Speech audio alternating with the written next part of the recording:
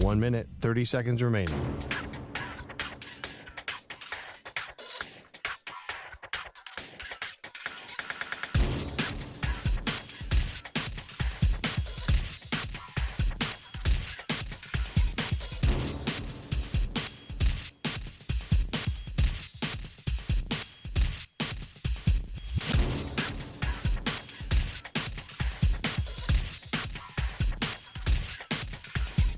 One minute remaining.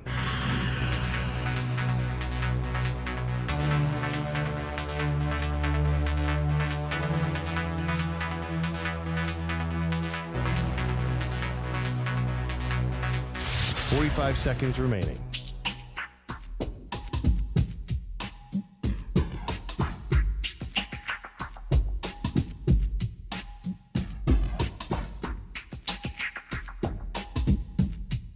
Thirty seconds remaining.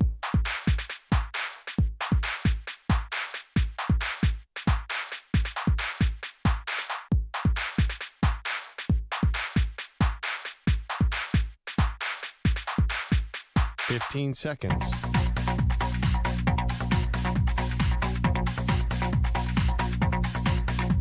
Break ends in 5 seconds.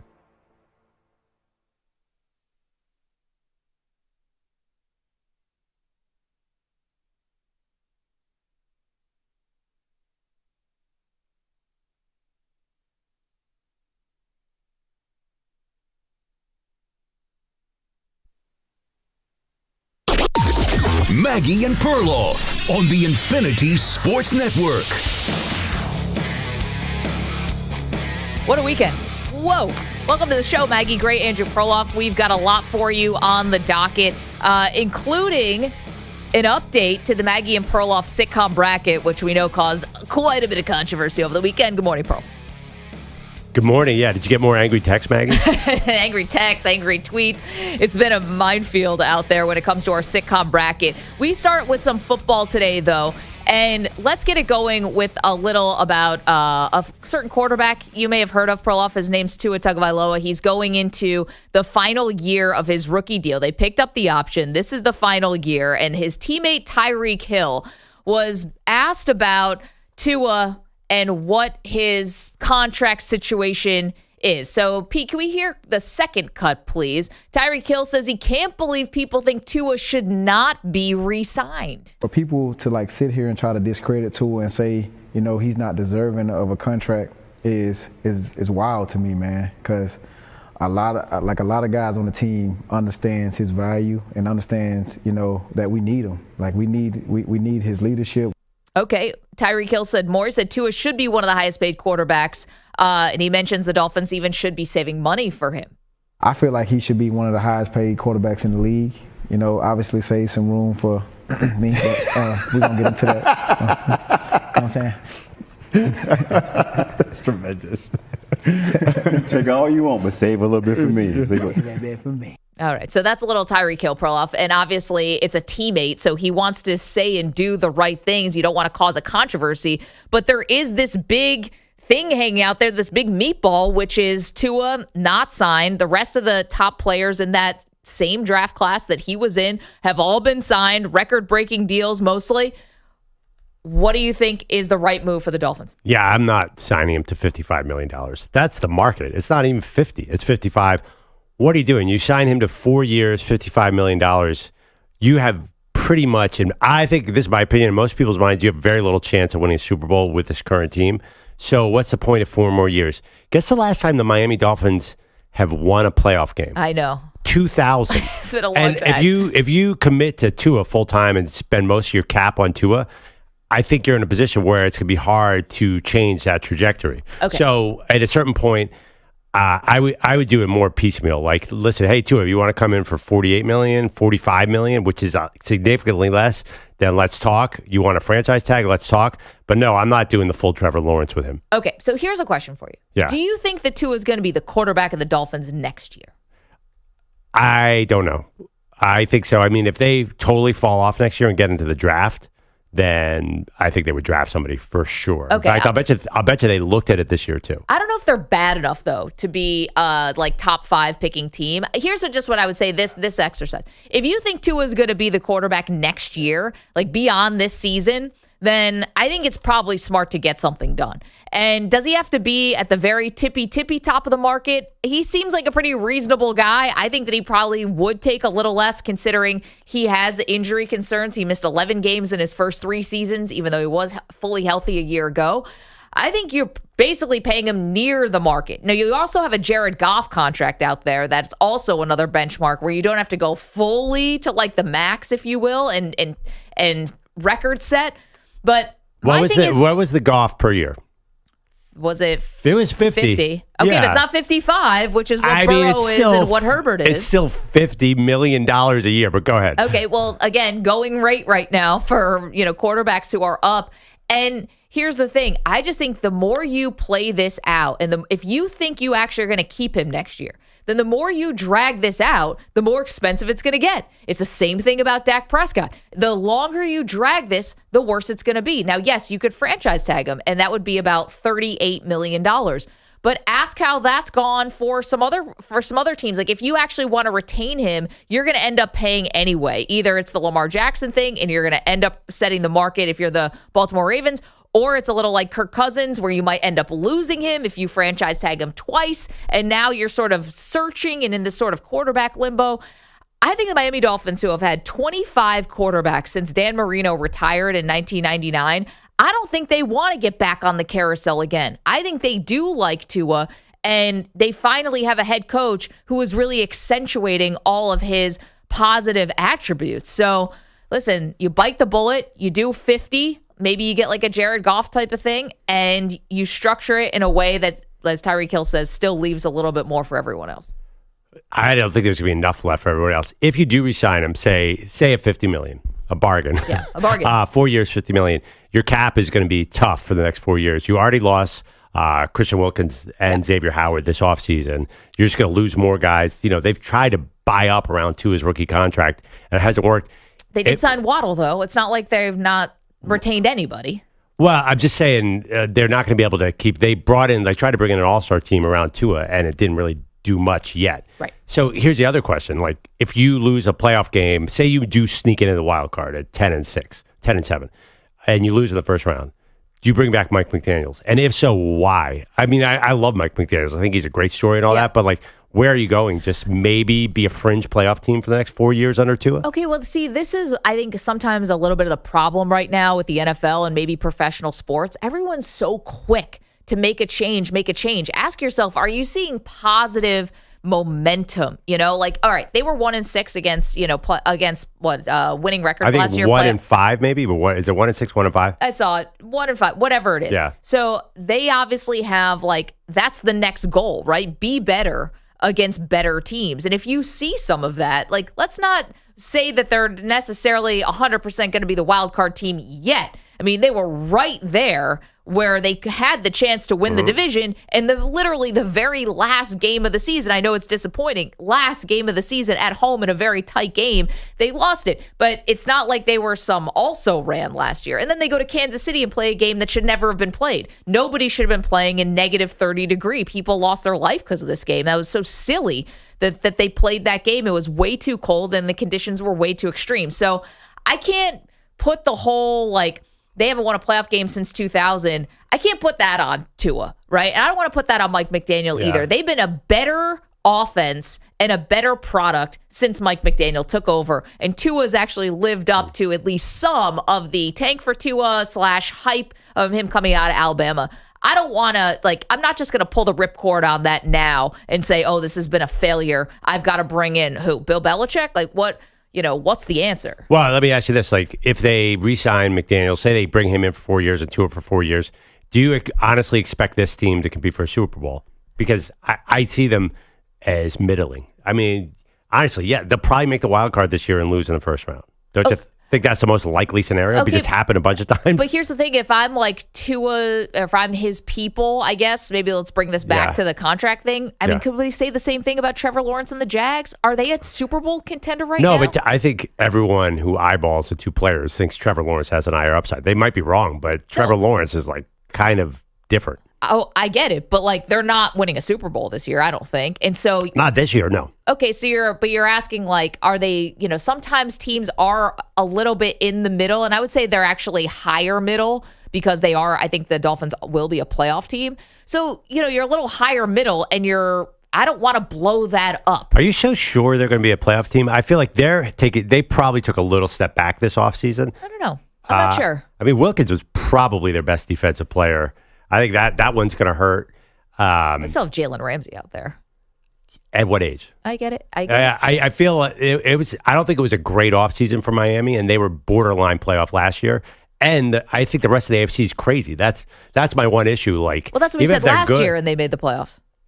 Yeah, but last year their expectations were high about the Dolphins. Everyone was into the Dolphins last year. Their odds were much better last year. Now they're just sort of middle of the pack. They're sort of 13th, 14th in the odds. And I think that's a fair expectation. Just look at history. Like, if I had to make a bet right now on Miami to make a deep playoff run, I just don't see the scenario. Well, That'd be a big surprise to me. Well, I guess that here's the question. Does it actually have to be Super Bowl or bust for Miami? You just mentioned it. They haven't won a playoff game since 2000. It's like... Right, but even where is the scenario where they even win a playoff game? Because they're just going to get worse if they re-sign to it. Oh, see, I don't think so. He gets the ball to receivers. I'm a little concerned that, he put on weight, learned the jiu-jitsu, learned how to fall, all that stuff. It did actually seem to pay benefits, even though you and I kind of looked side-eye at the whole jiu-jitsu thing when it first came out. But now he's lost all this weight. It's like, why would you do that when you had something that worked? Meanwhile, I think that the team is good with him. He gets the ball to receivers, and he runs the offense that Mike McDaniel wants to. And listen, a big part of the McDaniel offense is also about the run game. So it's about getting the ball to Tyreek Hill and to Waddle, and that's also about Davante. But how could they get better if they're going to knock out 25% of the cap to one player? Because you're assuming the Tua is going to get better. Well, why would you assume that? Because I don't think he's hit a ceiling yet. I mean, the first 3 years in the league, he had two different head coaches, 3 different offensive coordinators. Yeah. You finally have a little stability with the guy, with Mike McDaniel. And I think McDaniel is like kind of a genius kind of guy when it comes to offense. So what does he have in store for, is there another gear that this offense goes to? But he's going to have less weapons once the cap is tied into him. If he gets $50 million a year, there's no. If they sign a new contract for Hill and then pay Waddle and then maybe they have to pay HN down the line, like they can't possibly sustain all the talent around them. They have all these veterans. They're definitely, by definition, going to get a little bit worse. That's every team, though. That's where you have the draft has to come in, and that's what they did find HN in the draft. This is where you have to start replenishing the cupboard, and you have to be finding the next. You're never going to find another Tyreek Hill, but you've got to find who's going to be the next thing, because clearly your eggs are mostly in the Waddle basket now. I would love Moving to do. Forward. I would love to pin you down on a bet. For what? The Dolphins do not win a playoff game this year. I mean, I'd have to give you pretty good odds. Are they a playoff team? They're minus 135 to make the playoffs. Yeah, so that's close to even. I mean, but yeah, still. they're probably a 10 or 11 win team, but I don't think anybody except maybe you sees a huge upside here. Because the other thing too is, what if Aaron Rodgers isn't healthy and you got the Jets to deal with in the AFC East? The Bills will probably still be there. Then you get the crazy AFC North. Like, how are the Dolphins? What's the formula to get out of this gauntlet? I mean, everything was like that last year outside of Rodgers. And about halfway through the season, I don't think anyone was talking about the Dolphins as a threat in the AFC. No, but they still won they made the playoffs despite all of that. And I think if they get a different draw, maybe it's a different story. I mean, yeah, it's definitely an issue if your quarterback can't play in cold weather. That's always been a thing with Miami, and it's something that has to be rectified, especially with Tua. You can't be looking around in Buffalo when it's snowing like, oh my gosh, wow, this is so cool. It's like, it's not good. Yeah, that was very cute. You're right. I'm not sure where they're going. They probably, I agree with you, they probably will find some sort of deal here because I think Tua wants to be here, but I think his camp is asking for 50 something. It just feels like this is a franchise that's probably not going to get to the Super Bowl for a very long time. I mean, it's been what, 40 years? I think it could be another 10, 15 years. Ryan Botcher's in with us today. Maybe we can throw this up on the poll. Tua Tagovailoa, yes, no on the contract, 855-212-4227. It's not even about the contract. It's about committing to him. Is this a smart move to commit to him? Whatever the number is, it's going to be big because it's a quarterback who was taken in the first round. We know this is going to be massive, but is this the best move for him? Okay, you're welcome to weigh in on that. You can watch the show, youtube.com/InfinitySportsNet, twitch.tv/InfinitySportsNetwork. Perloff, tough weekend, obviously. We are in the incredibly, fortunate spot to be in what I call the sandbox of life, which is doing sports talk radio. But obviously, we know there's a whole big world out there. We understand what happened in Bethel Park, Pennsylvania. We're on in and around that area, which is obviously just north of Pittsburgh, Pennsylvania. And we understand, obviously, this was a moment on Saturday when the former president almost nearly was assassinated, shot in the ear, that this is something that really shook up everyone. And we're citizens of this country. We're not immune to that. Yeah, I mean, just to start, I'll speak for you. We're obviously against political violence. Terrible, terrible situation. It's funny because the big picture this weekend, there was a quote that came out on Friday where Roger Goodell said, "I hope the NFL can help heal all the nation's divisions." And our buddy Albert Breer had a funny tweet. He goes, "Oh yeah, like Rocky and Rocky Four, and in like the Cold War." The reality is, sports is not going to heal all this stuff. Like this stuff. All the things that are going on in the world are going on in the world. So sports is a distraction, which isn't always a good thing. Like we don't want to just be a distraction. But, I was talking to one of the other hosts down the hall. It's like, this is the American experience. Like you can't ignore that this is all going on. I watched a movie this weekend called The Big Short. Remember that? I do. And it was talking about the 2008 financial collapse, and they would show important pictures from each year to sum up what happened. And there was a lot of sports. Like sports is part of the threads of American fabric. And this is going to be a story. You're going to look back on this year and say, what happened on the weekend with the assassination attempt, the election, it is just all part of our culture. And it's just impossible to ignore. It's all tied in. That obviously our job, no one's listening to us to break down the politics of it, but it was an incredible weekend in the sense that like, that's one of those ones where I immediately call my parents. I don't know how you reacted. I was like, oh my God, Mom, Dad, are you watching the TV? Yeah. And there's very few events like that. It's going to be something we all remember for forever. Yeah. And, the same thing, like I had a similar feeling about, like with January 6th, like when these things happen, it feels very destabilizing and you just want things to get back to quote unquote normal. And, I think that President Biden did have a good thought on it last night when he addressed the nation from the Oval Office, which was, let's tone down the rhetoric a little bit, and I'm hoping that the politicians have the discipline to be able to do that in this very important election year. Let's tone it down because obviously words matter, and both sides kind of using the rhetoric to get their point across or try to, rile up the base or whatever has an impact. And so maybe we can just sort of all put this thing, maybe make it a little bit more civil, as this is going to be an interesting 4 months here before the election. Yeah, and we have the Paris Olympics coming up. I saw Curry and Steve Kerr had to answer questions about this. Like, this is not something the athletes are going to be able to avoid. They're going to be asked about a lot of political things, maybe more than ever over the next 3 months. Think about it. It's going to be the heat of the NFL season, and we're going to have an election in early November. Players are going to be talking about it. So this is definitely, and players were tweeting about it this weekend, this is definitely going to have a crossover in the sports world. I'm sure, I don't know. I wonder if it spills into locker rooms because this is a monumentous election, a huge election. It's going to be part of our lives, definitely, and it's definitely going to bleed into sports. I'm not surprised Steve Kerr, of course, who lost his father to an assassination, had interesting comments. And the fact that Curry did, the fact that we were talking about it before, that everyone's going to Paris, with politics everywhere. Yeah. It's going to be really interesting to see how that plays out. 855-212-4227. Okay, so we have a lot to do today. Want to acknowledge that. We're not just head in the sand here about things outside of sports, but we will try to provide this distraction today. So we will continue our NFL division breakdowns. Perloff, we're up to the NFC South, which, as I was looking at this over the weekend, this is, well, maybe not the best division in the NFL, maybe the worst division of the NFL. This is one where I have very strong opinions about every single team in this division. Really? This is a division where I have no opinions on any. You're the only person with any opinion outside of those local markets in the entire nation, world. I've got opinions on every single one of these teams. You have an opinion on the New Orleans Saints. I have a big Derek opinion Carr on the doesn't New have an Orleans opinion Saints. on the New Orleans I Saints. have an opinion on the Saints. We're going to do the Falcons coming up next. I got a big opinion about the Falcons. I've got a big opinion about the Panthers, and I've got a huge opinion about the Tampa Bay Bucks. 855-212-4227. So we're going to work that in throughout the show. We'll hit the Falcons next.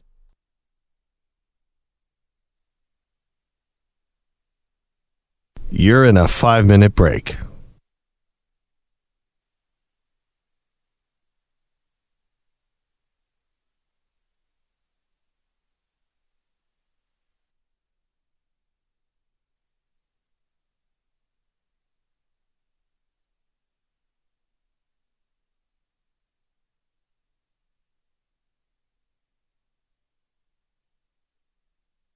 Four minutes, 30 seconds remaining.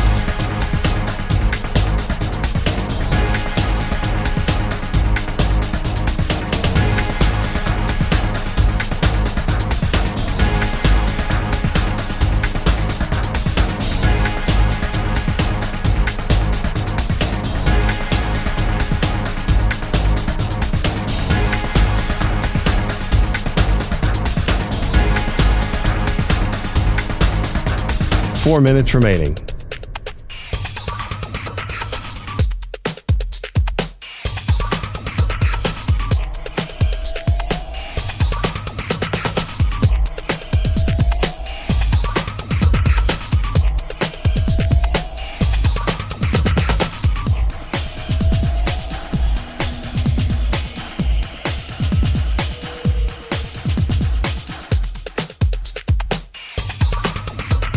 Three minutes, 30 seconds remaining.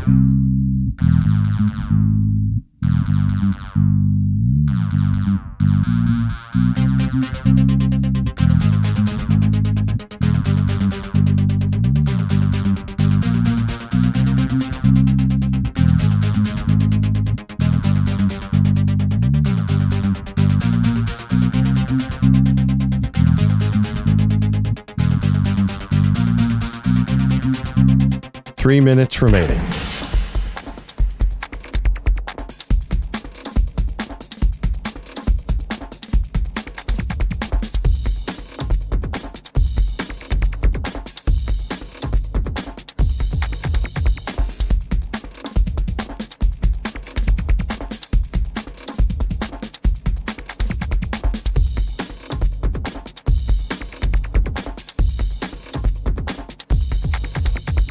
Two minutes, 30 seconds remaining.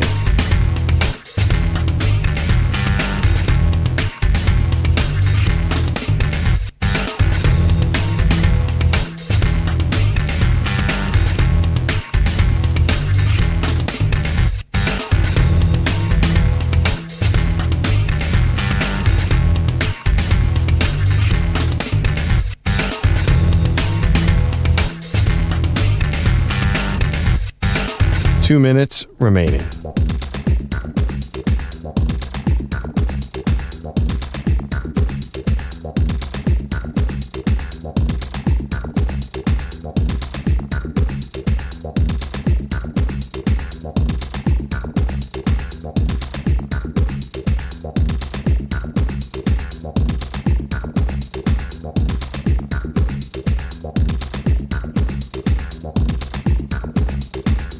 One minute, 30 seconds remaining.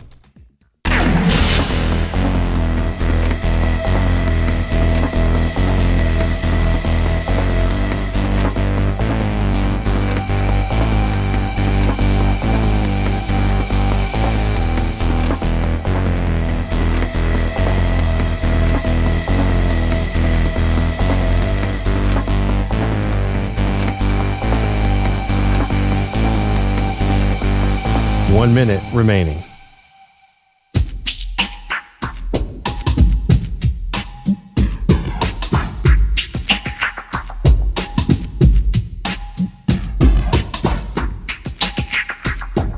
.45 seconds remaining.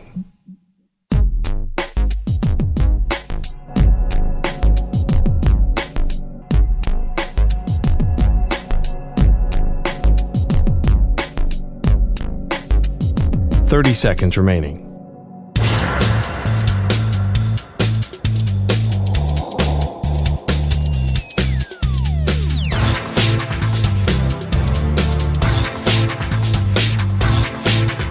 Fifteen seconds.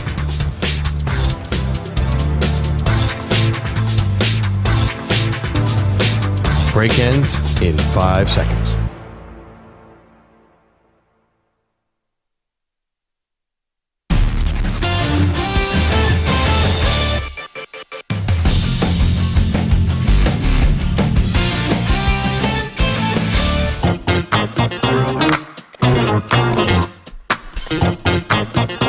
Welcome back, Maggie and Perloff Show.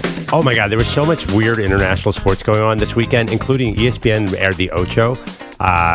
Oh, they did? I didn't Yeah, see that. so people were watching tag and wiffle ball about everything overseas. I got invited to a Wimbledon party that was too early. I did not make it.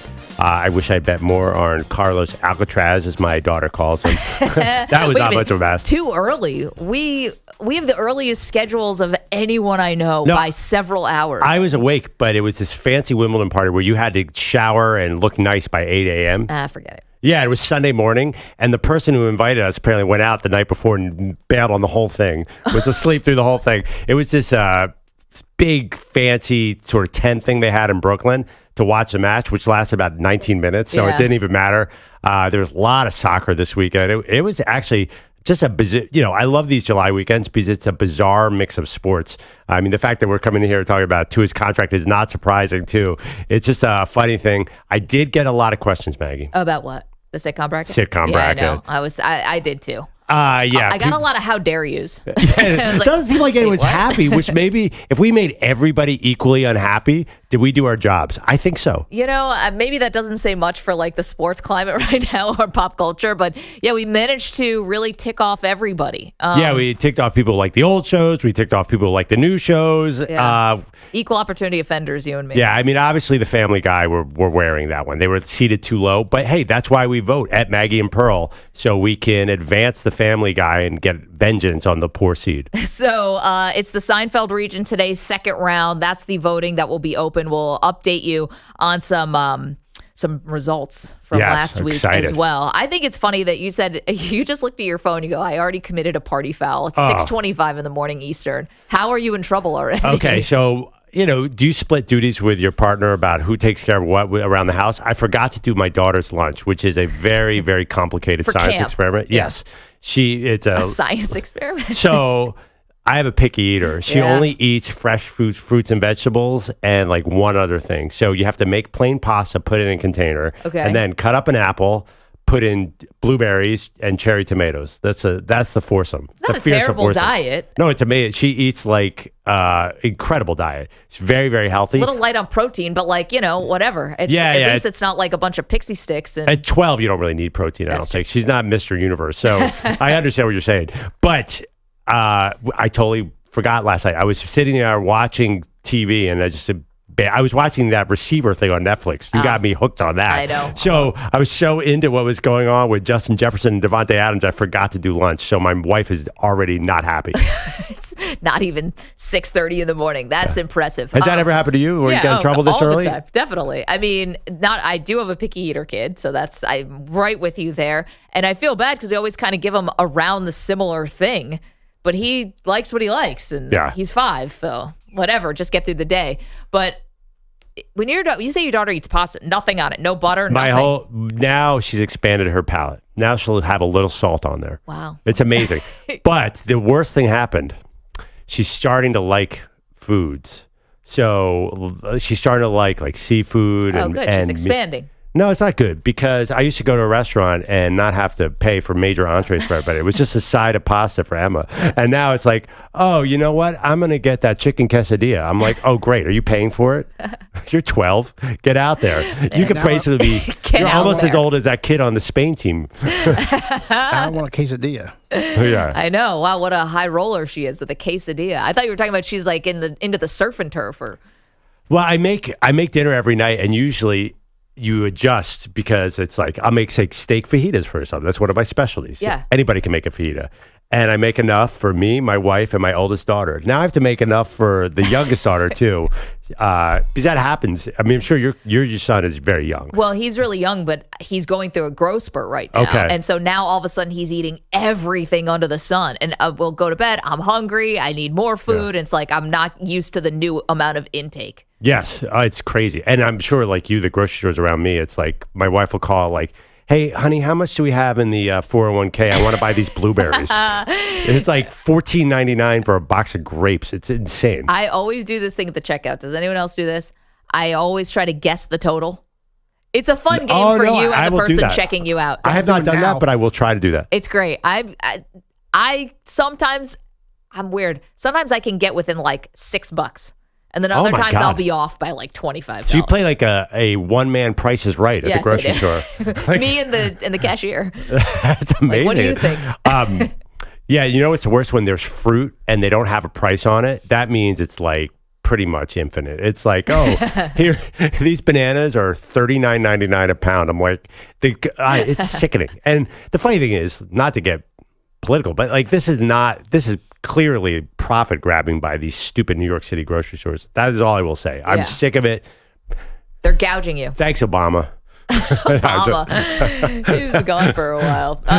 Kaplan's in the chat says Costco is the only place to buy fruit.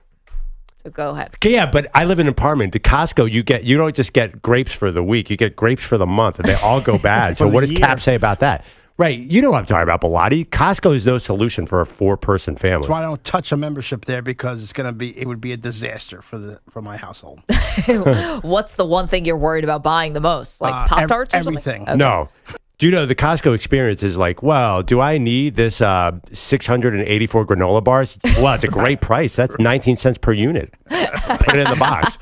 Or do I want an 85-inch TV? Yeah. I was saying the last thing I bought from Costco was a mattress. I told Maggie they're selling gold now. You can buy gold at Costco. That's one of their top sellers. I'm going to go get some oatmeal, one of those $4.99 rotisserie chickens, and I'll take a couple bars, please. What are you, Bob Menendez? Sorry. Can you actually reel out bars of gold? I don't know how it works. That'd be great. If I could reel out bars of gold, I would go buy gold right now. What are you going to do with a bar of gold? This is, I said Bob Menendez, it's kind of an inside joke. This politician from New Jersey, he and his girlfriend, wife, whatever, were like trading in gold bars. It's like the height of just like political, disgusting, whatever. What do you do with a gold bar? You put in the mattress? Safe. Put it in the safe. That's it. Put it in the safe. And just hang on to it for a rainy day. That's right. Well, gold is obviously a counter once they ruin the dollar. Yeah. That we all need gold. Or the apocalypse is probably, I mean, we're all getting ready, right? I've been watching Alone on a History Channel. I think about survivalism all the time. You're going to need some gold, Maggie. I would hit Costco after the show. Yeah, this is Perloff and his plan to bike to Vermont, everyone. He's not exactly with a backpack, thought this thing through. A backpack full of power bars and gold. You'll be lucky. You'll be happy you have that Costco membership now. Harry is in the chat who says Maggie had a growth spurt, but it only happened in her feet. More Maggie's feet are huge jokes. You're right. Is that true? When did the feet become big? Because often the feet are ahead of the rest of the body. Yeah, it was like a puppy. Yeah. It's like, look at her paws. They're so big. She's probably going to be 5'8". They were right. Very stable, sturdy person I am with my it must have gigantic been feet. hard to learn how to walk to balance all that. I couldn't walk backwards for many years. Just fall right down. But now I'm good. I'm solid. I'm walking around on water skis. Manny Rodriguez is in with us this morning. He's got updates for us. Good morning, Manny. Good morning. We're sponsored by Progressive Insurance. Protect your family, your phone, and your furry friends with life, electronic device, and pet health insurance. It was a fine start to a picture-perfect Sunday if you were Spanish, because it was a different King Charles who ruled the courts in London. Fourth championship point. He serves back and replies in the net. The match. Alcaraz. 3 sets to love. 6-2, 6-2, 7-6. Carlos Alcaraz is the Wimbledon champion once again. Wimbledon Radio Network. Carlos Alcaraz, born May 5th, 2003. Oh. That's 21 years old to those like me who did not excel in math. He defeats one of tennis's GOATs, Novak Djokovic, in straight sets 6-2, 6-2, 7-6 to claim his second Wimbledon title. So Is there any reason for Djokovic to go on? He can't beat this man. That is very clear. Like, he had a shot last year. Now he is. What's the point? Hoping someone else knocks out Alcaraz? Because Alcaraz is going to beat him every time. It feels like to me. Okay, I saw a little of this where the McEnroe brothers were like, why even go on? He's in the final, Djokovic, and it's a month and a half off of knee surgery. I was really surprised all the thumbs down on Djokovic after this. Like, I know he got a walkover in the quarterfinals or whatever. Right. His opponent was hurt. But a month and a half off a torn meniscus, the dude's in the final. Well, I just think the way tennis is, once you're the best player, you win everything. That feels like he's not going to beat Alcaraz. I was thinking about it. It must be so frustrating to know that you're 37. Alcaraz is just hitting his peak. He said he's 23. Yeah, I don't think 21. he has I don't think 21. Born in 2003. Yeah, that was like taking a punch to the stomach. Yeah. Thank you. Right, like, no problem. I don't know. I think it'd be frustrating. So you would go on with Djokovic, but you're close enough as Jerry Jones hanging around the rim? Well, I mean, he beat him in Cincinnati. Yes, he's probably close to unbeatable, but I thought for Novak, it's like, geez, this guy's like ageless, 37 years old. Again, it's knee surgery like 8 weeks ago. He was talking about retirement in his post game. He's like, soon it's going to be just me and the kids. I feel like it's in his head. He had to watch Federer and Nadal go away. I don't know what to do here if I'm Djokovic, because are you just going to get to the finals and get killed by this guy again and again and again? Well, you don't have to worry because he's definitely going to the Paris Olympics, he said, and he's definitely going to the U.S. Open. So he's not done yet. He said that after the match. Yeah, okay. We'll see what happens. That's a lot of tennis over the next couple of weeks. Now, they spoke to Djokovic first, and, well, this is how the on-court interview began. Novak, I know this is not the result you wanted, but you were up against such a hot, talented opponent today in Carlos Alcaraz. Hot. My favorite part of the wolf whistle. Kind of laughing, I think, at the description hot. He was on fire. Has more than one connotation. Can you just share with us your thoughts on the final? That's what I was about to say. He was definitely very hot today. The person who did the wolf whistle, the woo, that was a nice touch. Well, after that awkward exchange, Djokovic said that he knew that his slow start doomed him. Obviously not the result that I wanted, and of course, especially in the first couple of sets, the level of tennis that wasn't up to par really from my side. But I mean, credit to Carlos for really playing some amazing tennis, very complete tennis from back of the court, serve. I mean, he had it all today. Grand Slam title number 25 will have to wait for Novak. So then, after that awkward exchange, here comes Carlos Alcaraz, and this is how they got the ball rolling. Well, many, many congratulations, Carlos. You really were on fire out here on this center court. Oh, she saved that, didn't she? Wow. Get a room. What is going on with this post-game interview? They're British. It's different. They have weird sense I thought of they were humor super there. conservative in England. I thought they were all Everyone's proper. cheeky. You know? All right. Yeah, you know how these Wimbledon finals go. Big aphrodisiac, apparently, for the reporters. In front of the Princess of Wales, Tom Cruise and Benedict Cumberbatch, Alcaraz defeated the 37-year-old in just 2 hours and 27 minutes as he repeats at Wimbledon. It is a dream for me, winning this trophy. Yeah, I think an interview when I was 12 or 11 years old, I said that my dream is to win Wimbledon. I'm repeating, my dream. The 21-year-old captures the Channel double, winning the French Open and Wimbledon in the same year, becoming the sixth man to do so, and the first since the aforementioned Djokovic in 2021.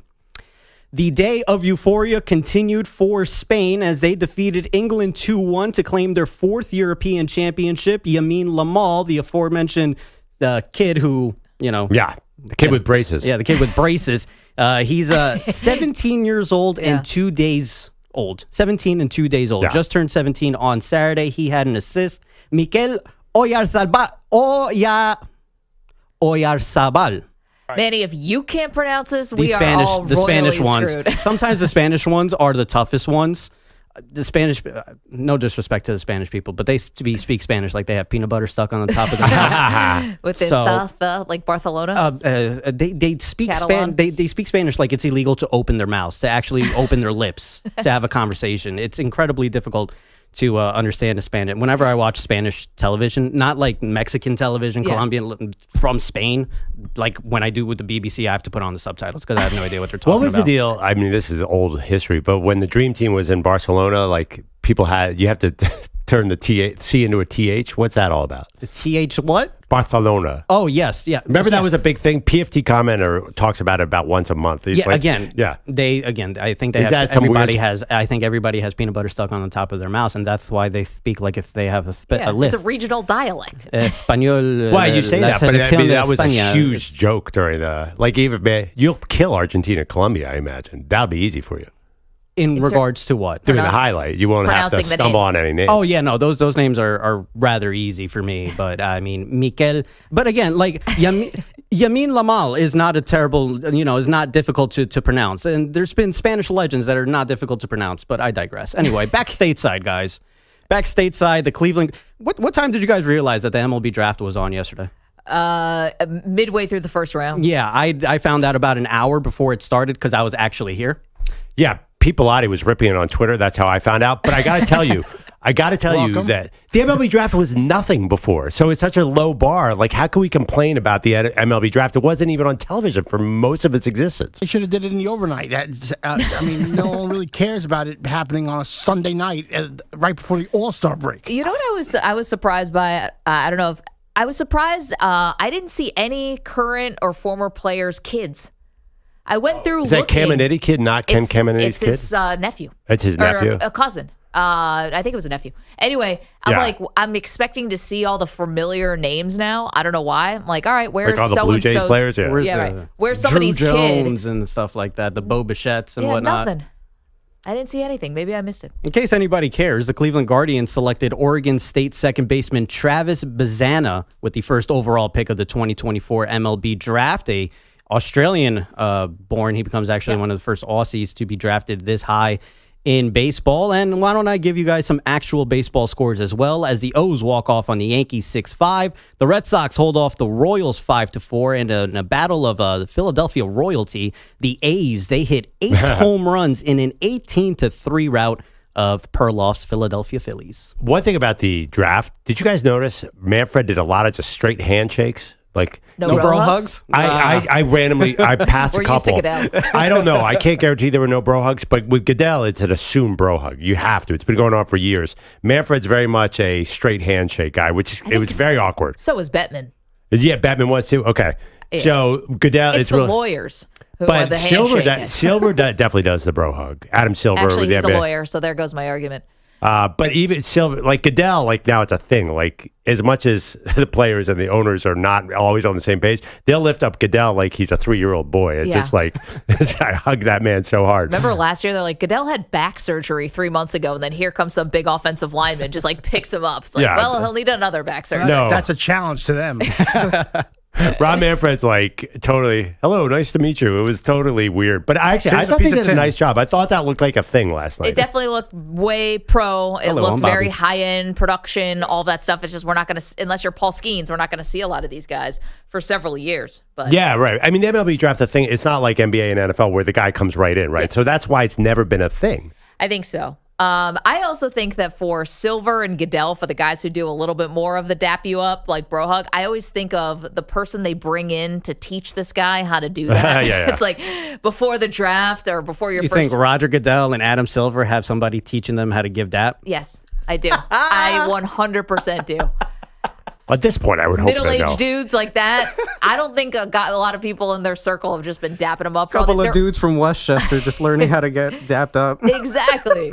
I think they have somebody in the office and they spend no less than 15 minutes on it. Well, you don't want to be like Tiger. Tiger was the worst, where Tiger was so nervous about getting it. Like he would come out like with his hand turned, the famous. Yeah. No, he would do the, you turn your hand sideways and put it up, and like Tiger, he's made fun of all the time. He's such an awkward bro hugger. It's insane. The thing about one of the most awkward things we always get in sports, and like I'm actually relieved when someone pulls it off, is the golfer caddy celebration.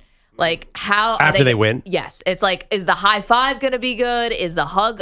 How are they going to do this? And when they nail it, it's almost like I'm like watching it like a scary movie and through my fingers. And then when they nail it, I get relieved. Feels like whenever I see that famous Tiger fist pump after he gets out the bunker, it looks as though he didn't connect as well as he wanted to with his caddy after making that shot. And I always think about that as well. By the way, did you guys see Barack Obama relive the Key and Peele bro hug from sketch? last week. Yes. So good. Well, famously Barack bro hugs all black guys and shakes hands with all the white guys. Did it with the USA team. Just that he embraced that was really funny. I mean, and it was big too. It's like some big dap for like the Steph Currys and LeBron James, and then just shaking the hand. Greg Popovich, nice to meet you. Yeah, right. Oh, is it? I just saw like Steve a little Kerr, bit pleasure. of it. Did he actually go through the whole lineup doing it that way? Yeah. Oh. Yes. Kerr got a little bit of a hug. To recreate a Key and Peele sketch intentionally is always funny. Manny, thank you so much, Yeah, sir. no problem. Coming up, we check in our favorite college football coach. Who else? It's Deion.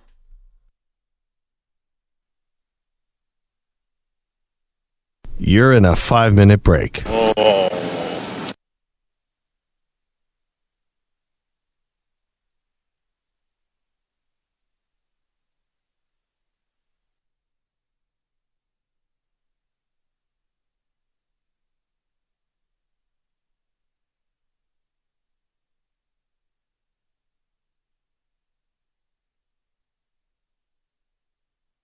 Four minutes, 30 seconds remaining.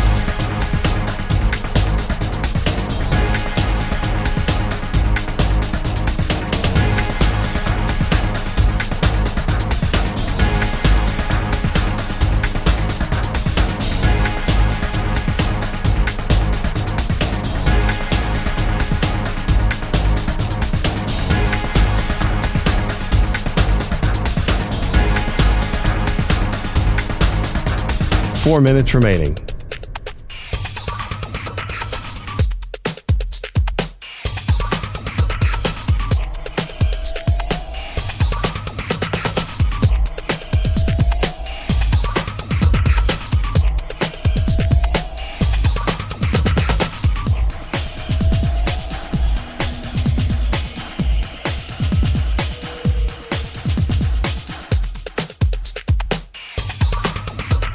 Three minutes, 30 seconds remaining.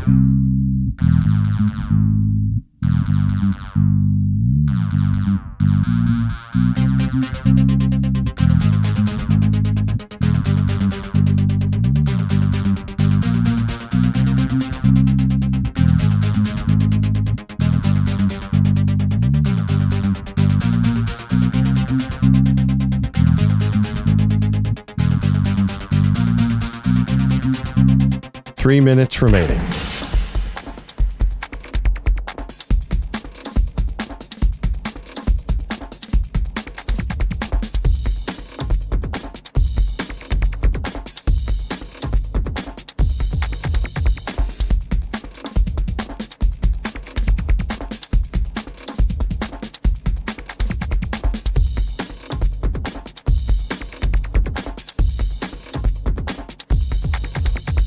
Two minutes, 30 seconds remaining.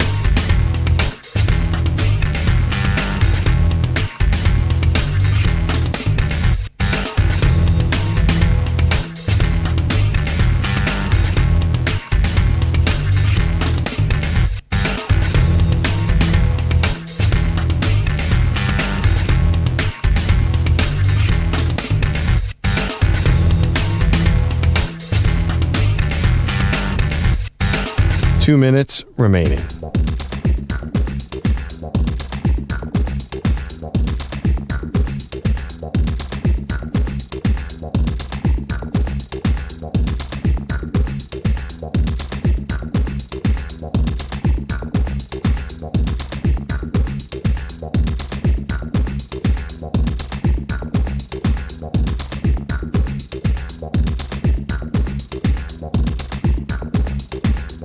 One minute, 30 seconds remaining.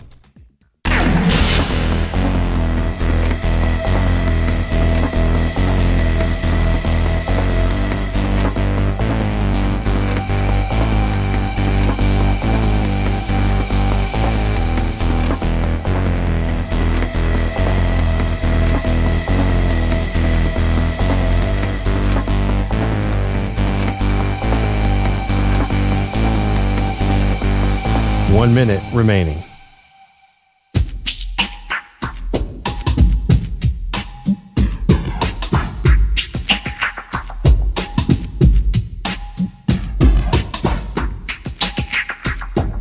45 seconds remaining.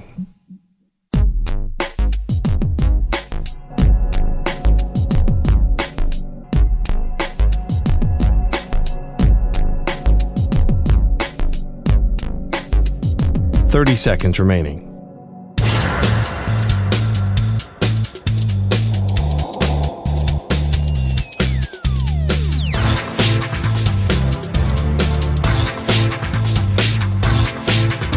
15 seconds.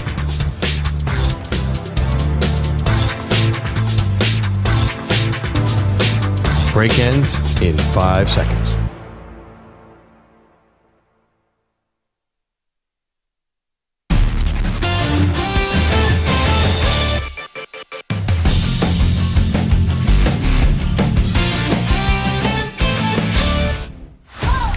Daily. Do you believe that? Deion.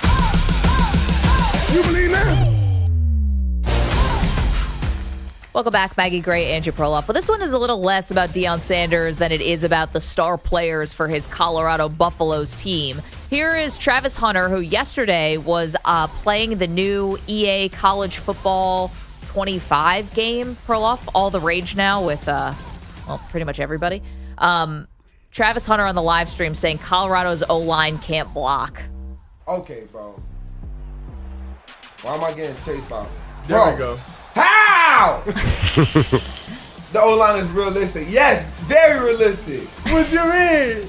Can't block for nothing. So Shedeur Sanders, Deion's son and the starting quarterback, did clarify on X, Pearl, that he was talking about last year's offensive line.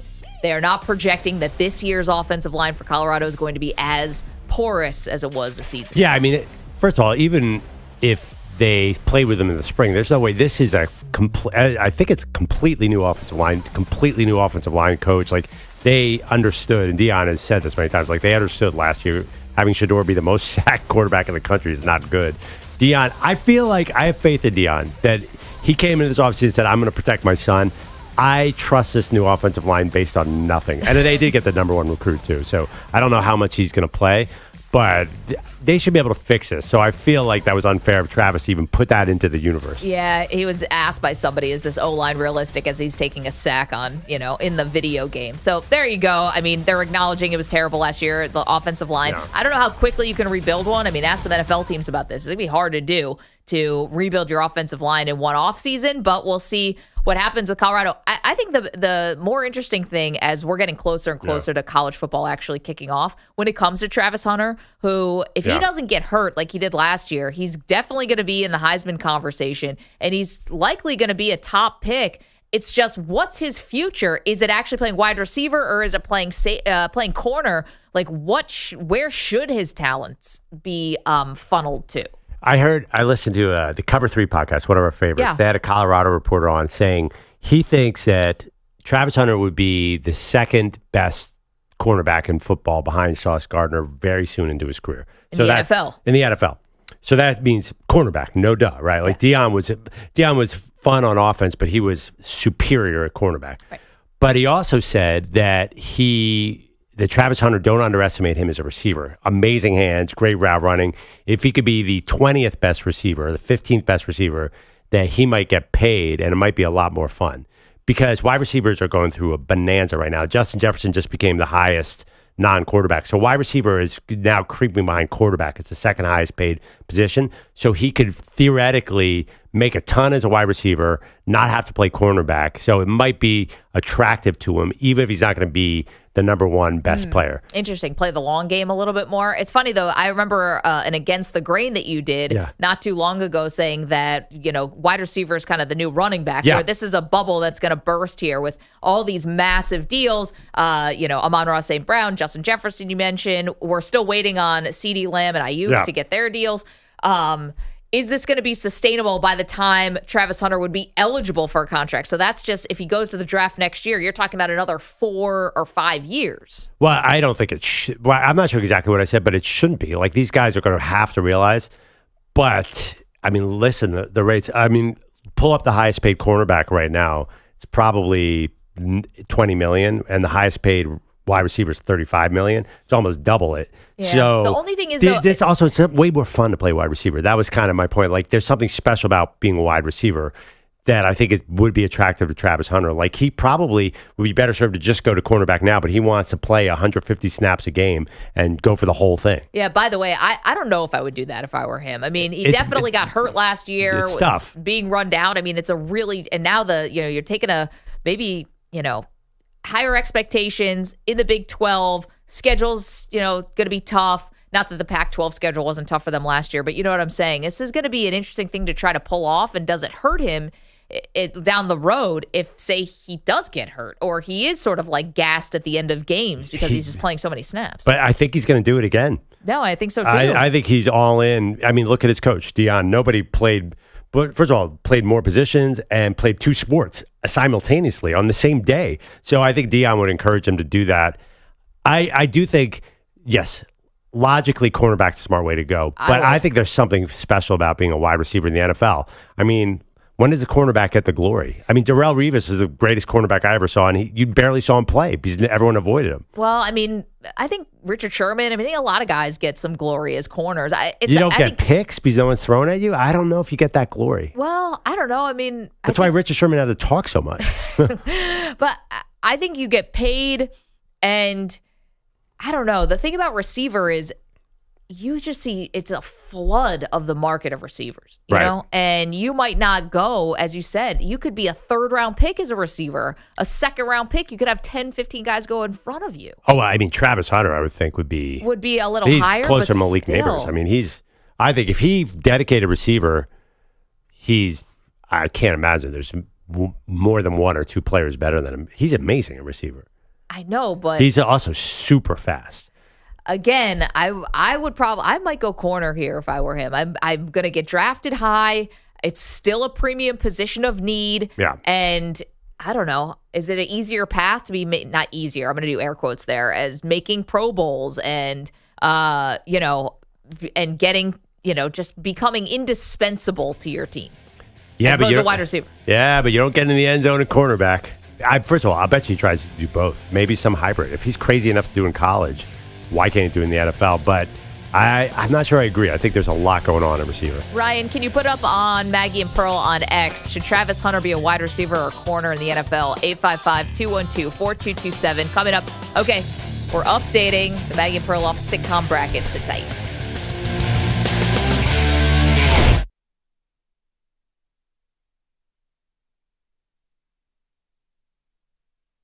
You're in a 5-minute break.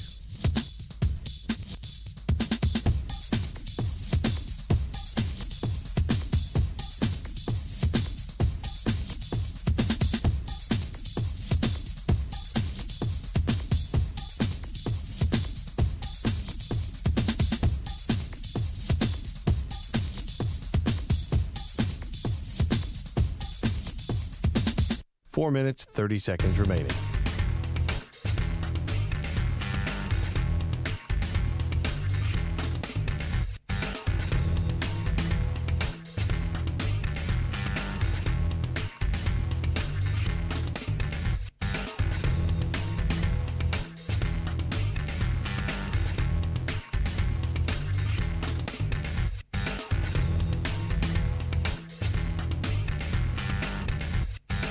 Four minutes remaining.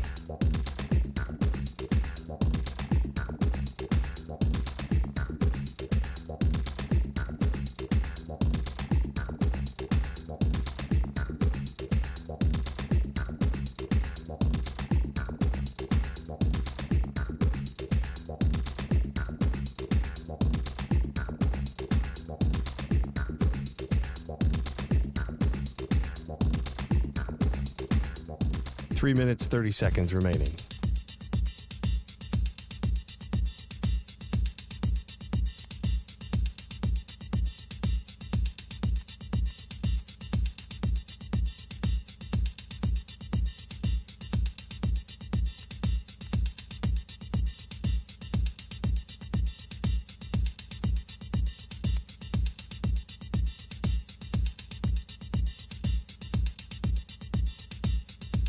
Three minutes remaining.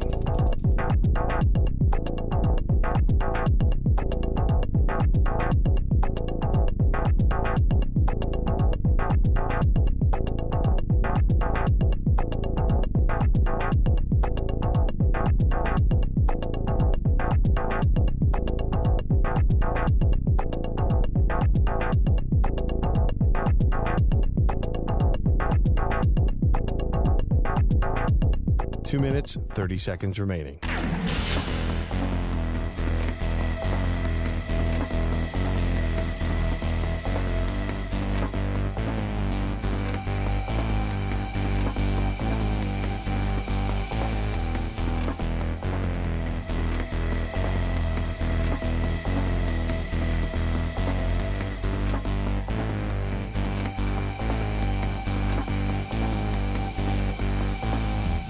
Two minutes remaining.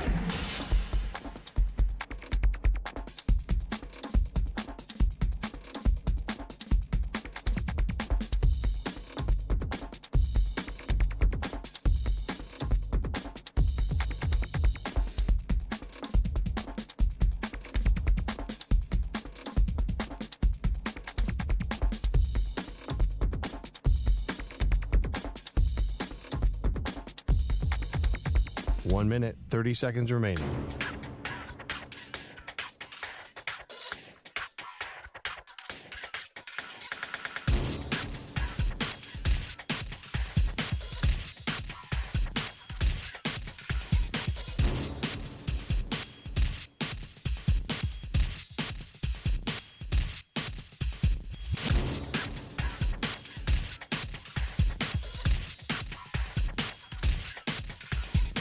One minute remaining.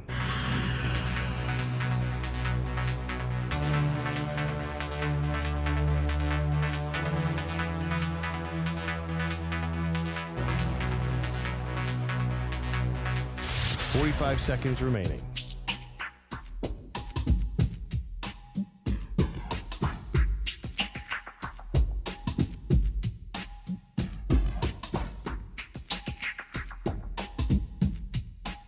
Seconds remaining.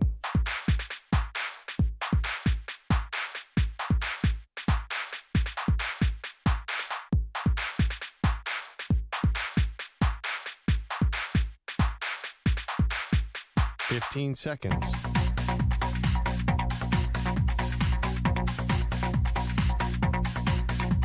Break ends in 5 seconds.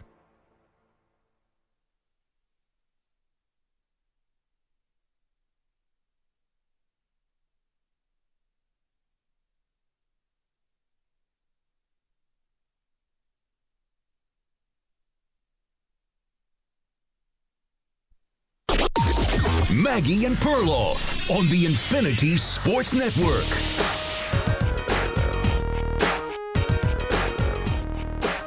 Maggie and Perloff sitcom bracket getting updated in just a moment. Then we will go on to the NFC South breakdown, Perloff, as we are working through every NFL division as training camps are going to be starting here in the next couple days. I think, does one start? Do rookies? Bears? I think the Bears rookies, not the real players, might report today even. Do we count? Is that insane? That means the leaves are going to be falling soon. It's almost here. No, I refuse to believe that. I know it feels like it's gone fast, but as bad as summer ending is, football arriving is good. I know, but I don't want it. I don't want summer to be over. Ravens rookies are reporting to camp today. I know that for sure. We'll get some more on training camp reporting dates in just a moment, but we are working our way through every division, and we're doing the NFC South today. But before we can get to our breakdown, let's start with the Maggie and Perloff sitcom bracket because we have to update you on the Seinfeld region. We are through the first round of this region where the number one seed Seinfeld did move past Living Single.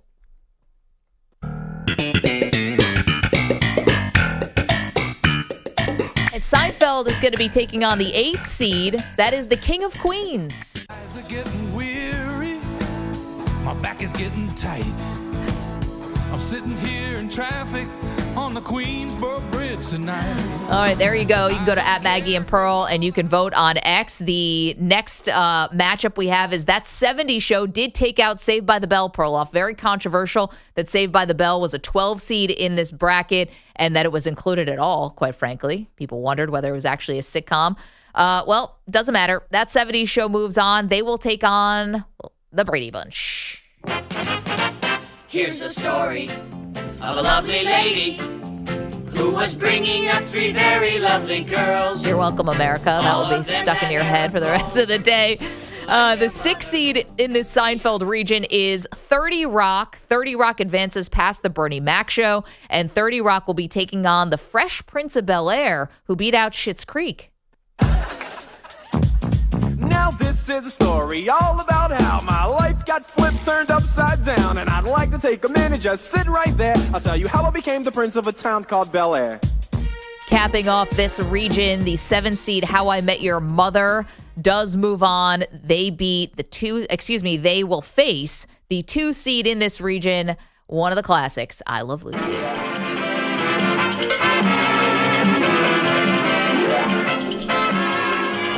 right, there you have it. You can go to @Maggie and Pearl and vote. Pete, thank you very much. Good job reading my mind on that one. Seinfeld, King of Queens. That 70s Show against the Brady Bunch, 30 Rock against Fresh Prince, and How I Met Your Mother against I Love Lucy. How could people be mad at us with this bracket? This is a great bracket. Right? I feel like it's definitely one of the weaker quadrants. I feel like we have a Seinfeld, Fresh Prince head-to-head coming. I mean, 30 Rock and How I Met Your Mother were 2 huge shows, especially How I Met Your Mother. I don't think 30 Rock, like, if you look at, like, the top 10 most profitable shows ever, like 30 Rock and How I Met Your Mother might be syndicated forever. I don't know. Those are not huge shows. There's other brackets that just have these massive popular breakdowns early. I think Fresh Prince is in good position here. I think Seinfeld is clearly one of the front runners of this tournament. It should be. I mean, It's one of the great sitcoms of all time. It's a strong 1 seed. I think this How I Met Your Mother, I Love Lucy battle is going to be very interesting. Have a prediction there. The older shows have struggled, as you'd expect. I do think How I Met Your Mother is going to win that against I Love Lucy. Now, that's not how I would vote. I think I Love Lucy deserves to march on, but I think I think they're going to lose. I never got I Love Lucy. I'll be totally honest. I felt like Desi was kind of mean to Lucy. I feel like the Honeymooners were the same thing. Welcome to the patriarchy. Yeah, I feel like back then, like, these are just like sitcoms about husbands yelling at wives. I never understood them. You just picked up on that now. Yeah, you can't apply 2024 values to back then. That was like funny comedy then. So Lucy. That's the thing. I don't find it. I didn't find Three Stooges funny either. I'm like, oh, they're just bullying this poor guy and hitting each other in the head constantly. I just feel like the wit level was totally different back then. Am I totally wrong? Like, I know, Pete, you like Honeymooners. I never understood that. It was a different... It's a different time. Yeah, different time. You have to... With these shows, I feel like you have to get into the time. I think that's the only accurate way to judge them. It just doesn't make me laugh. Yeah, okay. Well, then it's not for you. But The Odd Couple, I was down with that. Like, there were some old shows. Get Smart was funny. The Munsters, and I seem to remember them being funny as a kid. Gilligan's Island was funny. But those maybe is a little more recent. We're talking 50s stuff, not for me. But I think voters agree with me. How I Met Your Mother is much less impactful in the history of sitcoms than I Love Lucy. Just a tiny bit. Yeah. But, Barney was pretty funny.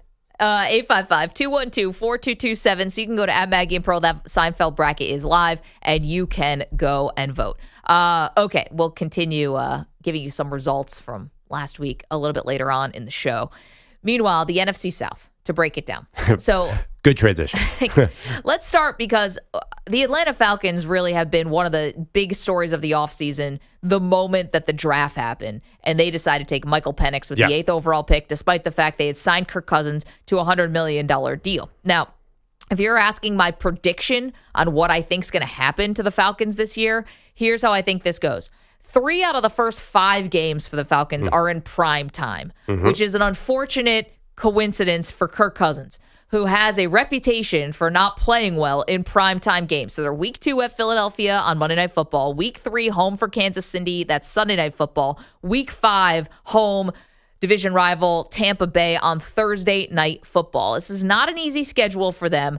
My prediction is they are going to be 4-7 at their bye, and they are going to make a change in week 12 to go to Penix, and then ipso facto, I think Kirk Cousins is probably playing for another team next year. So this would be my prediction, because if you're 4-7, Perloff, and you have Penix sitting there, and I think it's just going to be hard for Cousins to keep that job, because I think that the fan base is going to be sort of chomping at the bit to see what the young guy can do. And the fact is, Penix is not that young. He is one of those older quarterbacks, seasoned quarterbacks, who you think could actually step in his rookie season and do well.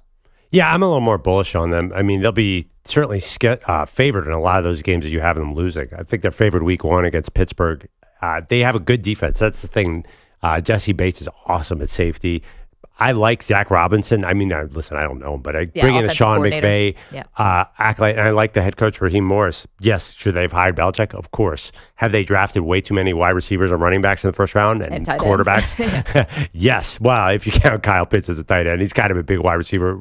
Yes, their draft strategy has been insane. It's made no sense at all. But listen, they're in the NFC South.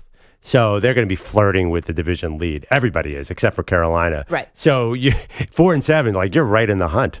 4-7, basically, you win 2 games and you're leading the division. So I don't think it's going to be that kind of complete debacle.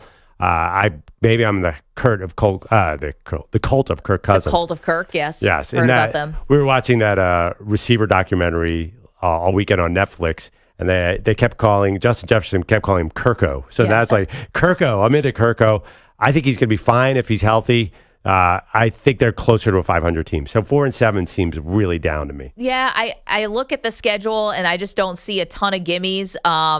Maybe they do end up winning that game at Pittsburgh because I'm a little low on the Pittsburgh quarterback situation. But again, Philadelphia, Kansas City, who knows what Seattle is going to be. Dallas, going to Denver. Like you just catch a bad break there, even though Denver might not be very good. You have to go to their place. So if they're 4-7, week 12 bye, then you come out, you got the Chargers, Minnesota, Vegas, New York Giants. You got Washington. Carolina and Denver on that schedule. Like, who do you want to play? Arizona? They're at New Orleans, which is a tough place to play. I don't know. But they know it's obviously a division. I'm just saying, like, you got a lot of losing teams on here. Yeah, but who are you going to play if you can't beat Carolina and Denver on the road? Then you're not winning any road games. Okay, well, they might be able to beat Carolina. I would hope they could beat on the road because I've got a hot take on Carolina that we'll do later on. And if you can't beat New Orleans and Tampa Bay in your building, then you're right. You're going to be really bad. But they should be favored going into all those games. I know, but the thing is about division games. I mean, it always seems like the odds are a little more likely that you're going to split with a couple of those. Especially the road games. But again, the first, before their bye week, they're playing Dallas, they're playing Kansas City, they're playing Philadelphia, and they're playing Pittsburgh, historic, and Seattle again. So I'm not too high on it. And I also think there's just going to be this I don't know how loud a faction it's going to be, but I think there's going to be a significant faction who, outside of Kirk playing like a borderline MVP candidate, really want to see Michael Penix. And I think that's the dynamic that the Falcons have set up. Like, this is the bed they've made, and now they're going to lie in it. Yeah, I mean, I definitely am picking them to win that division. The more I look at it, too, I think it's a 2-team battle between them and New Orleans. Actually, I guess Tampa Bay will float around. I think the problem is, Maggie, all you have to do is be 9-8, and you win that division. So there's going to be this low-hanging bar of what you need to do floating around this team. Yeah, listen, I love Penix. I want to play him now anyway. But even if they're 4-7, you're still, as you point out, the second half of the schedule is really easy. You're still looking at the playoffs. So can you afford to make a radical move if you are still in great playoff position? Listen, I think there was a reason they went for Penix, right? And I think that you understand the dynamic you're setting up when you make a bold move like that. You have to know that if you get off to a bad start, even if you're on the in the hunt graphic, which I love your reference there because we're almost to in the hunt season, I think you're going to hear the clamoring because this is going to be the argument, and I'll probably be someone who's making it. Where are you going with Kirk? You might as well see what you have in the rookie, and I think those calls are going to be pretty loud. Well, you have a highly rated offensive line. You got Bijan Robinson. You got Tyler Algier. Like, you should be able. If your offense can't move this football, assuming Cousins is healthy, I mean, I just don't understand what's going wrong here. You have every reason to be a decent offense. And the thing about the question has always been this defense because they never really invested in it, but they signed a bunch of free agents. Yeah, I mean, something going terribly wrong if they're 4-7 because at the bottom, yeah. I think that, I mean, their O-line, I think, is 3rd or 4th in the Pro Football Focus rankings. They should be able to churn out some yards here. It doesn't sound like you have a lot of faith in Raheem Morris either. And I do. I think he's pretty good. I don't know about that. 855-212-4227. It's not even so much about any specific coach. It's about, is anyone set up for success there? Yeah, I feel like what I just described, you have an awesome offensive line, awesome running back. I mean, great, probably the best running back room, one of the top 3 in the NFL, but you got 2 guys. Yep. And you obviously have all these receivers. Well, you don't have all these receivers. You have no depth receiver, but you have Drake London and Kyle Pitts. Right. You have Kirk Cousins, who throws a very catchable ball. Like, your offense should be good. You've invested a lot. Yeah, a lot of draft capital. You see also and a lot of money in Kirk. They want Kyle Pitts to start blocking more. Saw that. Yeah, I mean, and here's the bottom line. You're paying a ton of money for Kirk Cousins, who unlocks all these guys. Yeah, I mean, you're absolutely right. If they are 4-7, they will look at a quarterback move. I just don't think they're going to be quite that bad. You are welcome to weigh in on the Falcons. I know we're on in Atlanta. Are we going to see Michael Penix this season? Well, the other thing, too, is forget quality of play. What about injury? Kirk's coming off an Achilles, too, just like Aaron Rodgers, too. So that's the thing. In today's NFL, we're going to see everybody. That's true. You do need multiple quarterbacks to get through the season. But I don't think Kirk has the hold on this job that a lot of starting quarterbacks do, who are getting paid like he's getting paid. Michael Penix, because of what they did. Thank you, Pete. It's a tough name. I was on no sleep.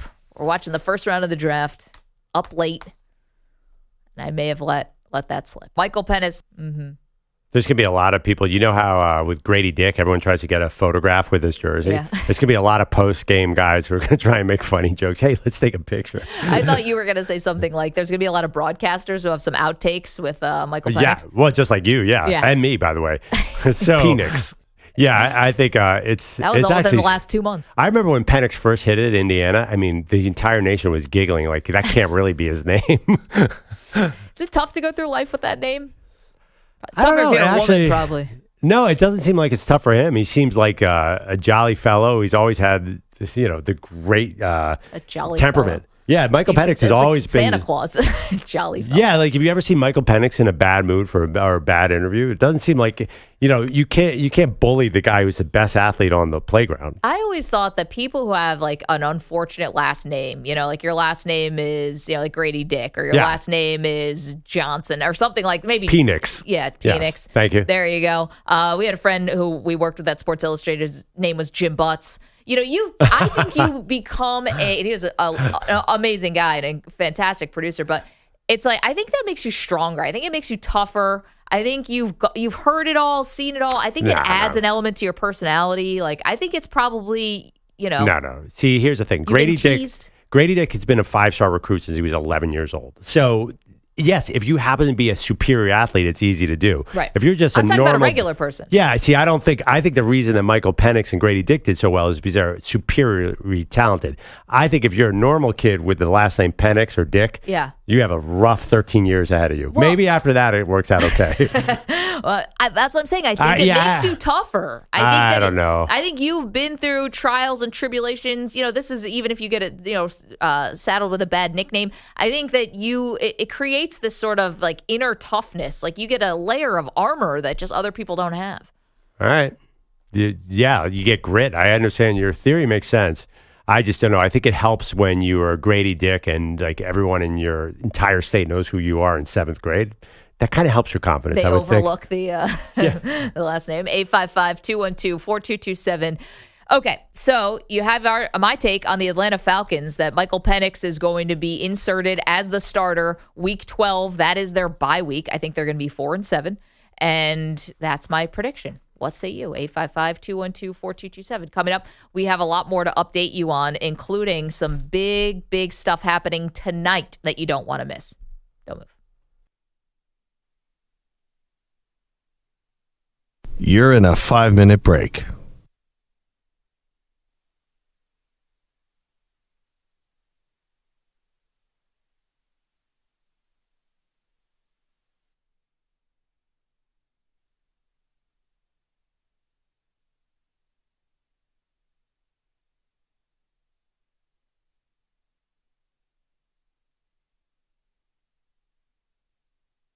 Four minutes, 30 seconds remaining.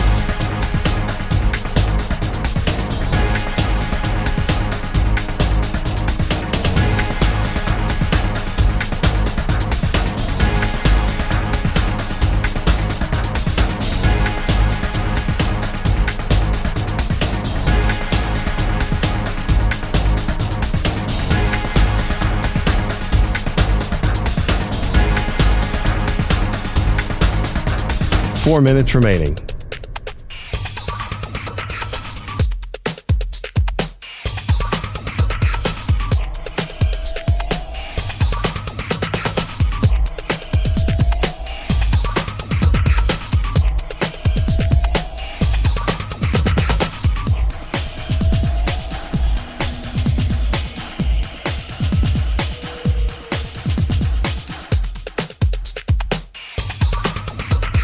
3 minutes, 30 seconds remaining.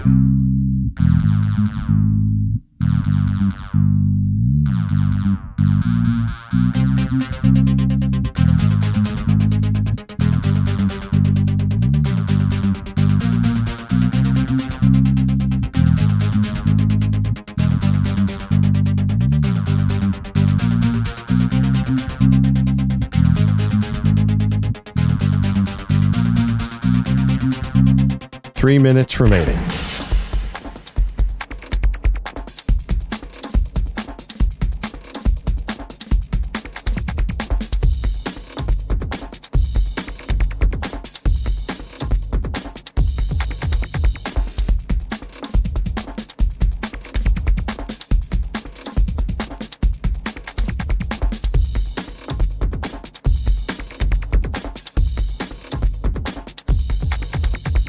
Two minutes, 30 seconds remaining.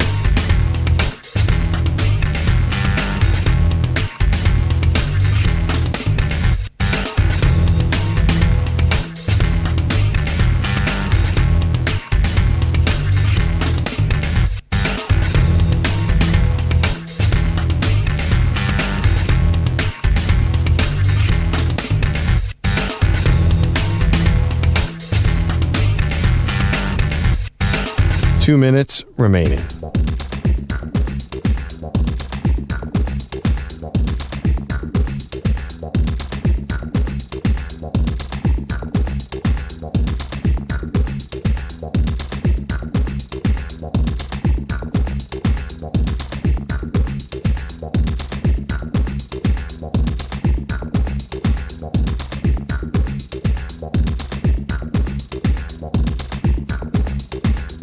One minute, 30 seconds remaining.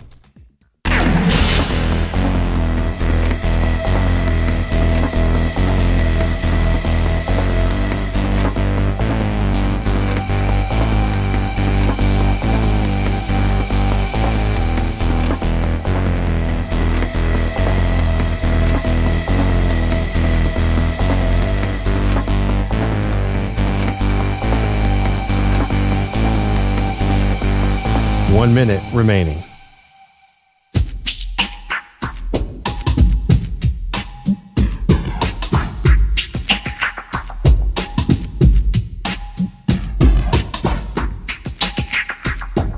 $45 seconds remaining.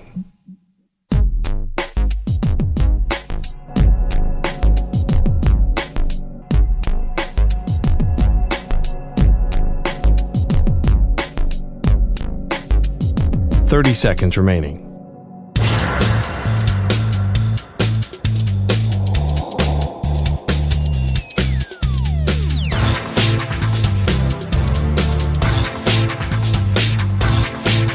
$15 seconds.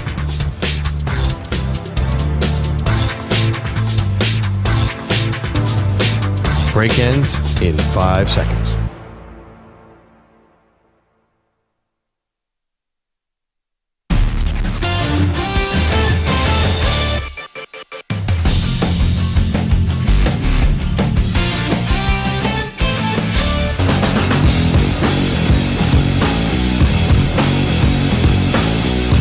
Welcome back, Maggie and Perloff. I did have time, Maggie, and you're going to be happy about this, to squeeze in some Summer League watching. I saw the Atlanta Hawks #1 pick. Ricochet, I think his name is. Yeah, Ricochet. Yeah, he is not good. He's just bad. Summer League. There were 10 players on the court. He was easily in the bottom 3 players on there. But he's not Summer League. He has no chance of being good. I'm just going to say that right now. Wow. Like, I can't believe. He's tall and skinny and only semi-skilled. Maybe he's a great outside shot. I didn't get to see that. But, like, this was a bad draft. If he was #1, and I don't think that's a hot take. Like, they basically had no one else to pick. So, like, let's take this skinny French dude. There's no way this is working. I'm already done on him. Wow. So you think he could be going down as one of the great busts of all time? No, I don't think so, because I don't think there's going to be anybody else in this draft. I think it was just a terrible draft. I've watched some of the other rookies. Like, I just think it was a bad draft. What were you going to do if you're Atlanta? They didn't want to take him. They wanted to get a star. Like, they wanted Cooper Flagg, but I couldn't believe how skinny he was. And he's not that tall either. See, the only thing about that is I think there's always someone in every draft, you know? Well, right. You might get Giannis, but he was the 14th pick. Like, yeah, I mean, so take a flyer on somebody, you know? And like, number one, you can't. Why not? You're taking a skinny French dude. What's the difference? Wait, you're going to take like an unproven foreign blade? No, you can't really He take. just did it. Well, he was still going to go top 3 no matter what. I just think I think this draft's going to be really bad. The thing about it was he's got to play right now. He's a kid amongst men. You're the number 1 overall pick. I'm old enough to remember when those guys came in and were good immediately. Like, is it just not the thing anymore? Don't you think it's weird that this guy? I think he's going to score like 5 points a game. Well, are good immediately. I don't know if you necessarily always have to be good immediately. You have to just not be complete and utter trash. I think, especially in a basketball town like Atlanta, I think you're going to get a little bit of time to work in here. Like, ease your way into the league. I don't think anyone's looking at the Atlanta Hawks and being like, man, this kid better deliver LeBron James style. Like, it's just, I don't think there's that kind of pressure. Yeah, I mean, true. But it just seems like remember the draft where, what was the famous one where the kid, is it Anthony Bennett, went number 1 to Cleveland and never even got on the court. Nobody else behind him ever did anything either. It was just a terrible, terrible draft. I think that we heard coming in it was the worst draft ever. Based on what I've seen so far, it probably was. It was just not a good draft. Maybe this is a you problem. You got to stop watching Summer League. No, I love Summer. Summer League is so important. It's really it really sets the tone, I think. Like, for what? I just think that it's the only time you're really going to get to see who these guys are until the season starts. Then I'm never going to see him play during the season. I mean, I don't think he's going to get that many minutes. He might not. I love preseason football, and summer league's awesome. It's so much fun. There's always like tons of celebrities there, tons of NBA players. It's actually, the players are incredible, which makes me wonder, like, they're really, really good. Like, these G League level players are so talented. My dreams of being in the NBA based on the Summer League are not going to happen. I'm sorry that you had to discover that this weekend. Yeah, that's funny. I would have thought that you would find Summer League entertaining. No, I'm not as much of a preseason person as you are. I know you love NFL preseason, about fantasy stuff and all of that. Yeah. I'm not as big, like spring training. I'm just not a massive preseason person. Well, spring training is different. Spring training is different. NFL, you only get to see these guys. There's very limited. You're drafting a fantasy team. You're not going to see what Malik Neighbors looks like except for one preseason game. So you got to watch that, right? I guess. I don't know. I maybe this is why I'm not an awesome fantasy player. My life has gotten so much better since I stopped playing fantasy football and just started doing regular, just DraftKings gambling stuff. And I stopped playing season-long fantasy the year my kid was born, and I just never went back to it. And I'm happier. I don't know. Are you a preseason person, Manny? You like preseason sports? No, not at all. Same here. Ryan, Pete, are you guys preseason people? 100%. Yes. Ryan's a yes, Pete's a no. So we're all split on the show. Wait, Ryan, what do you think of Summer League? It sucks. Because normally it's good. This year's down because there are no good rookies. No. You didn't want to watch Wemby in his one Summer League game? The one Summer League game where he shot like 3 of 18? I'm telling you, watch. You guys can hold me to this. I will do some terrible punishment. If Ricochet scores 20 points a game this year. Ricochet's a great. If he's bad, that's awesome. I just couldn't believe it. I'm like, this guy is the number 1 overall pick in the NBA draft. Like the same, like Akeem Olajuwon and this guy. It just made no sense to me. I was stunned Anthony watching Bennett this. too. Yeah, that's what Perloff said. Yeah, I mean, it just ain't what it used to be. Can I give you some Summer League MVP recipients over the years? It's a real mixed bag. Oh, I want to hear this. Cam Whitmore last year, Keegan Murray the year before, Davion Mitchell, so back-to-back Sacramento guys, Cam Thomas, Brandon Clark, Josh Hart. That was for the Lakers. By the way, Josh Hart, yeah. This is an amazing run of players. Lonzo Ball, Tyus Jones, Kyle Anderson, Glenn Rice in 2014. Wait, Kyle Anderson, like the slow delivery Kyle Anderson? Yeah. He's been around for 2015. 2015. This is actually way better than I thought you were going to say. Jonas Valanciunas, Josh Selby. So what about Kevin Knox was the famous around here, the Knicks guy who was awesome in Summer League. Yeah. He didn't win the MVP? No, he didn't. I'm looking at this list. I thought he did, but I'm looking at this list. He did not. That is those are all really good players. Really good or role players? What do you have to say about Josh Hart there, Ryan? Well, I mean, 3 teams later, Josh Hart found his, that he was a little bit more of a late bloomer when it comes to the NBA. But like the early years, though, Blake Griffin, John Wall, Damian Lillard, back-to-back years, MVPs of the Summer League. Now they don't really play, right? The stars won't play as much, right? Play a game. Yeah, right. Like Wemby. But there's some good players. Did you say Brandon Clark? He's a pretty good player. Like, there's a bunch of, like, surprisingly good players in that. I thought it was going to be, like, the Kevin Knoxes of the world. Anyway, who's the front runner this year, Mike? What are the odds? You're not watching Ricochet. Reed Shepard. Oh, yeah, Reed Shepard. How's he doing? Game. He's 20 points a game on like 40% shooting, 50% shooting. Let's touch upon Was that it in about 40% 5 or minutes. 50%? We're stepping on Manny's update. All right, well, we took care of that, Manny. You can take it out of the update. If anybody sees Reed Shepard playing Summer League basketball, text me immediately. I want to see this. I don't know how you missed him. You said that about Bronny 2 weeks ago. Yeah. Oh, my God. That was amazing. Wait, you were out on Bronny after the first game. Yeah, no, but it was amazing to watch. No, I want to see, like, it was amazing. I'm like, oh, my God, that's Bronny. He's short. That was a big deal when Bronny played. Okay, you will admit, Bronny's Summer League, that matters. Whoa. That's the only time you're going to see this kid. They went 2 for 9 and they didn't play the next game. And I don't think have we heard anything from him since? Manny, you have an update for us, right? If you want to see Bronny James, you guys better watch this Summer League. But go ahead. 10:30 tonight. Hold on to your wigs and keys, folks. Yeah, 10:30 p.m. Eastern time. Yes. Do you know what And time our Bronny's alarms definitely go off? playing. I have no idea about that. The information.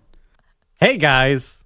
Hi. Hey, Manny. Los Angeles Lakers rookie guard Bronny James struggled mightily in the Summer League. He did. Did he play yesterday?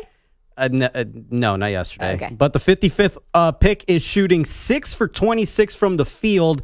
That's 23%. He's also 0 for 12 from deep so far in all Summer League games played by the Lakers. Oh.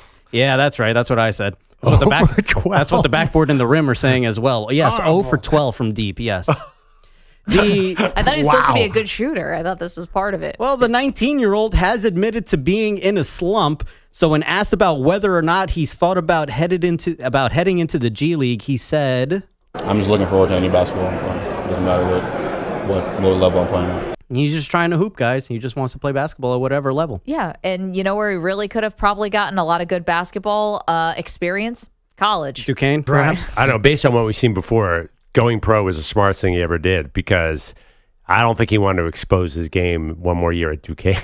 Like, get in there before everyone finds out. I wonder when that slump started. Actually, he was on fire in the McDonald's All-American game. Okay. And he had a good combine, allegedly. So his slump started about, the second NBA level players first started semester covering at him. USC? Yeah. Well, he had to actually go out there and compete against guys who were carrying. Bronny's comments comes after the Lakers fell to the Rockets 99-80 to open the Vegas Summer League.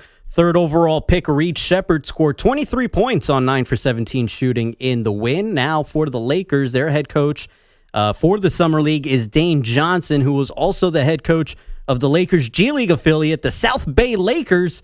He says Bronny will have, quote, a long career, but also did not comment much on which level Bronny will be playing at.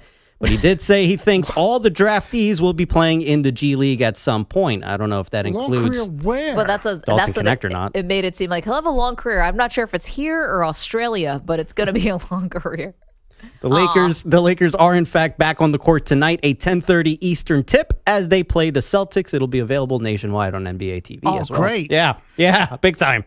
Bronny's 19, so That's right. I mean he's young. Maybe he'll have a long career. But I am actually shocked that he's going to do the G League, or at least he said he's open to it, because that was something we talked about for weeks, that Rich Paul, his agent, wouldn't let him do the G League.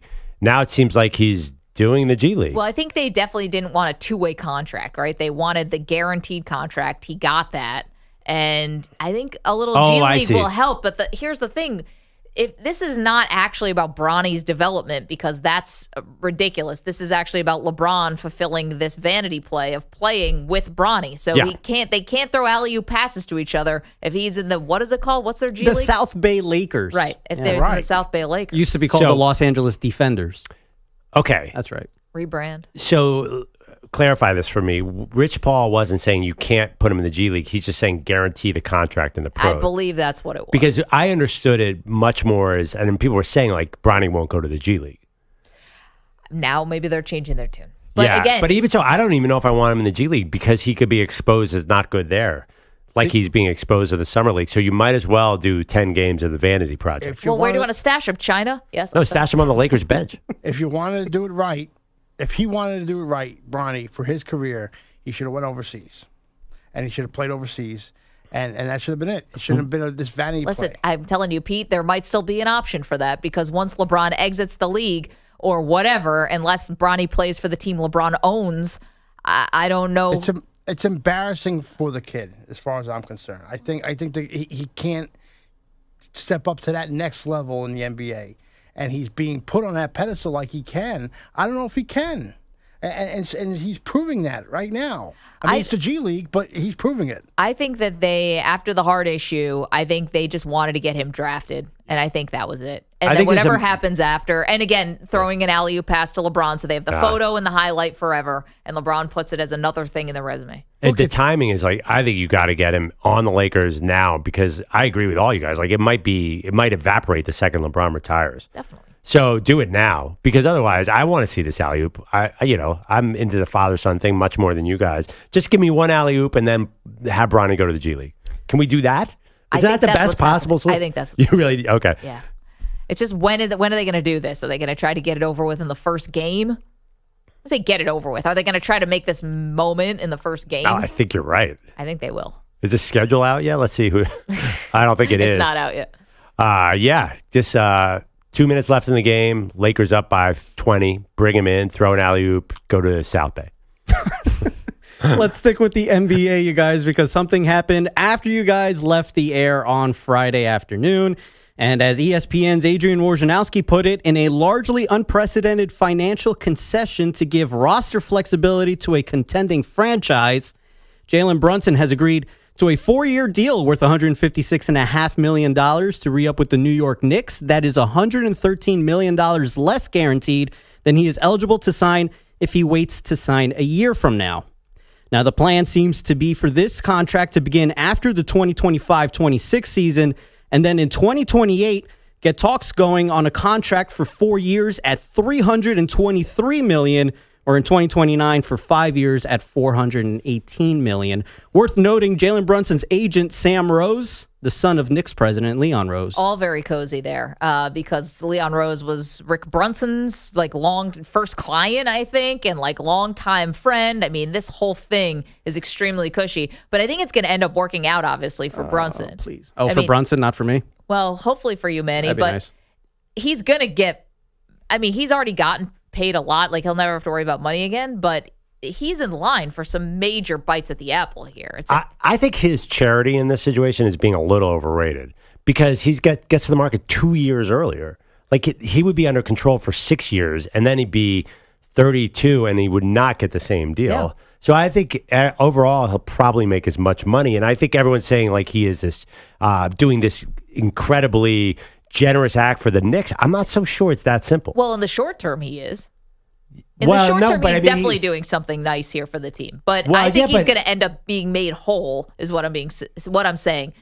In the long run. It's not short term. The $200 million doesn't kick in. He'd have to wait a whole year to sign that deal. And gosh, who knows what can happen in that year? He's getting the money immediately. And if he signs that other deal, he's probably not getting that second contract because I can't imagine at 33 he's going to be worth $400 million. I don't know, but Paul George just signed at 35 for however, what'd your Sixers just give him? 200 something, and it's going to be a disaster. But again, he got it. So he's scheduled for, if he waits, he's scheduled for $418 million on his next deal. Well, that's what I'm saying. I think that he's going to be fine here. That's what I'm saying, too. I'm like, this is not the incredible sacrifice.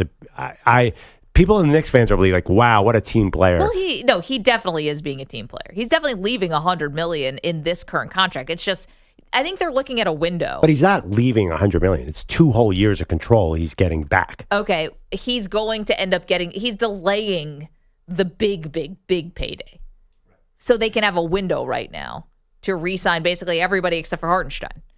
Yeah, because so far this season for the Knicks, they've re-signed OG Anunoby and Jalen Brunson. They trade for Mikal Bridges, who still has 2 years, $40 million each year left still on his contract. And they say goodbye to Isaiah Hartenstein. Wait, what is the deal? Obviously, he wasn't going to get it. The other option is he doesn't get any extension this season. He gets it next season. Who are they re-signing because of this Brunson deal? Nothing. This year? Yeah. Yeah, nothing changes for this year. Nothing changes this year or really next year. Either. That's in 2025, so 2026. Are they hunting for another star in 2 years? Is that what's going on here? Probably, because in 2 years, think about who would be on the team. It's really nobody but Jalen Brunson. Julius Randle might not be on the team anymore at that point. So they could bring a little super team here because of this deal. Yeah, I think it's always been about Giannis. Or Zion. Or Devin Booker or as Zion, well. Or Zion, Booker, yeah. or what, I mean, Giannis will be quite old at that point. He'll be 35, right? Yeah, it's interesting. Okay, so because I didn't get like what is Brunson? How is he helping the team? So it's like the next super team iteration. That's what it's looking like because with the new apron and whatnot, with the new financial rules with the NBA, it seems as though this might have to be an avenue that some players are going to have to take. Some of the team players are going to have to take. Some of the superstars. Jalen Brunson looks like as though he might become the first domino to do so. If it becomes something that we see over the course of the next few years, we'll see. But, that's the course that we're going on right now. NFL? Let's do it. Minnesota Vikings wide receiver Jordan Addison was arrested on Friday near LAX on suspicion of driving under the influence, said the California Highway Patrol on Sunday night. According to a police reviewed by ESPN, a West LA officer found a white Rolls-Royce blocking a lane of I-105 westbound to Sepulveda Boulevard. The driver, who was later identified as Addison, was asleep behind the wheel. A DUI investigation led to his arrest at 11:36 p.m. Pacific and was released from custody at 1:36 a.m. Pacific on Saturday. The police have not made Addison's BAC public. This is his second driving-related incident since being drafted in 2023. A few months after the aforementioned draft, he was cited for going 140 miles per hour on a Minnesota freeway. His arrest comes 5 days after rookie teammate cornerback Kyrie Jackson was killed along with two others in a car accident in which Maryland police believe alcohol played a factor. This also comes after offensive coordinator Wes Phillips back in December, the son of Wade. He was arrested after he was caught drunk driving on a Minnesota freeway. Jeez, I mean, good grief. Did you guys also see the update about there was like a memorial over the weekend for Kyrie Jackson, AJ Litton Jr. and Isaiah Hazel, and there were shots at the memorial service. You gotta be kidding me. And two people were shot, and one person died at the memorial service. Oh, wow. I didn't see that. What are we doing here? This is Fox 5 in D.C. A man was shot in the chest and passed away from an injury at the hospital. A woman was also shot in the leg and taken to a local hospital, both victims in their 20s. And this was at Wise High School at a memorial for the fatal car crash victims, the Vikings rookie and the two friends who are also college football players. Someone opened fire in the parking lot after the vigil. I mean, that's where they all went to high school together, too. Yeah, right. Yeah, that's awful. Oh, gosh. I mean, couple that with the news over the weekend has just been... We got problems in this country. We're not immune to them at all. We know that. You want more sad news, or do you want me to wait for another hour for me to share that one? Can we get something upbeat? Got anything for us? You want another Perloff Summer League review? Yeah, give me a Perloff Summer League review. I can't talk about how something upbeat. We can talk about how the Athletics, Lawrence Butler hit 3 home runs against the Philadelphia Phillies yesterday. Yeah, Lawrence. Yeah. 8 home runs yesterday by the A's. Well, what happened, Perloff? I mean, honestly, the Phillies ballpark, was it in Philadelphia? Yes, it was. It was basically as big as a studio. So I love, if the Phillies are the best team in baseball, if they're going to lose, they lose spectacularly. Like 18-3. You know what it counts like in the standings, Manny? 1 loss. Yeah, I mean, take a look at that NL East. I don't think the Mets are going to be battling for one team. Is that true? What was that? I think they have the most All-Stars ever. Yeah, because I mean, your manager is on that coaching staff too. I know the players pick the pitchers, but I mean, some of those pitchers. All right. Oh, how dare you say something about what's his first name? Billy Hoffman. I don't even know who this guy is. Yeah, exactly. This is Perloff, a super fan. Jeff Hoffman. Jeff Hoffman. Sounds like somebody be related. The Padres pitcher? 855. No, I know. Not related, by the way. 212, Dead Trevor. 855-212-4227. Manny, thank you so much. Okay, coming up, we continue our NFC South breakdown as we're going through division by division in the NFL before training camp starts in earnest. It's Maggie and Perloff.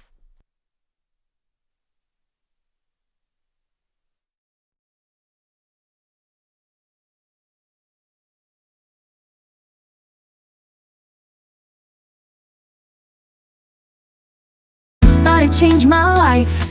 Spent some good money, cut through water strife. Now I'm sitting here with my glass in hand, wondering if it's just a scam. Oh man, oh man. Brita filters don't do a thing, just another product with a fancy ring. Pour the water in, let it do same, don't stand a chance. Promises of purity, oh crystal clear. Yeah, my water's just the same, that's my biggest fear. Every drop that flows through, it's all the same. Brita's got my wallet, but it's all a game. Brita filters don't do a thing, just another product with a fancy ring.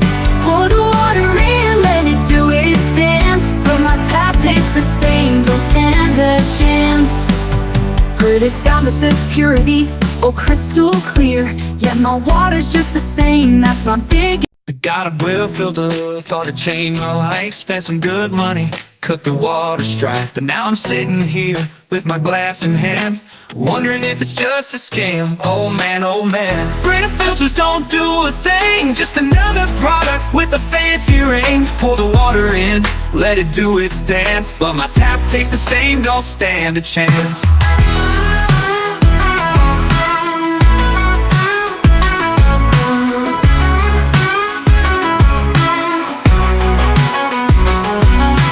Perloff, Maggie Gray, hear my plea. Brita's just a trick, can't you see?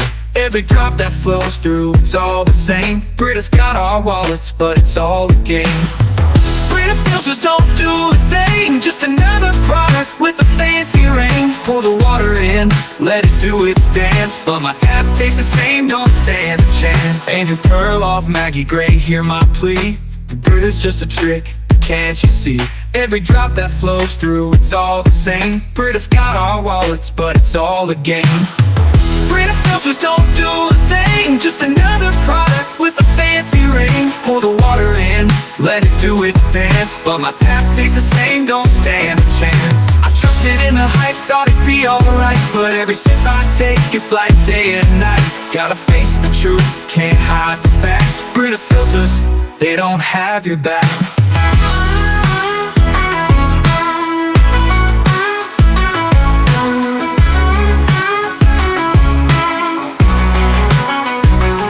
Conspiracies abound like fluoride in the tap. 2 minutes Brita's just another in their hidden trap. Don't fall for the hype, keep your money tight. Maggie and Perloff, you know I'm right. Brita filters don't do a thing, just another product with a fancy ring. Pour the water in, let it do its dance, but my tap tastes the same, don't stand a chance. So next time you're tempted by the Brita charm, remember this song and raise the alarm. Don't fall for the hype, save your cash today. Brita filters, man, just throw them away.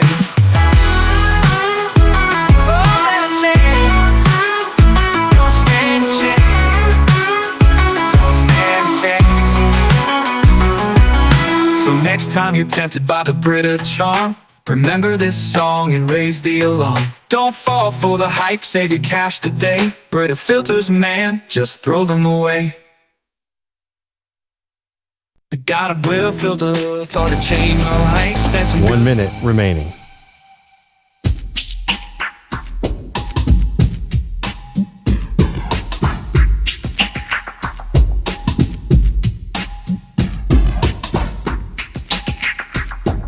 .45 seconds remaining.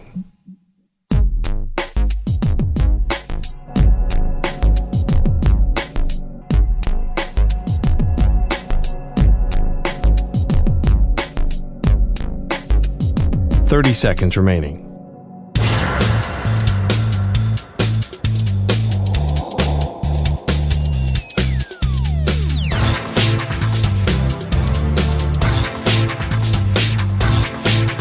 .15 seconds.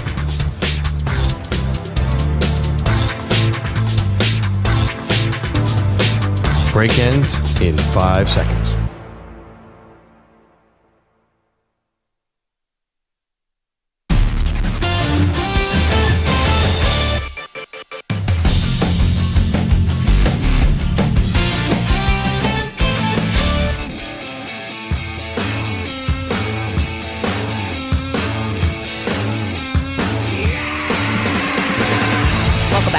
Maggie Gray, Andrew Perloff. We are talking about the NFC South today, Perloff, because we're going through every NFL division before training camp starts in earnest. I gave you my thoughts on the Atlanta Falcons already. I think that they will be 4-7 at their bye week, week 12, and I think they'll make a change from Kirk Cousins to Michael Penix. So that's sort of my prediction for the Atlanta Falcons. For New Orleans, let's move over to the Saints for a moment. My prediction for them is that the season is going to be sort of, I would say, middling, mediocre. Not really sure what direction they're going to be going in. And I think there's a possibility that not only that Dennis Allen could get fired in the middle of the season, but also that they might try to do this thing where if they're within striking distance of the first or second overall pick, maybe third pick, obviously this means things have gone pretty wrong, that they might bench Derek Carr just as a sort of white flag situation to reset themselves with a quarterback, because you're talking about a team that really needs to get some fresh blood in there. They obviously made a semi-commitment to Derek Carr, but that's going to be coming to an end soon. Yeah. It has not paid the dividends. They finished 9-8 last year. It was tied with the Bucs, but the Bucs won the division via tiebreaker. I just think everything in New Orleans kind of needs a little bit of a refresh and a reset. And to me, this could present itself as an opportunity for the Saints to be picking high in next year's draft. Yeah, I agree on Dennis Allen. I actually don't know why he's still there. It's kind of weird, right? I'm not a big fan. My guy Andy Dalton was in New Orleans for a year, and there were so many wins that Dennis Allen gave away to the other team. Obviously, I don't think anyone's into Dennis Allen. Right? He might be the least popular coach overall. I think Amy Trask told us the story when he was with the Raiders. She had a line outside of her office of people coming in to complain about him. So, listen, people can change. I get it, but where I disagree is Derek Carr. He was really good at the end of last year. He had shoulder injuries on and off last year. So the Saints won 4 of the last 5, and the last 3 games, like Derek Carr caught fire because he said his shoulder was finally feeling okay. And there's a little bit of change up. They brought in Clint Kubiak, who obviously is Gary Kubiak's son. Yeah. And he's been like great. He's been like the Kirk Cousins kind of in that Kyle Shanahan, Kirk Cousins thing. Derek Carr feels like the perfect quarterback for that kind of system. I think he's going to have, like, if he's healthy, really good success here because he looked so comfortable at the end of last year. He's indoor. It's New Orleans. I think he's going to have, if he's out like 100 rating, and be really good. Like I would even consider him in fantasy, depending. I don't know how much the Saints want to throw the ball all around the place, but when he's on the field and healthy, like I feel like Carr is good enough to keep them around 500. Okay, but again, where are you going with being around 500 in the NFC South? And let's look a little bit deeper into how he ended last year. You're right. The numbers are not bad when it comes, it's not that impressive, but you lose to Detroit. Congratulations. Yeah, but he was hurt in that game. Okay, congrats. You beat the Panthers. You beat the New York Giants at the end of the season, who are a train wreck. Right. You lost at the Rams. Yeah, but he was on fire in that game. That was a great game. Okay, that was a good statistical game for you, and you lose 30-22. Right. And you won in Tampa. Okay, and then you beat New Orleans, or you beat Atlanta. 48-17 at the end when they're playing for absolutely jack. The game in Tampa was a consequential game. New Orleans was still in contention for playoff, and they whooped them. And Carr looked really good. 23-13. Yeah, but the game, they really kind of put a beating on them, though, in that game. Okay, and I thought Carr played really well. There's a little bit of stat padding, I think, that went on with that final game in Atlanta because he threw 4 touchdown passes in a 48-17 win. So that makes your 25 touchdowns just look a little bit nicer there when that was meaningless. So he had a lot of good. Listen, I know we call him the Bermuda Triangle of quarterbacks, but he's definitely a shipwreck to talk about. He is a good, accurate quarterback. I just think he's on a kind of I agree with your term, middling team. Like, I'm telling you, Derek Carr will win you some football games. If you're trying to tank, that's the wrong quarterback. Well, I also thought it was a little interesting. So I went and looked at their depth chart. Because I'm like, they don't have Jameis Winston anymore because he's now backing up Deshaun Watson. And, think what you will about Jameis. And, he's kind of polarizing guy, but he can definitely come in and win you some games. Like, Jameis is a former number 1 overall pick. Like, he's a good backup. And instead, they're going with Jake Haener. And I thought, and obviously they drafted Spencer Rattler, but in the 5th round. So I'm like, like that to me, like spidey senses went up for just a moment. I'm like, oh, well, if anything happens to Carr, they're sunk. Like Jake Haener, Jameis can win you a couple of games. Jake Haener, I don't think can. And so that to me that's a little bit more behind this sort of opinion, is that they might wave the white flag on the season if things aren't going well. because I'm like, they don't have a legit backup for him. Well, I'm not sure why. I mean, how long had Jameis been there as a backup? Like, that had gotten a little ridiculous. That was going on for way too long. But he can still win you games. That's why Cleveland brought him in. I think Jake Haener is a big Jim Nagy guy, our friend who runs a Senior Bowl. Like, there are Jake Haener truthers out there. Okay. I mean, like, listen, did you think Browning on Cincinnati was going to be any good last year? But they didn't make the playoffs, though. Right, but he was still awesome. So I don't know. Jake Haener could be totally fine. I mean, we have no idea. You're talking about backup quarterback. I'm just saying, to me, I was like, oh, man, I guess they don't think they can win games if something happened to Carr. And you mentioned he does get hurt a lot. Well, Jameis Winston, did they win with him this year? Yeah, remember they put him in and he ran a play that he wasn't supposed to run when they scored a touchdown late in the game. Yeah, I don't think like they were winning with him anymore. But he's a high-end backup. You know what I'm saying? I know what you're saying, but like I think the Jameis experiment had run its course in New Orleans. Jake Haener, I think, is not as bad as you might think he is. Well, like you're saying Jake Haener like he's like nobody. Like I honestly wait till he gets in this year. Bet you indoors in New Orleans, probably have like a 3-touchdown, 1-interception game. All right. No, I mean honestly. So put your money where your mouth is. Do you think the Saints are making the playoffs? No, I think they're 500. Okay. I think they're five. No, I like Atlanta just a little bit more. Okay. I think the Saints are the number 2 team, kind of. I think it goes Atlanta, and then the Saints and the Bucs are fighting for scraps. So I feel you win at 9-8, and the other 2 teams are 7 or 8 win teams. Honestly, that's a shame for the fans in New Orleans. It is, because you're stuck in this. Where's the exit ramp off of this mediocrity? You're totally in limbo. And that's why they probably should have fired Dennis Allen and started over, because you're right. I totally agree with that. This is as limbo a team ever. I'm sure their Vegas win total is 7.5. I don't even have to look at it. I can guarantee that people are thinking they're going to be a 7 or 8 win team because they've been this way for a while. Now, this would have been a team if and we know now what we know then, what we know now, whatever that difference. Belichick may have taken this job.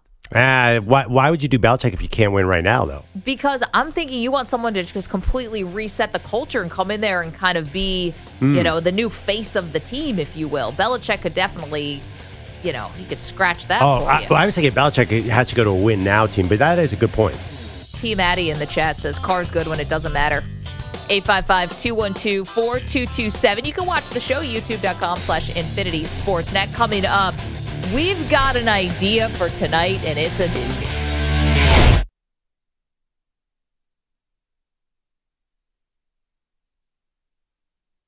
You're in a 5-minute break.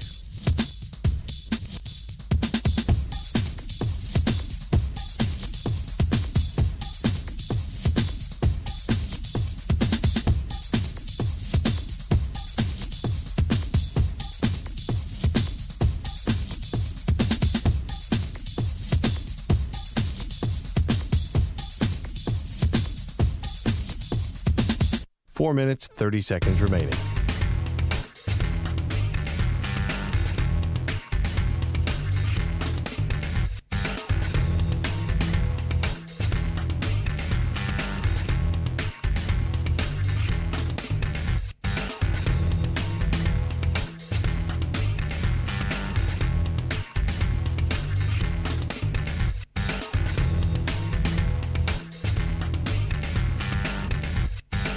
Four minutes remaining.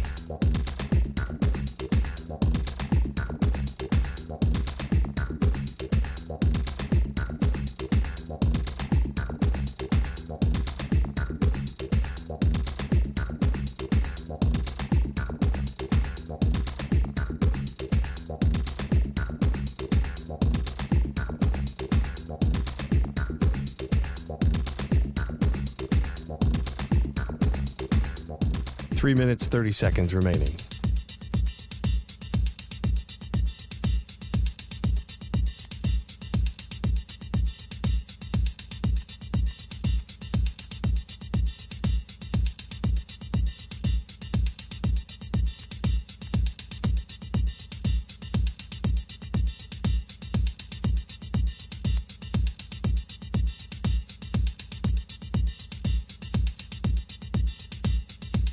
Three minutes remaining.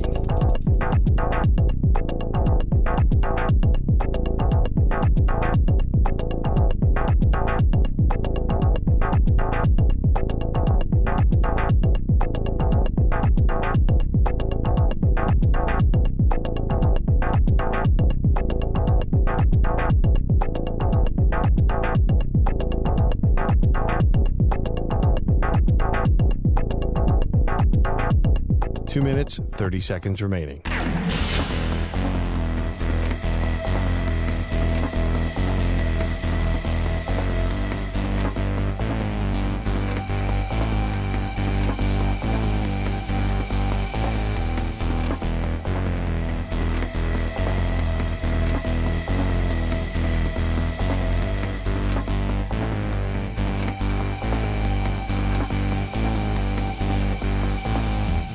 Two minutes remaining.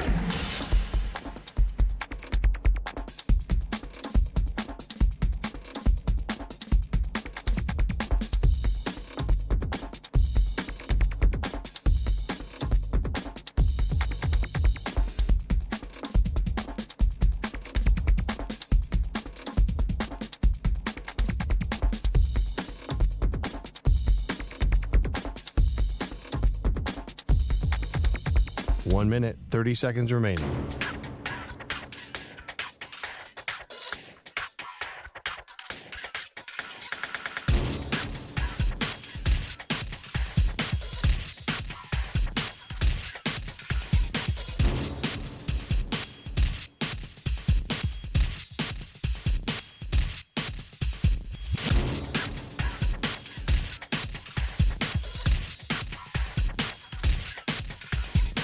One minute remaining.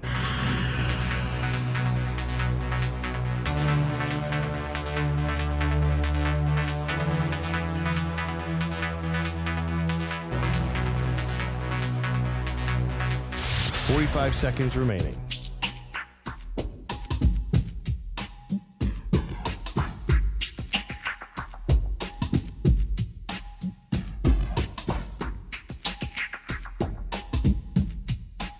Seconds remaining.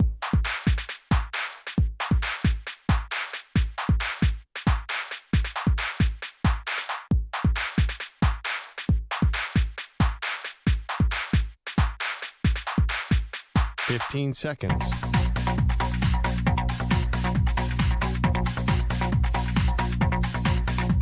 Break ends in 5 seconds.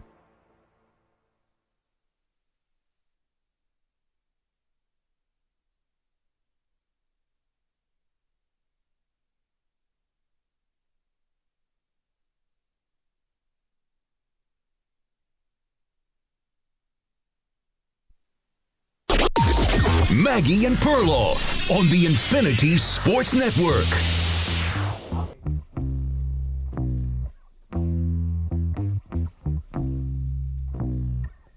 Major League Baseball takes a break. The All-Star festivities are upon us. Welcome to the show, Maggie Gray, Andrew Perloff. Home Run Derby tonight, and you think we would let that fly and pass without us acknowledging it? You're wrong. You guys are Mets fans. It's the only night you're going to get all year, right? Yeah, thank you. Sure. So what we're going to do is a little something different, which is we are going to do a home run derby draft here on the Maggie and Perloff show. Now, how this is going to work is we are going to snake draft style. We are going to draft who we think would be the ultimate home run derby made up of anyone past, present, I don't know about future, past or present. So this could be Babe Ruth. This could be Sammy Sosa. Whoever you want it to be, we're going to do a draft in the all-time home run derby. I have a question. Can I draft Bronny James? But you have to stash him in the G League. Okay. So wait, we're all picking numbers behind the scenes as Maggie's talking right now. Can I pick for you, Pete? Yes, you can. Okay, we'll pick him out of the big hat. This is Pete. Okay. And Ryan is the leftover one. There you go. Okay. So here we go. So here's the other part. This was a question that came up. Is this just people who competed in the home run derby? No. This is everybody. Anyone who has played baseball or is playing baseball right now is eligible for this home run derby draft. Okay, key question. Is there drug testing before the home run derby? Or are we just fully going steroid guys? It's just whoever you are with whatever numbers you have. I mean, wait, we're regulating this home run. Are we going to make you pee in a bottle before you enter this derby? You need a Wizinator. No, I know. You are who you are. Your numbers are what they are. Also, so you can use steroids? Yes. Yeah. Also, what format home run derby are we doing? The time clock one or the outs one? I was hoping you wouldn't ask me Nobody cares. Just whatever. It does matter. It doesn't matter. We're going to do the combination, the new one of what they're doing now, which is some of it is timed and some of it's not timed. Okay, so let's reveal our numbers here. I am 1. Ho-ho. Ryan, Collusion. you are 2. I'm calling collusion. Because why? I'm 3. You got 1. I'm Perloff 3. Rodriguez 4. Okay. Oh, hi. But it's Snake, right? Yep. Oh, all right. Yeah, Here how we many go. rounds are we going? Just 2? We're going to try to do 4 players each. Players We'll each. see. Maybe we'll All end right. up with 3. I love it. Yeah, 4 is good. It'll make a nice little chart. All right, go kick us off, Mac. Okay. Here we go. Home run derby.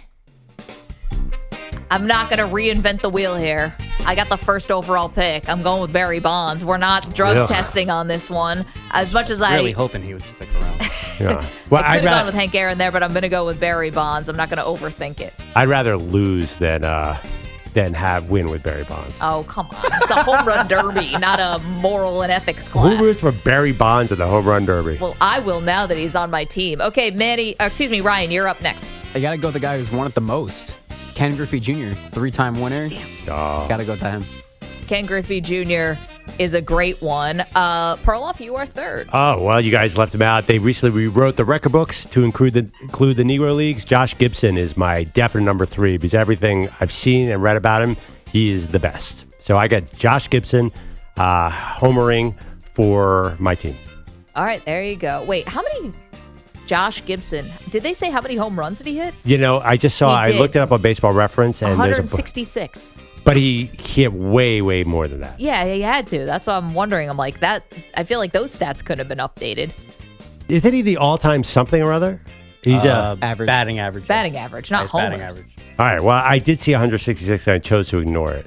Okay. Perloff is marching to his own drum. This is a home run derby snake draft all time. Manny, you're up. I guess I'll go with Hank Aaron. Great choice. Yeah. Hank Aaron, Why some not? people believe the true home run king. 755, that's not bad. More a longevity thing, but anyway. Yeah, well, he still hit him far. Still got over the wall. Calling Hank Aaron a compiler. Well, I mean, what was his high in home runs? That's a good question. I do not have that information readily available. Pete Bellotti, you are up next. You get the 5th pick and the 6th pick. Hi. All right. So let me take Babe Ruth. He was good. Yep. And let me take Willie Mays. He was good too. Excellent choices. Manny, you're back up. Good analysis, too. We got analytical on that one. He was good. Willie Mays, not Launch bad. angles were tremendous. Exit velo. Out of this park. Really mulling this over here. All right, Manny, you've got Hank Aaron Yeah. as your first. Who's the second? You know what? Let me get some steroid guys in here. Let me get Sammy Sosa, please. All right. 609 home runs for Sammy. Perloff, you're up. By the way, I got Josh Gibson, number 1. 800 homers for Josh Gibson. I would imagine they couldn't have updated Yeah, but the they were stat. independent league. He did different leagues. He hit 55 one year in 1933, which was about 30 more than anyone else. So you went with Sosa? Sosa, yeah. Hank Aaron and Sammy Sosa. Is McGuire still out there? He is still out he there. is. Well, if you're taking Sosa, I'm taking McGuire. Yeah, You got to go cross him back off to my back. list. Ryan, you're up next. You took Ken Griffey in the first round. You guys are taking players that are hypothetically good at the Derby. You got to do people who've won. Giancarlo Stanton is right there. Oh, geez Louise. Oh, man. You know, it's Stanton funny. in the home run What, you didn't derby. want to take Bobby Abreu? I thought Yankee about legend Stan- Bobby Abreu. And I was like, it's just so funny because he's actually the one guy who's got the current player who's got the who's leading Major League Baseball and with home runs. Active leader in home runs. Thank you, Manny. Active leader in home runs. Appreciate that. And I'm like, but they were all tack-ons. No. I'm just saying, Giancarlo Stanton has the power, and he's won it before, including players who have never done this type of environment. I didn't even think about it. Got the power. I'm up. I took Barry Bonds. I had the first overall pick, so I didn't overthink it. And for my second overall pick, I'm going to take someone you may have heard of. His name's Albert Pujols. Yeah. Pujols is definitely Familiar with his work. my pick. And then for I have to go back to back here. I'm going to now ascribe to the Ryan Botcher theory for my third pick here. And I'm going to go with you're talking about whether guys could be dirty. I'm going to go with somebody who really cleaned up their life. And when they did, they were amazing memories in this home run derby. I'm going to go with Josh Hamilton. Fully head on his shoulders, in the right frame of mind. Josh Hamilton is going to be my third pick. Okay. Ryan, back to you. Going dirty. A-Rod. Back to the roids. I don't know. It's a lot of pressure. They're not up 9-2 for A-Rod to hit a solo home run. Still heard about 2009, huh, Perloff? Whatever. I mean, that's because we couldn't pitch to Matsui. It had nothing to do with A-Rod. Anyway, go ahead. All right, so Ryan right now is Griffey, Stanton, and A-Rod. Perloff, you had Josh Gibson and Mark McGwire. Who's your third? Okay, I'll go with Mickey Mantle, who hit a 565-foot home run. If the dude was healthy, oh, my God. If you gave him steroids, can you imagine what he would have done? So I'll go with the Mick. 10,000 home runs. Instead, 10,000. Jack Daniels, I think, was the only he's still performance. I don't know if that's an enhancer. Still at 536 home runs and played there is no more talented player of all time. Manny, you had Hank Aaron, Sammy Sosa. Who's your third pick? We're doing 4, right? Because I got 3 prospects. Dang. All right, I will go with one Shohei Ohtani. Look at you. 200 career home runs, 200-plus career home runs. I'll take Shohei. Did he go out in the first round He got first rounded. Yeah. Yeah, well, you know what? The guy still rakes, all right? Yeah. Bellotti, you are up next. Hi. You got 2 picks back-to-back. Okay, I'll take the splinter, Ted Williams. He was good, too. Yep. And I'm going to hang on. Let me think. Let me take Mike Piazza because he's a Met. Because he's a Met. You got to get a Met in there. I he's back the that. only, Why would you go Alonso? Or did somebody take him? No one took him. I'm taking Piazza. I loved watching him hit home runs. And it made my day when I was a kid, so he's on my team. Yeah, it's one of the with all my Hall of Famers. great hitting catchers ever. That's fine. Pete, Manny, Pete doesn't like the polar bear. That's what it is. you don't like Alonso? Well, that's for another day. We're doing a home run derby draft. We're drafting the all-time greatest home run derby teams. Manny, you're back up. Your final pick. You have Hank Aaron, Sammy Sosa, and Shohei Ohtani. Who's going to round it out for you? Goodness. I've got, of course, I need my Yankee in here, and I'm mulling over 2 people right now. But you know what? I will go ahead and make my childhood happy. I will go ahead and pick Hideki Matsui. Over 500 career home runs. What? Wow. Over, 175 here in the States.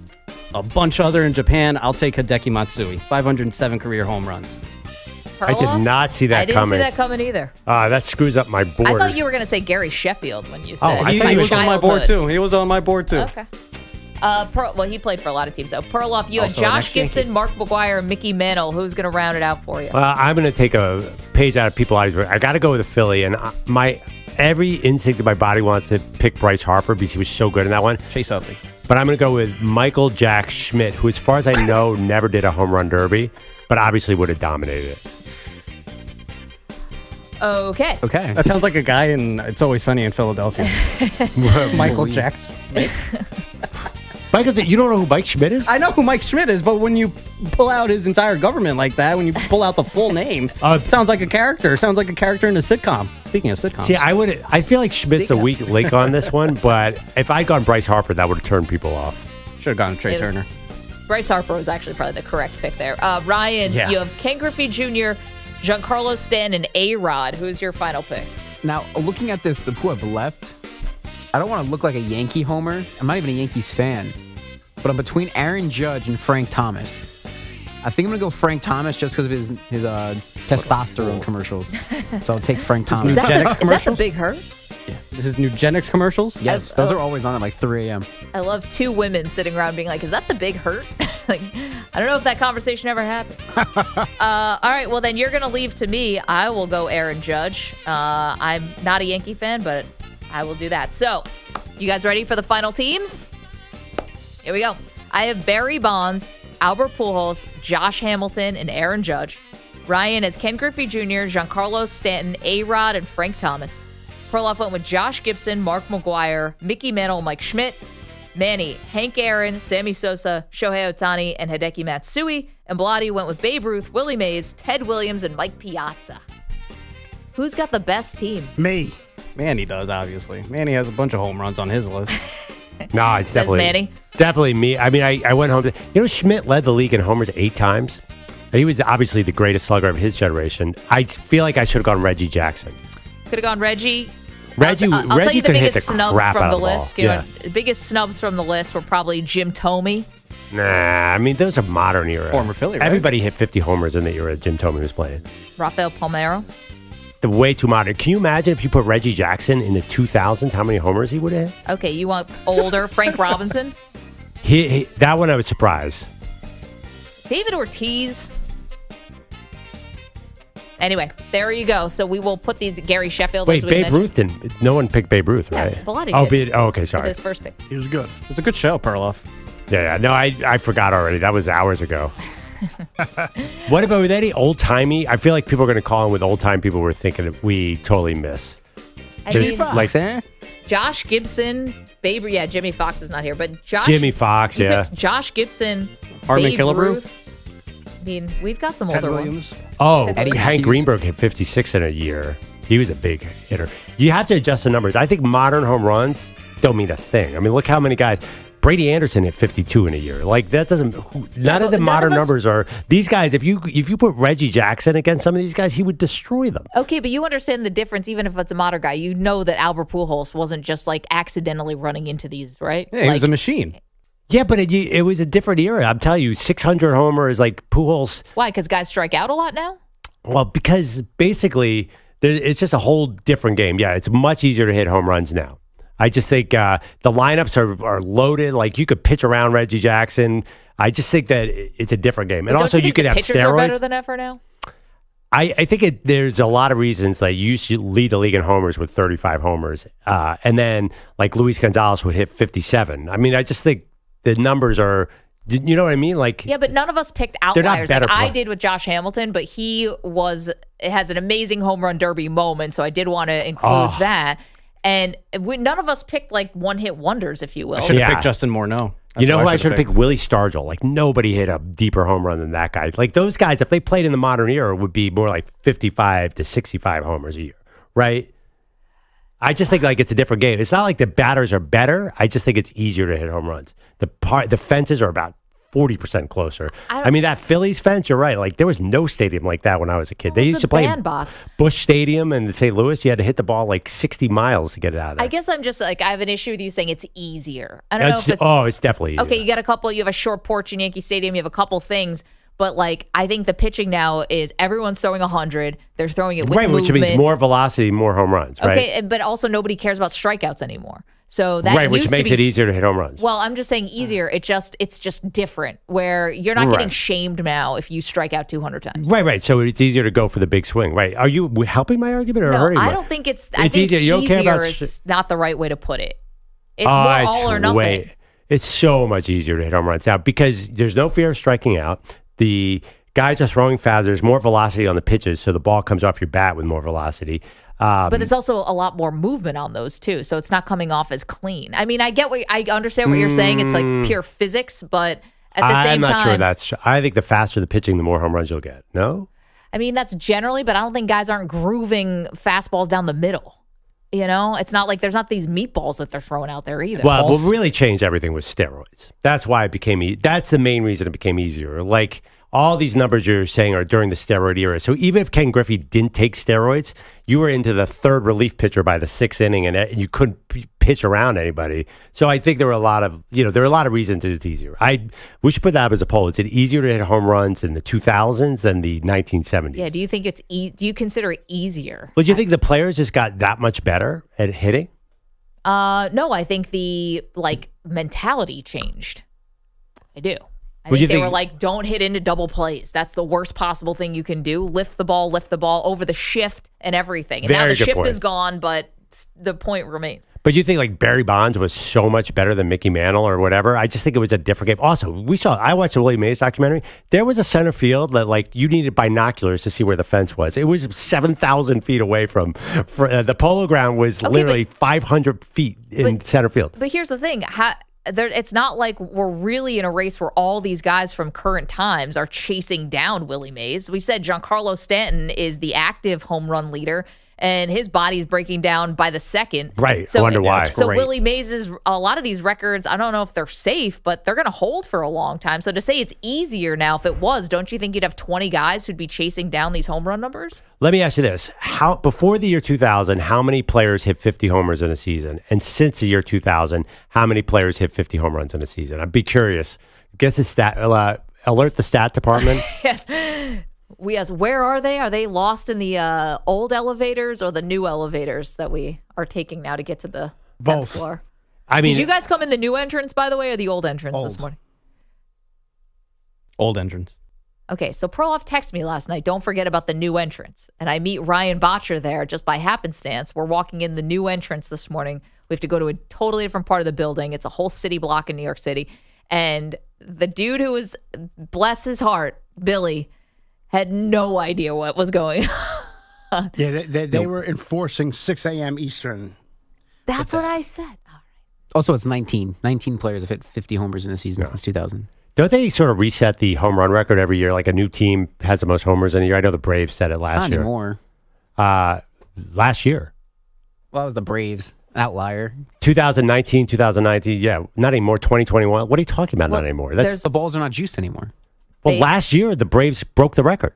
They were insane. The Braves had the unbelievable lineup last year, but they have been messing and screwing with the ball. So they two of the top 10 teams, top 8 teams were 2021 and 2023. So last year, there's a lot of big home run teams. I think they're still hitting a lot of home runs. I think you had a great point. It's the strategy, too. Definitely. 855-212-4227. You want to throw that up on the poll, too, Ryan? Do you consider, is it easier to hit home runs now? Again, all these guys would be chasing down Hank Aaron if they were, but it's not really working out like that.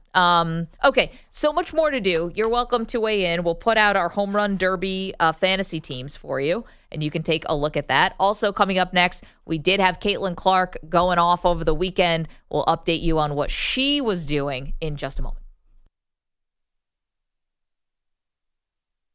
You're in a 5-minute break.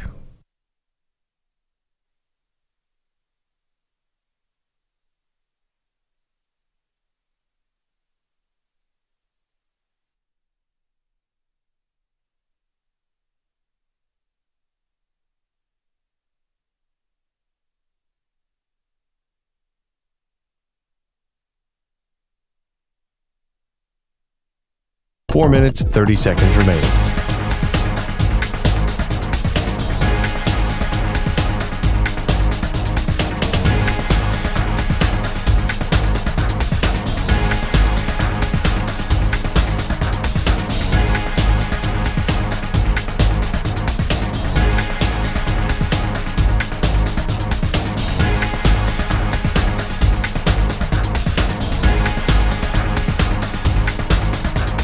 Four minutes remaining.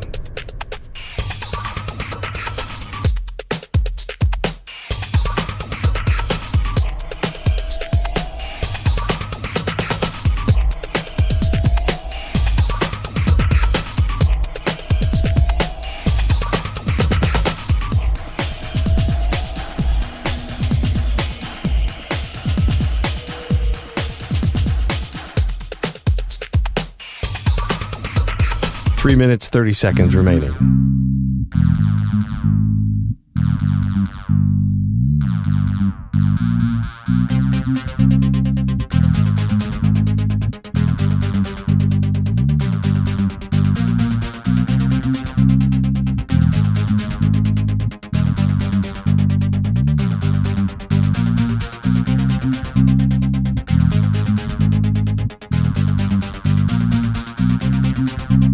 Three minutes remaining.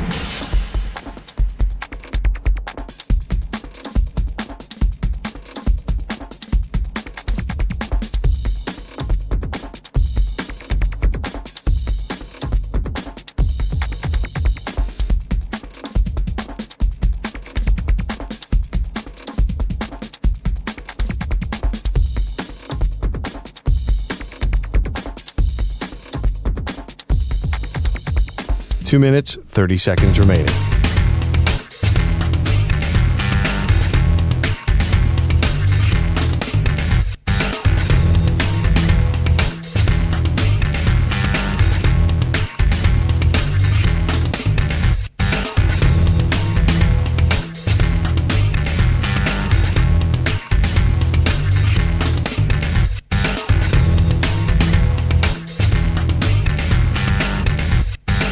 Two minutes remaining.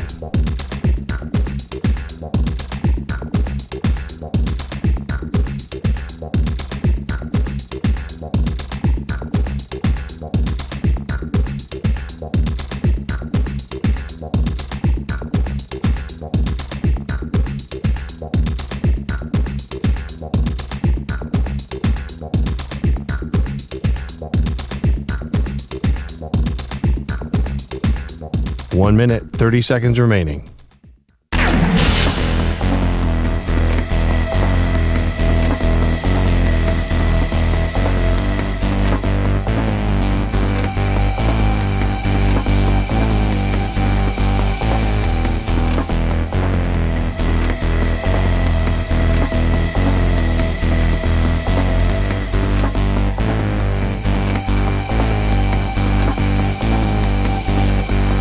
One minute remaining.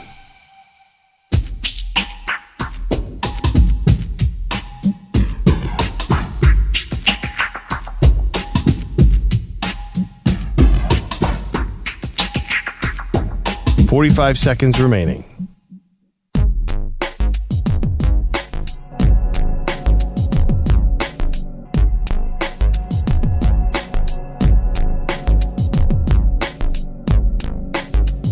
$30 seconds remaining.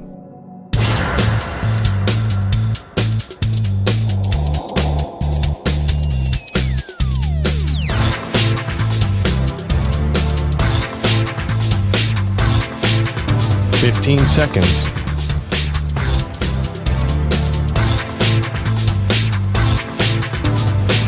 Break ends in 5 seconds.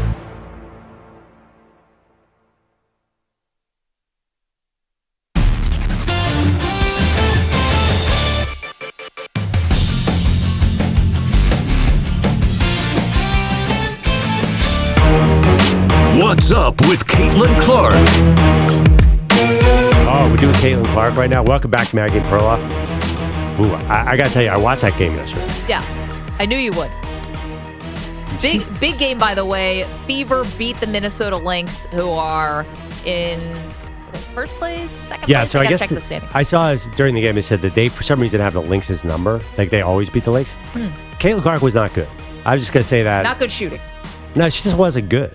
Like, she was not, and in fact, like she was killing the offense by taking these long threes that had no prayer in the first half. So her final numbers, she picked it up a lot in the second half, but she was 5 for 17 from the field, 2 for 11 from 3, 6 assists, 6 turnovers, 12 points, 17 points. Yeah, she definitely wasn't good. And she did the post-game interview, which struck me as odd because she clearly wasn't one of the top 2 or 3 players on the team that day.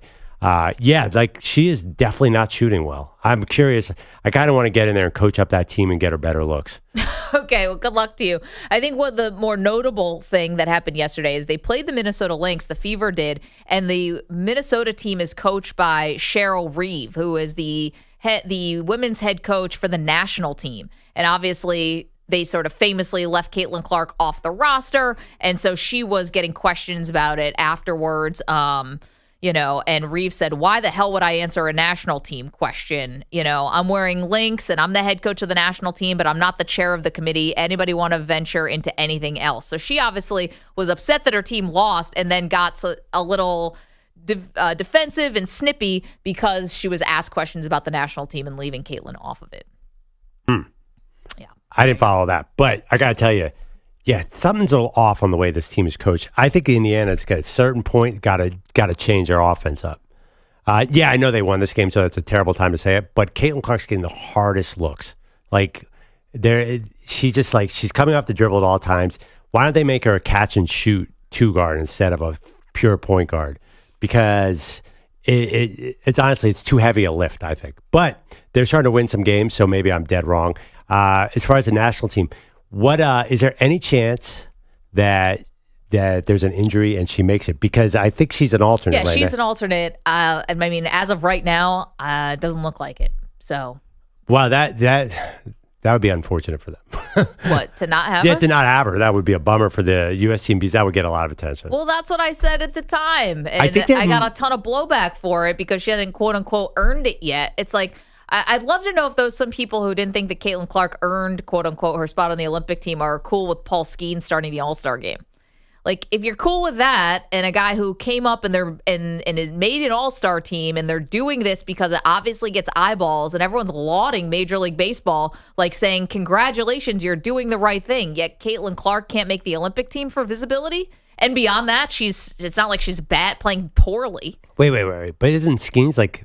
This without looking at number, is he like pretty much the best pitcher in baseball right now? Through how many starts? 11? Like, this is not this large sample size. Yeah, I hear you. It feels a little different to me. Like, Skeens is on fire. Caitlin Clark has been a little up and down. Okay, but again, they haven't done a lot in the game, which I think was part of the reason why people said Caitlin Clark shouldn't have gotten the nod, right? Because she hasn't done enough. She hasn't been around long enough. Yet they love Paul Skeens starting the All-Star game. So, I mean, it's okay if baseball does it for clicks and does it for exposure, but not for the women's Olympic team. I actually don't agree with that take because I think Skeens has been better than Clark. Okay, but it's been such a short, it's still a very short sample size. You're telling me that, there isn't another pitcher in the National League who deserves, air quotes, this more than Paul Skeens? You could definitely make that case. He just got here. Right, but Skeens is, I'm looking at number 6-0, 190 ERA. Obviously, his strikeout rate is insane. Like, no one's pitching better in those 11 games than him. Like, Caitlin Clark's not doing that. She's been consistently pretty good. Okay, but we're like if she came out with 11 games where she was the best player in the sport, then that'd be even better. Okay, but again, they named this Olympic team a while ago. She actually has gotten better since that, and she has been a Rookie of the Month. Like, it's not like she's out here, Bronny James style trying to find her shot. No, but it's not like she's been Paul Skeens either. Okay. Well, the thing is too, I did hear this. Diana Taurasi is definitely having some injury issues. Like there are a couple players are wobbling on the but Olympic she's a forward, isn't she? I don't know that matters, does it? I thought so. It'd be like, a position for position. You're trying to build a team, right? Well, who are the two alternates? Caitlin Clark and... I forgot who the other one is. You're saying that, I don't know. We'll see. 855-212-4227. We just did a home run derby draft. If you missed it, we're going to put out our teams that we drafted. Could be anyone, any era, alive or dead. And Dana is in California and believes we missed somebody really big. What's up, Dana? Hi, guys. You guys are the first voices I hear in the morning, and I really love your show. Really appreciate it. The guy I think that belongs on your list is Sato Ruo, the all-time home run king. No one did it like he did. How did you even come up with that, Dana? I wish I had picked because I got Josh Gibson. Dude, Dana, you should have texted me before. If I had Sato Ruo and Josh Gibson in my lineup, I would have won this easily.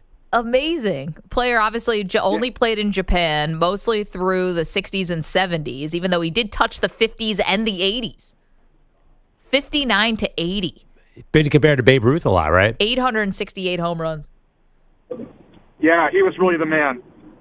Dana, did you you just know him because he's a myth, mythologized, right? There's no other connection? No, I grew up in Japan. Oh, okay. What was it like to watch him there?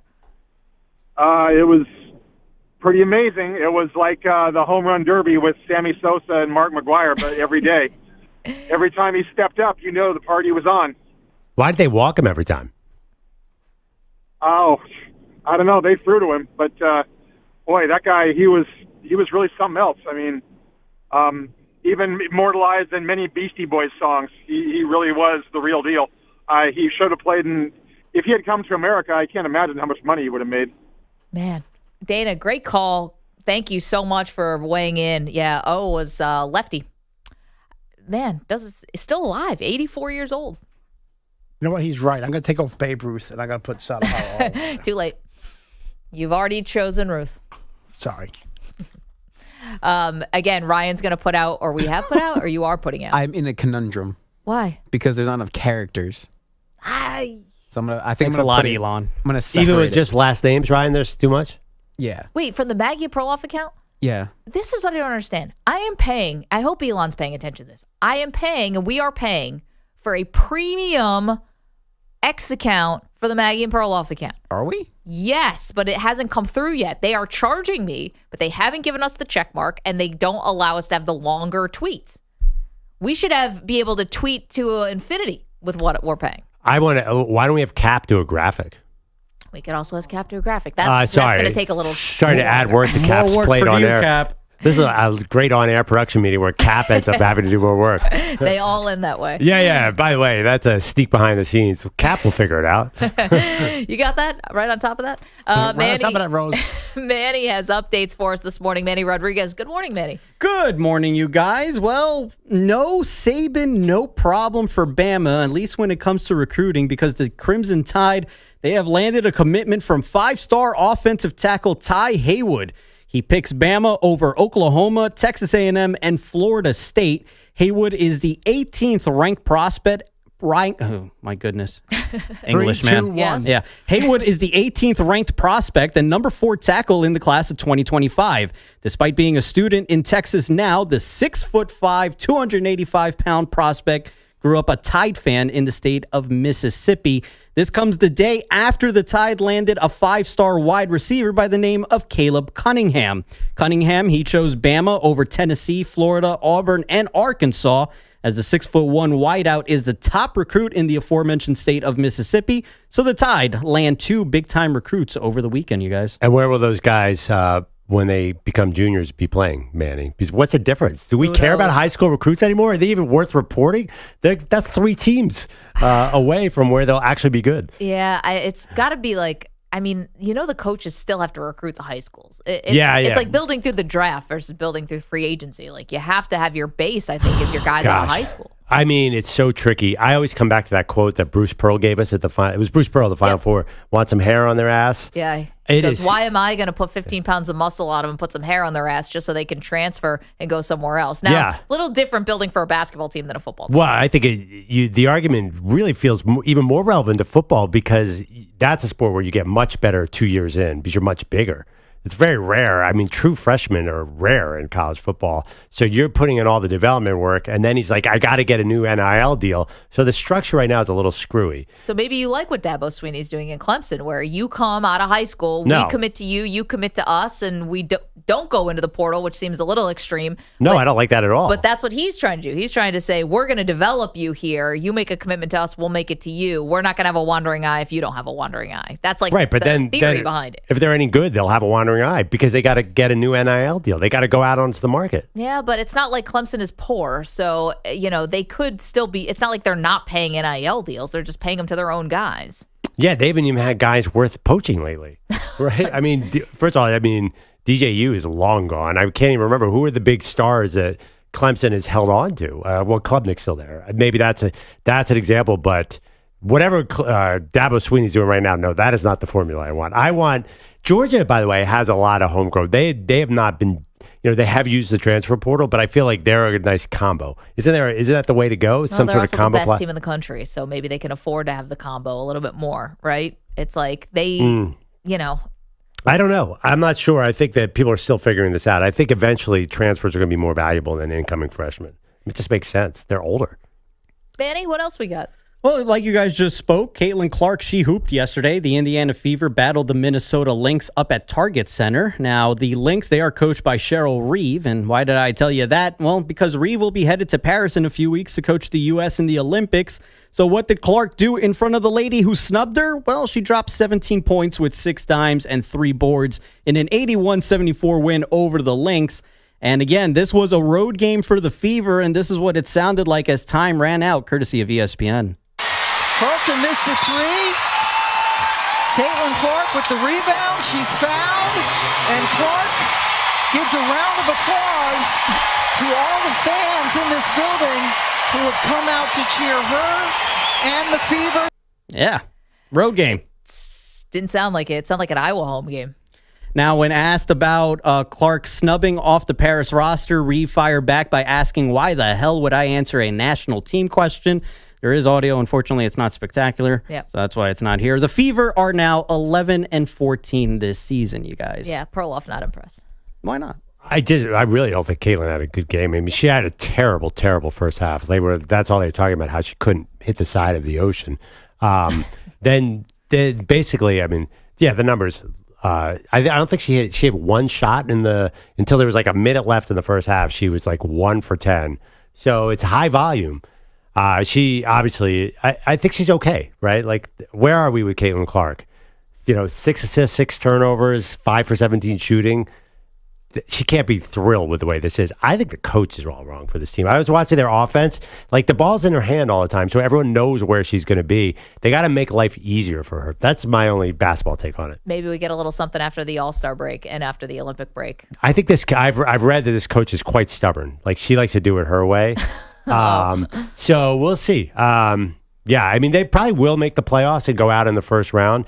This has been a good season for Caitlin Clark. I think it could even be better. Manny, what else we got? Baseball, Michael Toglia, he hit 3 home runs as the Rockies beat the Mets 8-5. Lawrence Butler also hit 3 bombs as the A's beat the Phillies 18-3. Tigers with back-to-back walk-offs, a 4-3 win yesterday against the Dodgers, and the Rays, they shut out the Guardians 2-0. Sad news to share, though, from the NFL as former wide receiver Jacoby Jones died on Sunday at the age of 40. In a statement released through the NFLPA, Jones's family said he died, quote, peacefully in his New Orleans home. A cause of death has not been made public. Jones scored 23 touchdowns in his career, 14 receiving, 9 returning. But the 2 he scored in Super Bowl 47 will live on forever in Baltimore, including this one, as heard on CBS. So this could be a run back from 9 deep for Jacoby Jones. And look at him go. Jones is past the 50, and he is flying inside the 20, and a kickoff return, 109 yards and a touchdown, an all-time record.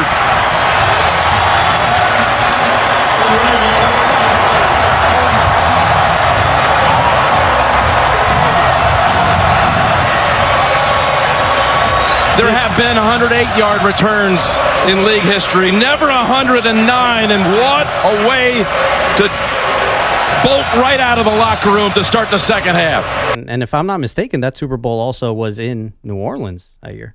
Yeah, it was. The lights went out. I was there for that. I think you were already at SI. That was a cover, right? Jacoby Jones running it back after the Ravens won. That was incredible play. This is really sad. For me, also with Jacoby Jones, the Mile High Miracle was the thing. Yeah. I just remember that divisional round game. They were in Denver, and that was jaw on the floor. You could not believe that play happened. Yeah. And this was like this sort of magical run for the Ravens and Joe Flacco specifically. And he sort of bet on himself and rode it all the way to becoming Super Bowl MVP and got a major payday after that. But it was also the beginning of Twitter. I remember that was like one of those huge moments, just like being on your couch. I was on my couch at home, but feeling like you were watching it with a bunch of people because of social media. Yeah. Different kind of experience. I always think of that. I had to look up his name. I knew it was a kid out of UCLA, the cornerback who slipped, Raheem Moore, on that play. I was a killer. 40 years old, and they said he passed away peacefully? That's what the family said in a statement through the NFLPA. Yes, he passed away peacefully at the age of 40. Man, I mean, you don't even want to speculate, but that is so young. So young and really sad. Manny, though, thank you for that update. Get to go down memory lane with all those highlights from Jacoby Jones. Man, coming up. Okay, we will continue to talk about the NFL. You're welcome to share your thoughts, by the way, of Jacoby Jones, 855-212-4227. Always welcome here. Also, we're learning a lot more about Davante Adams because of this new show on Netflix called Receiver. We'll tell you a little more about what we learned in just moments. Sit tight. It's Maggie Perloff.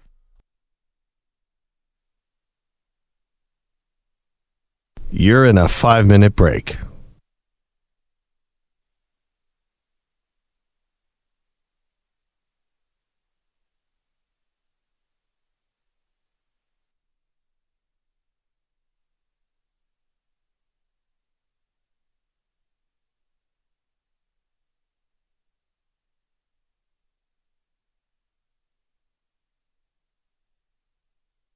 Four minutes, 30 seconds remaining.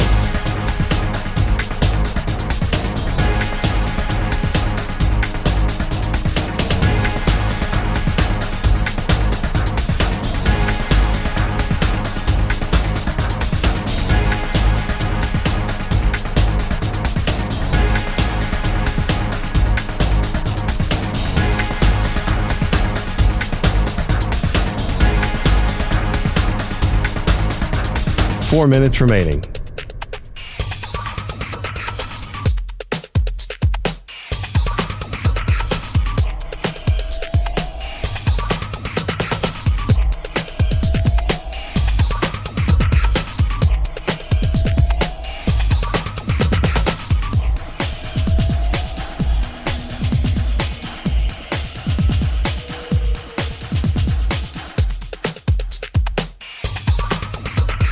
3 minutes, 30 seconds remaining.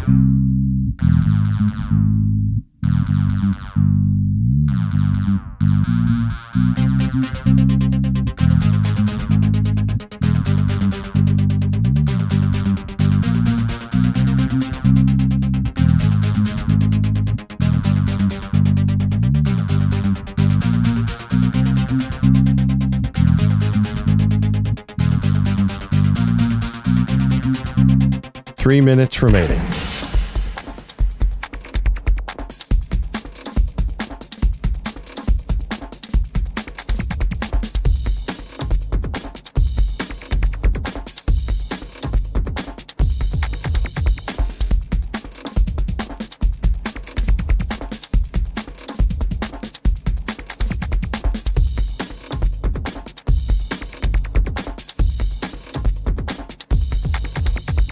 Two minutes, 30 seconds remaining.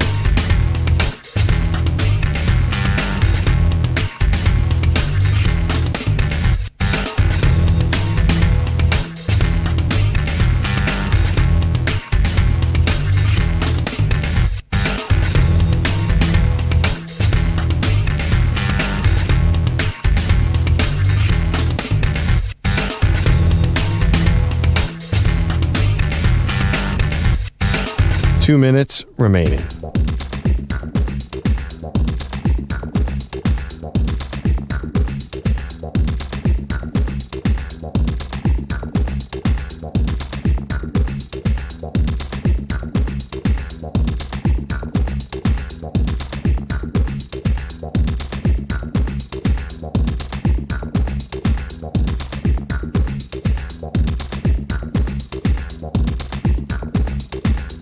One minute, 30 seconds remaining.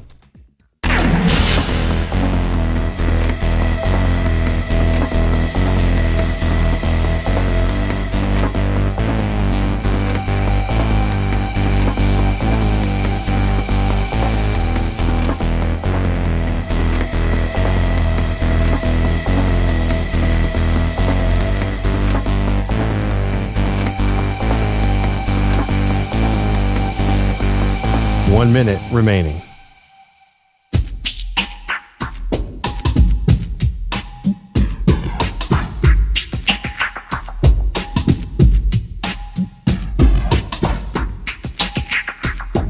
$45 seconds remaining.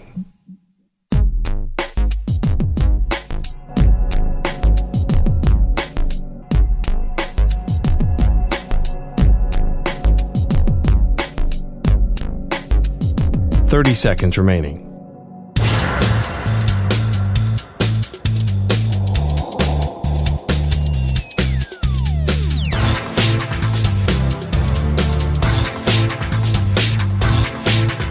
$15 seconds.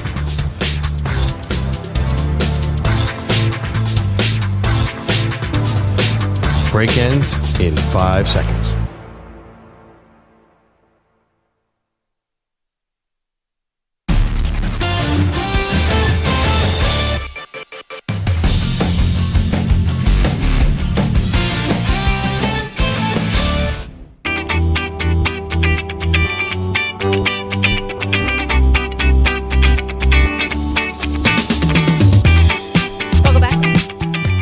Maggie Perloff. Okay, we're learning a lot more about Davante Adams and this sort of nightmare of a season last year, Perloff, with the Las Vegas Raiders. I mean, we all knew it was bad. Clearly, the coach gets fired. You know, he was not happy.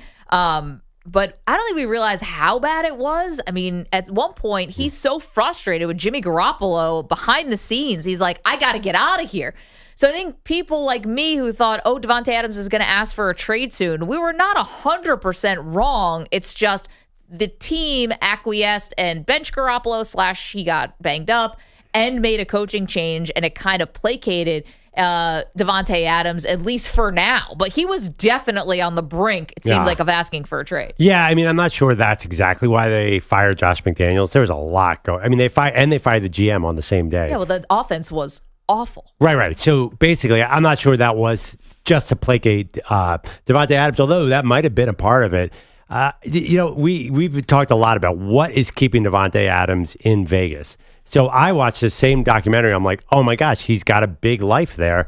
I think his wife and his family probably this offseason are like, listen, Davante, I know you could ask for a trade. You know, you could get out of here if you want it, but we're really happy here. So I think lifestyle is making him inclined to stay in Vegas. And the thing is, he's going to start the season there, right? There's no trade happening now. So to trade him midseason is a little complicated because what is a team going to give up for him? He's a little bit older now. Are you going to give up a first-round pick for him? See, I don't know. So the Raiders are going to be like, all right, Davante Adams could be had, but it's a lot. So it's just because he wants to be traded. Like, say the Jets want him. Right. Are the Jets going to give up a first-round pick midway through the season? I don't know. I feel like Aaron Rodgers is basically running that organization, so why not? I mean, they're all on the hot seat. They all know it. The Jets, I'm saying, that they're going to get fired if they don't at least make the playoffs this year. So, yeah, I think they're desperate enough to do that. I don't know. Davante Adams is 31.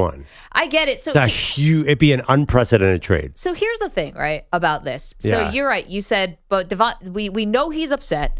We know that he didn't like catching passes from Garoppolo. And even in games when they won, he got some backlash because he said, even though we're winning, they won 2 games in a row. And he came out and said, I'm not in this for wins and losses. Yeah. I'm in this for greatness. So if I'm not involved in the offense in a big way, then I'm not happy, right? And he got some blowback for that. If you're not going to ask for a trade, then what are you talking about?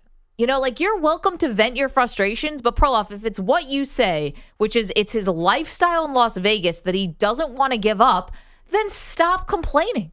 Because clearly you're making the choice, right? That you're picking lifestyle over maybe trying to make things a little bit messier and forcing your way into more of a winning situation, and you're choosing not to do it. So it's kind of like that friend who just constantly complains, and then you give them all these, well, you could do this, you could do that, you could do this, and they don't take any of your advice. So you kind of want to stop hearing them complain all the time. It's like complain about your spouse or whatever over and over and over. It's like, well, then break up with them. Well, I can't break up with them. You know, at some point it falls on deaf ears. At some point it's about you. You made this decision. Yeah. And if you're just either be okay with the decision you made and stop complaining about it, or try to get yourself out of it. How many times does he actually complain about it? Well, we know now behind the scenes how much he was upset about it. We didn't, as the public, we didn't get the full scene. I don't think he's been, even in the documentary, he wasn't constantly complaining. Yeah, he was bitching to his friends about it. Sorry, I don't know if we're allowed to say that. Yeah, he was complaining to his friends about it, but that doesn't mean anything. So he's talking to his barber and saying, I'm totally miserable here.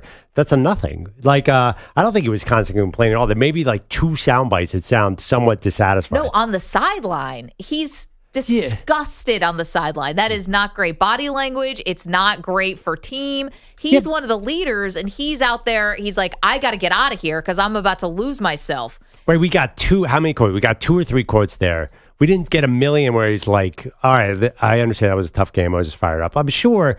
I don't think he was like every day coming in saying, get me out of here by any means. How much negative do we get on any of the other guys? We don't even get anything close Nobody else to is that. mic'd up. I mean, do we? What do you mean no one's mic'd up? I'm talking about the other guys on the show. Oh, we got actually a fair amount of negative. I was surprised. Like, Who was first of all, we got the Amon-Ra St. Brown hand, foot, and mouth. That's different. He got this weird hand, foot, I just and like mouth there was disease. constant Played anyway. constant injuries. Okay, but that's different. But that's a documentary, Maggie. That's creating a narrative. Like, we have no idea. You don't think that Netflix thing was manipulated? Of course it was. They were creating storylines. What I'm saying is, a lot of these times, because this is can generally be pretty whitewash. They actually don't want to show you. The players don't want to look vulnerable, right? They don't want to show you the negative times. And I haven't seen it yet because I haven't got to the end, but I do know there's a point where George Kittle drops a big pass, and they don't even talk about that in the championship game, it must have been, against the Lions. And then he comes back and has a big catch later on.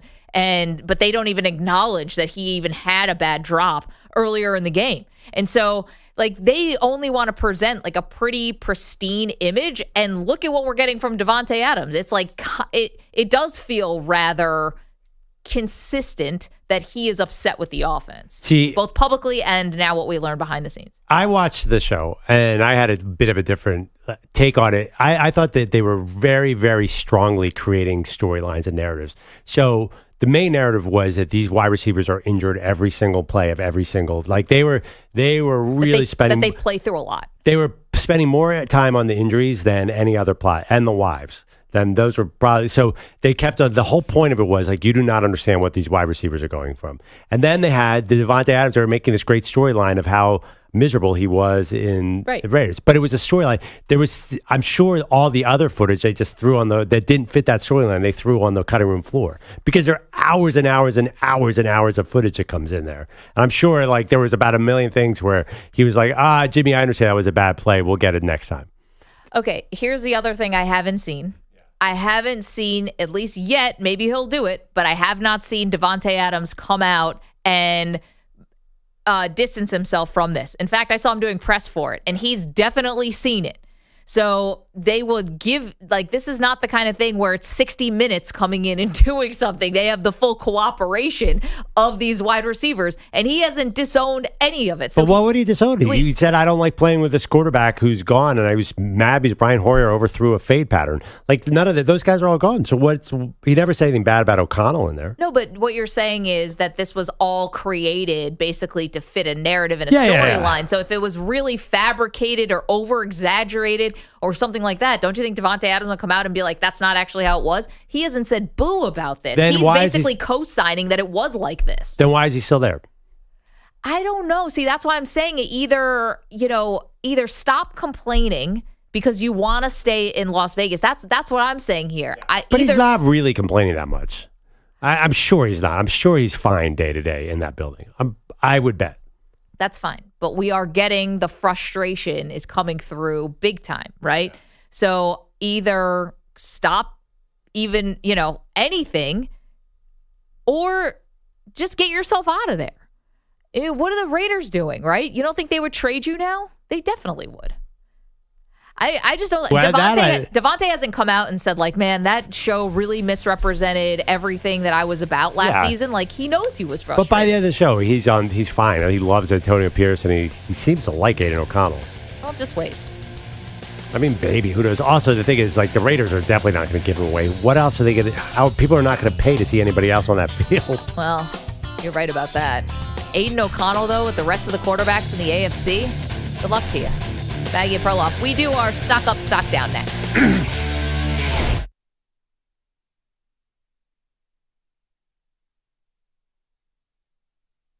You're in a 5-minute break.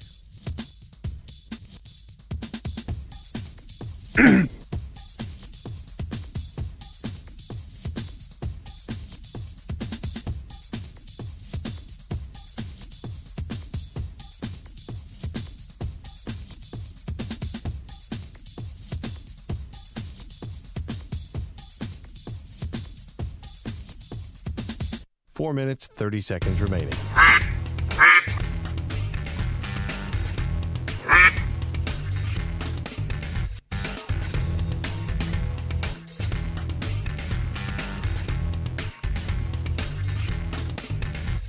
Focus.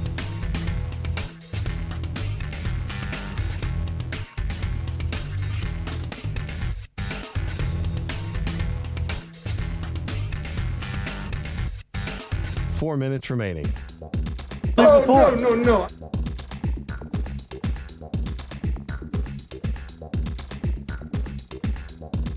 This crap is crap.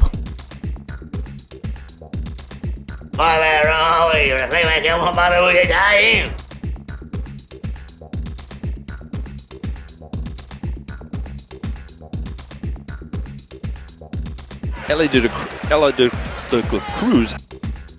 3 minutes, 30 seconds. Cruise. Ella did the cruise. Ark Manning.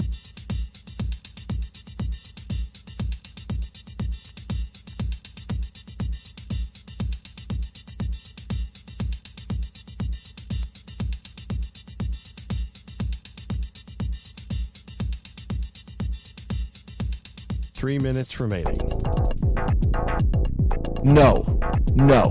Strong no.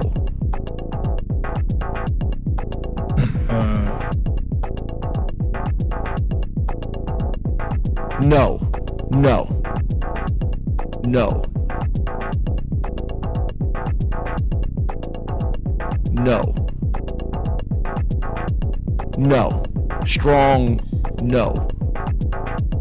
2 minutes, 30 seconds remaining.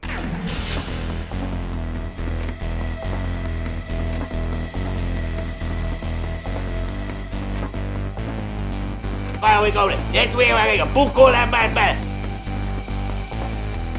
Call that man back.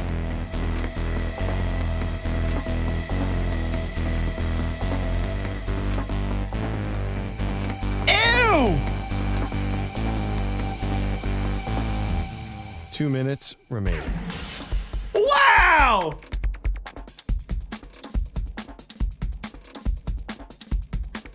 Whoa!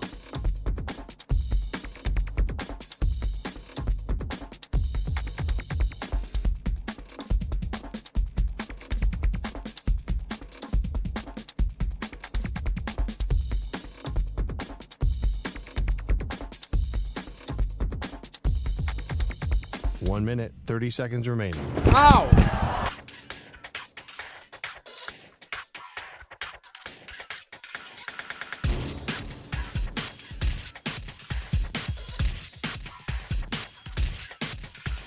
Oh.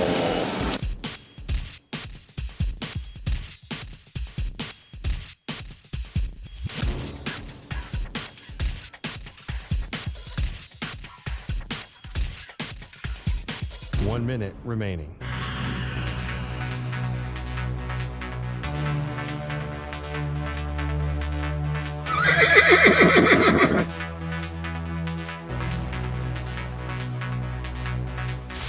Five seconds remaining. It's raining men. Hallelujah. It's raining men. Every specimen. Tall, blonde, dark, and lean. 30 seconds rough remaining. and tough and strong and mean.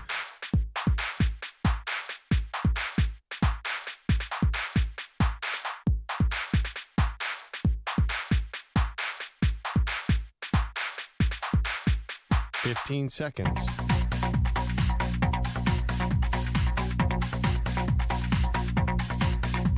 Break ends in 5 seconds.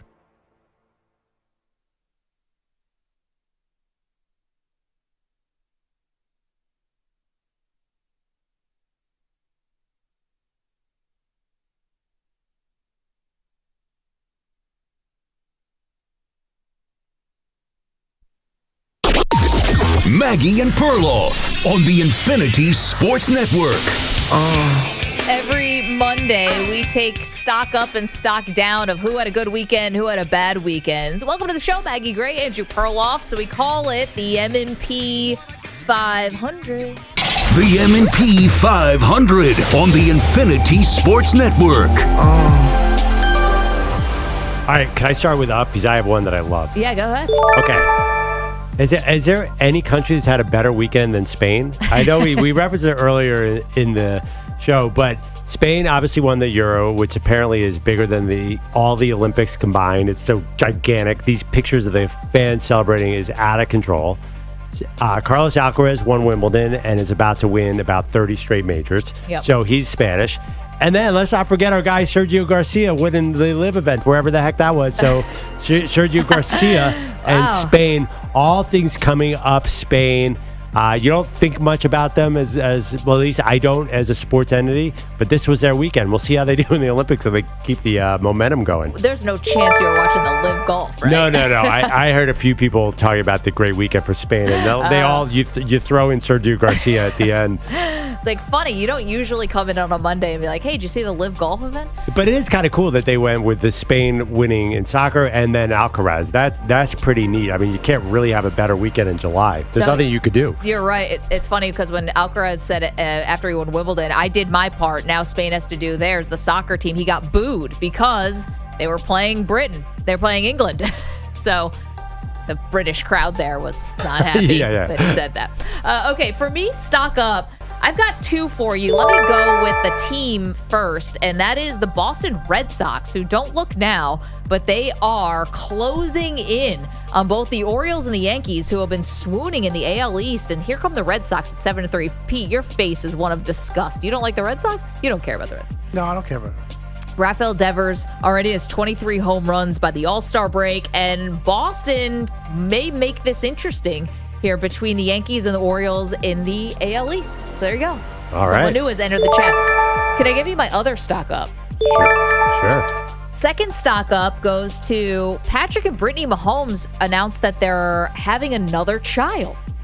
So Brittany Mahomes, who's been all over Sports Illustrated and all these swimsuit issues and stuff, now she is pregnant again. So they're going to have a third kid. And it's like, you always think Patrick Mahomes is like secretly just a super tired dad and somehow is winning these Super Bowls. Well, there you go. It's going to be on even less sleep.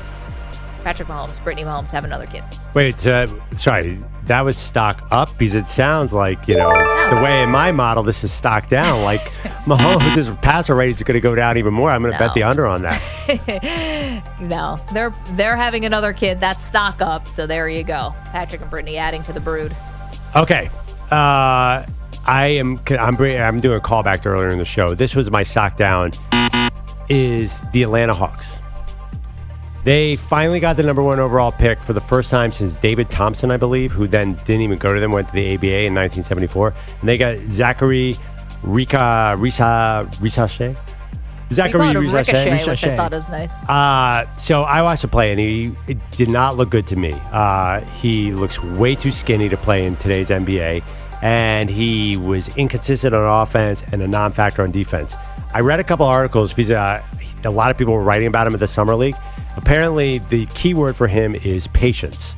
Everybody else looks good, but the Atlanta keeps saying we're patient. This is going to go down. I am already calling this. This is going to be one of the worst number 1 overall picks. Like, this guy needs 6 years before he's anywhere near an NBA player, and he was a number 1 overall pick. I think this is going to look bad. Even the announcers last night were like, oh, this is going to be tough. Like, he just does not look ready. He's very young, very skinny. I can't believe he's a number 1 overall pick. It shocks me because he just looks way younger than the other guys who are all rookies too. They all look way more developed. He's French. It's Spain's weekend. It is not France's weekend. So I'm down on the Atlanta Hawks. Okay. I mean, I hear you. But skinny guys from France, I mean, that's what got you in trouble with the Wembanyama bet. Yeah, I know. It could be. You said he was going to be Wembanyama, and now you are driving to San Antonio because he won Rookie of the Year. Just saying. Your track record hasn't exactly been awesome on this. I was reading the Atlanta's quotes on them. They're like, well, they're trying to say something nice about him. They're like, yeah, you could see the instinct for the game, even though it's not all coming together so far. That, to me, bust. Oh, jeez. Okay. Well, my stock down is whoever's running security in Miami at the Hard Rock, because those images are harrowing, really chaotic, that fans, many of them without tickets, Perloff, kind of bum rushing the gates to the point where they actually just had to open the gates up for fear that people were going to get trampled and really going to get hurt. So you let all these people in who didn't have tickets, and then the security guards had to go through all the aisles and the stands to try to get people who didn't have tickets out because it was just so overcrowded in the stadium, because you had all the Argentina fans, all the Colombia fans in Miami for the Copa America final. Messi's in the building. I get it. It's a major, major event, but you got to do better. And I worry about the World Cup in 2026. I do. So I was thinking about a lot of what happened last night. You got to your seat and someone else was sitting there and they wouldn't leave. Is that what happened? That's what I read. Some of that was going on. People were climbing through the air ducts. Yeah, that was very funny. It's funny or dangerous. It always gets me when you see young children who are like screaming and crying. They're being separated from their parents. I mean, it doesn't look like anyone, there were no major injuries. And that feels like by the grace of God, because this looked really scary. So there's a game in Philly. The World Cup's coming to Philly. If there's an Eagles fan and you are sitting in their seat and you won't get out, the brawls are going to be all time. To get away with that in Philly, oh my God. Someone's just going to pummel you on the spot if you won't get out of their seat. Pearl, if we can't revel in that, that's not a good thing. That's why I grew up watching fights in the stands. I'm not saying it's not a good thing or a bad thing. I just think Miami was a particularly soft situation. Try that in Philly. Just try that. Try and sneak in and take another paying customer's ticket.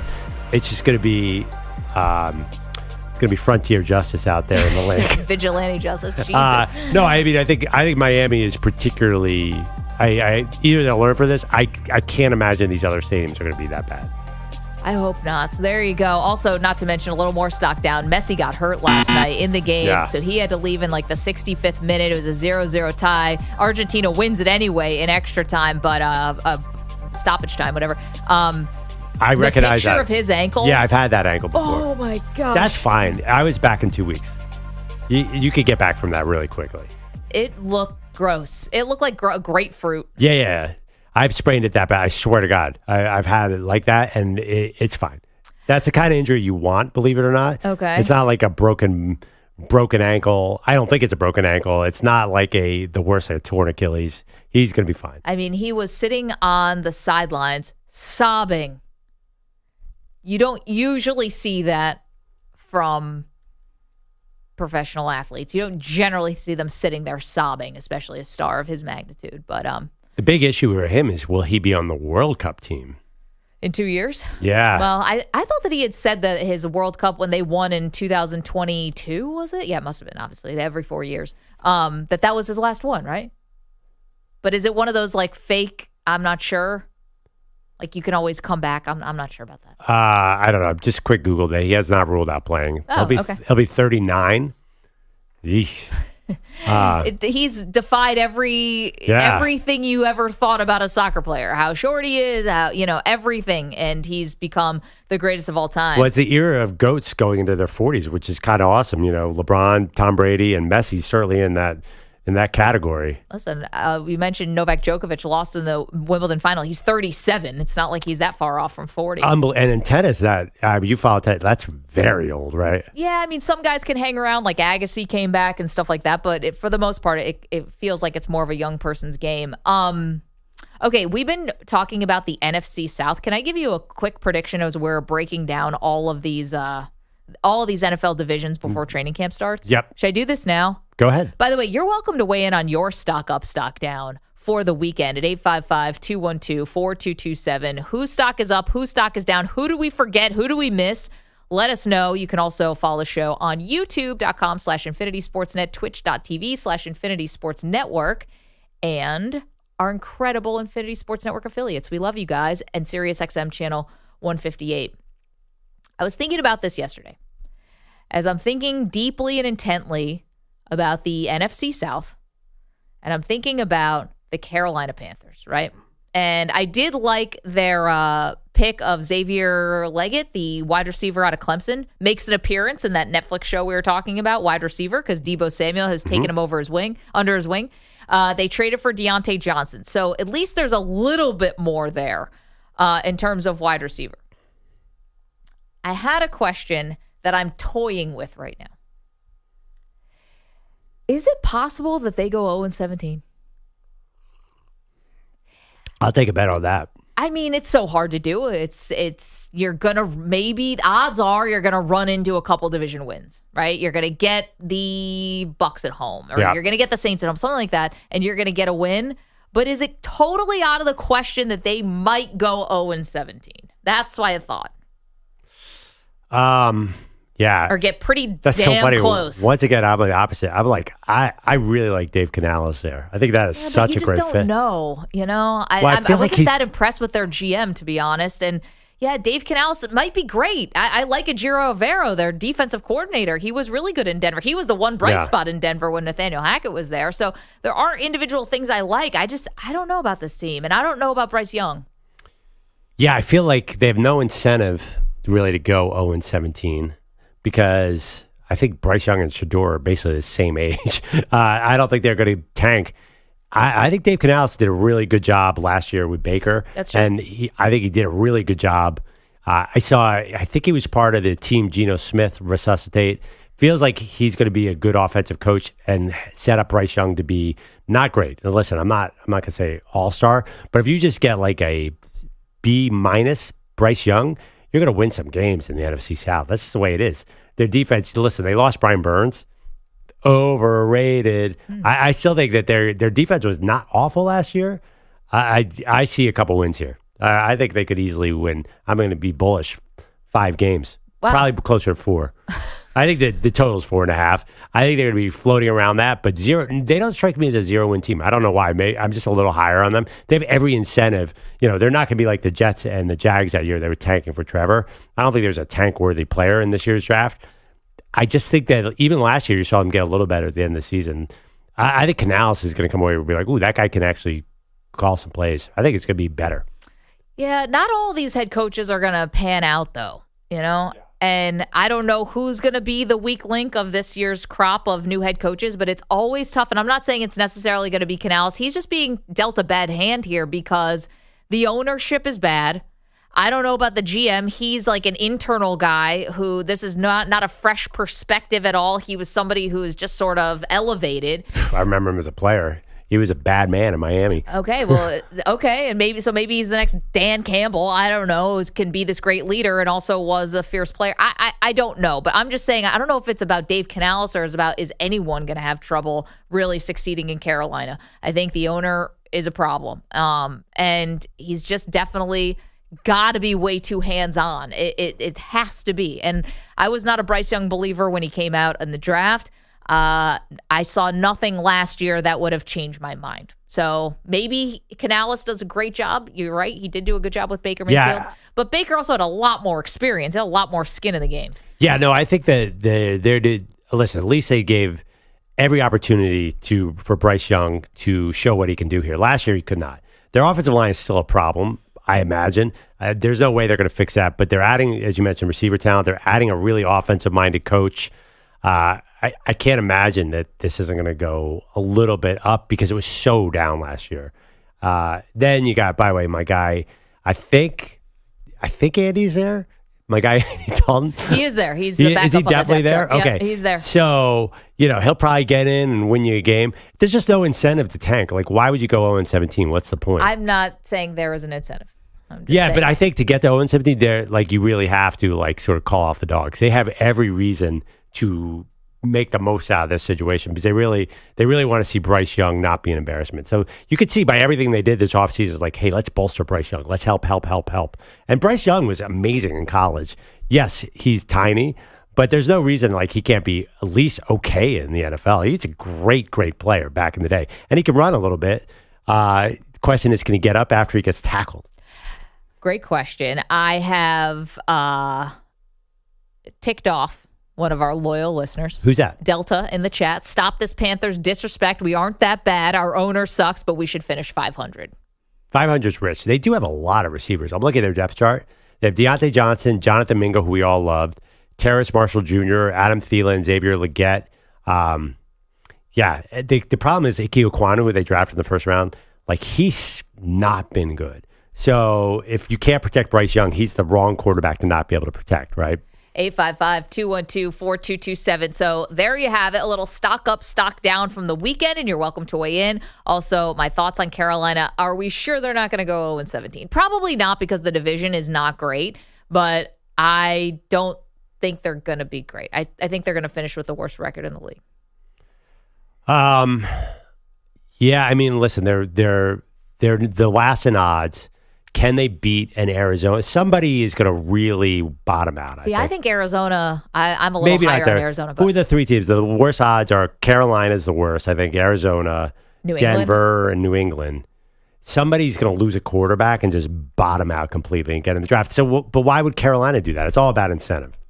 Maggie and Perloff on Infinity Sports Network. So there you go. You are welcome to weigh in, as I said, on the stock up, stock down for the weekend, and also on the NFC South, which we are breaking down today. Coming up, so much more to do, including somebody is not happy with a certain international pop star.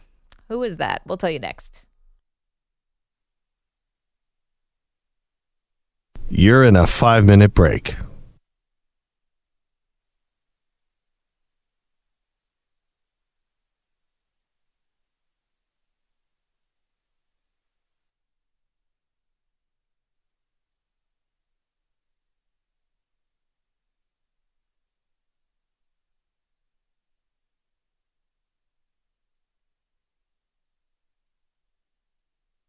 Four minutes, 30 seconds remaining.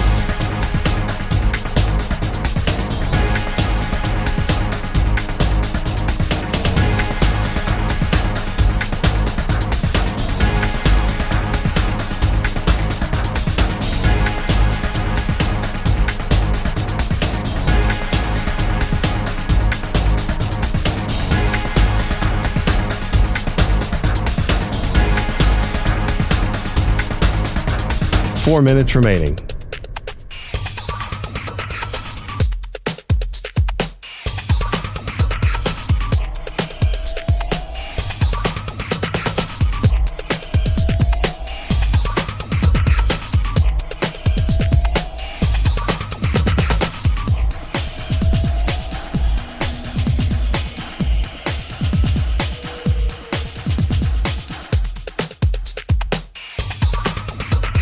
Three minutes, 30 seconds remaining.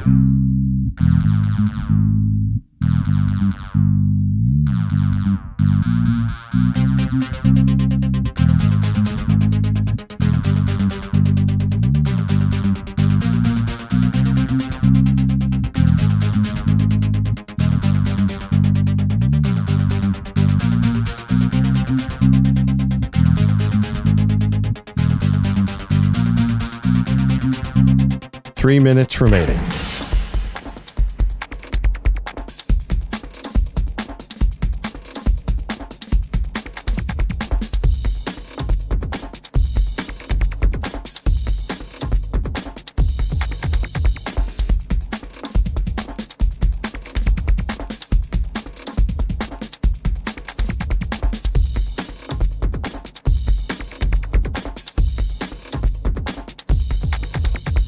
Two minutes, 30 seconds remaining.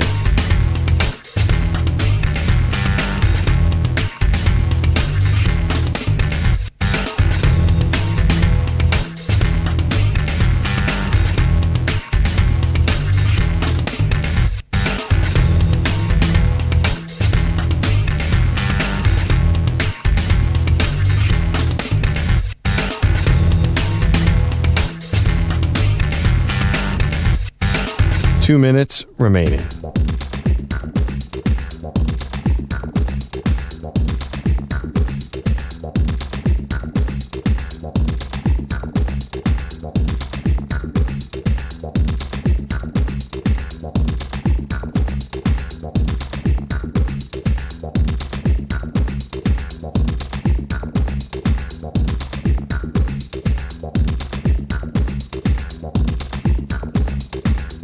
One minute, 30 seconds remaining.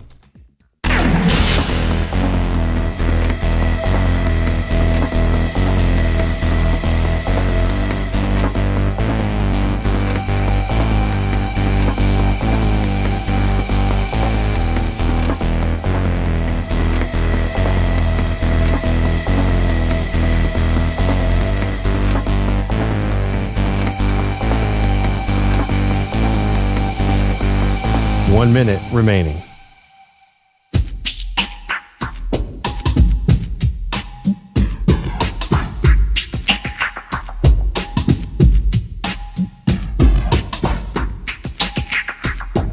Forty-five seconds remaining.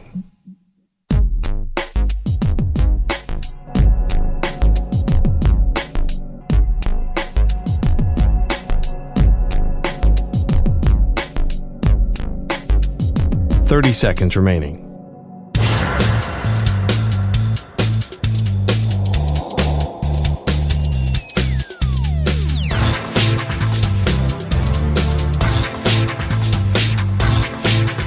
Fifteen seconds.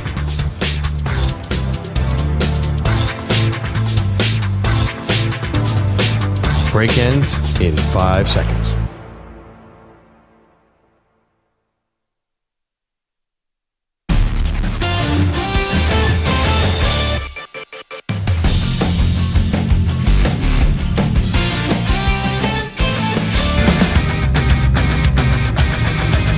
Welcome back to Maggie Perloff. I have a sad story, but it ended up triumphant. I suffered an injury again this weekend. I barely have any body parts that are holding together. This one was a near tragedy that I averted. It was pretty crazy, but let's finish our thought on the Carolina Panthers, who you think are a candidate to go 0-17. First 0-17 team of all time. It's a lot of games to lose. Yeah, we've had a couple 0-16s, but this is new. Yeah, I'm a little more bullish on the sense that I think they will win one game. No, I'm just kidding. I think they've done everything they can to support Bryce Young they're giving him at least a chance. And we haven't even talked about it. If Jonathan Brooks is healthy, he's on my fantasy team because I love a rookie running back. But go ahead. Let's go to Stewart in North Carolina. Stewart with the rebuttal. Stewart, I offended you. I can tell I did. I'm just asking questions out here. I'm just wondering, could this team finish 0-17? So comparing it to last year, absolutely not. Because number one, they cannot be worse than last year. Frank Reich was so bad as a coach. The GM was atrocious. What Reich tried to do, where he typically likes bigger quarterbacks and put everything into the smaller quarterback, he was completely lost. Dave Canales and the GM work together in Seattle. They have a number on their staff who are under the Pete Carroll tree, which is really good. Canales worked miracles with Baker Mayfield and Geno Smith. Everything they did in the offseason was to get Bryce Young help. There's no way he can be worse than last year. And they won 2 games last year. And right now, the betting favorite in Vegas is over 5.5. And I definitely think they're winning a number of games this year. I would bet them over before I go under.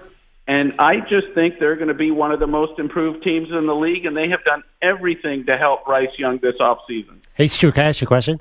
Give me your medical prognosis on Jonathan Brooks and J.C. Horn. Are they going to be like what we want them to be? Or because to me, that's a huge issue with them. As a Panther fan, I have no idea about Brooks. J.C. Horn has been, like every year he just can't stay healthy. He's good when he's out there. He's just never out there. Every year. How many years has he been there? They need to figure out a little bit of their defense and some help. If it's strictly J.C. Horn being healthy, that's obviously a big question mark because he just has not been able to stay healthy since he's been in the league. Listen, Stuart, I hope so for you guys' sake, because here's my only thing. You're right. Like, the Frank Reich fit was never right with Bryce Young, and I totally understand that. Actually, Boomer Esiason, who was college roommates with Frank Reich, even brought this up. He said Frank's always like bigger quarterbacks. Now all of a sudden he's going to make it work with Bryce Young, who is one of the shortest and slightest that we've ever seen go number 1 overall.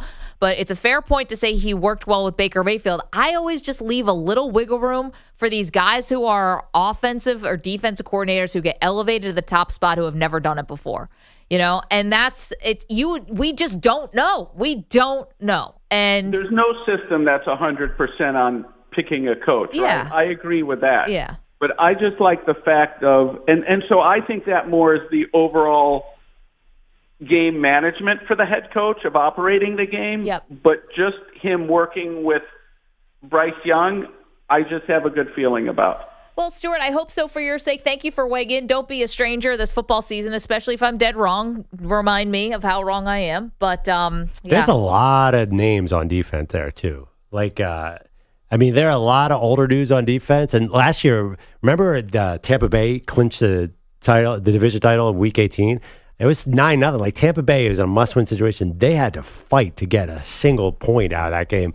I think their defense keeps them close. This is the NFC South. How could you have to beat a winning game, Maggie? That's the other thing. Flaw with the argument. Like, you could put some good college teams in that division and come away with a couple W's. All right. You were about to tell us your harrowing story that I guess turned into triumph over the weekend.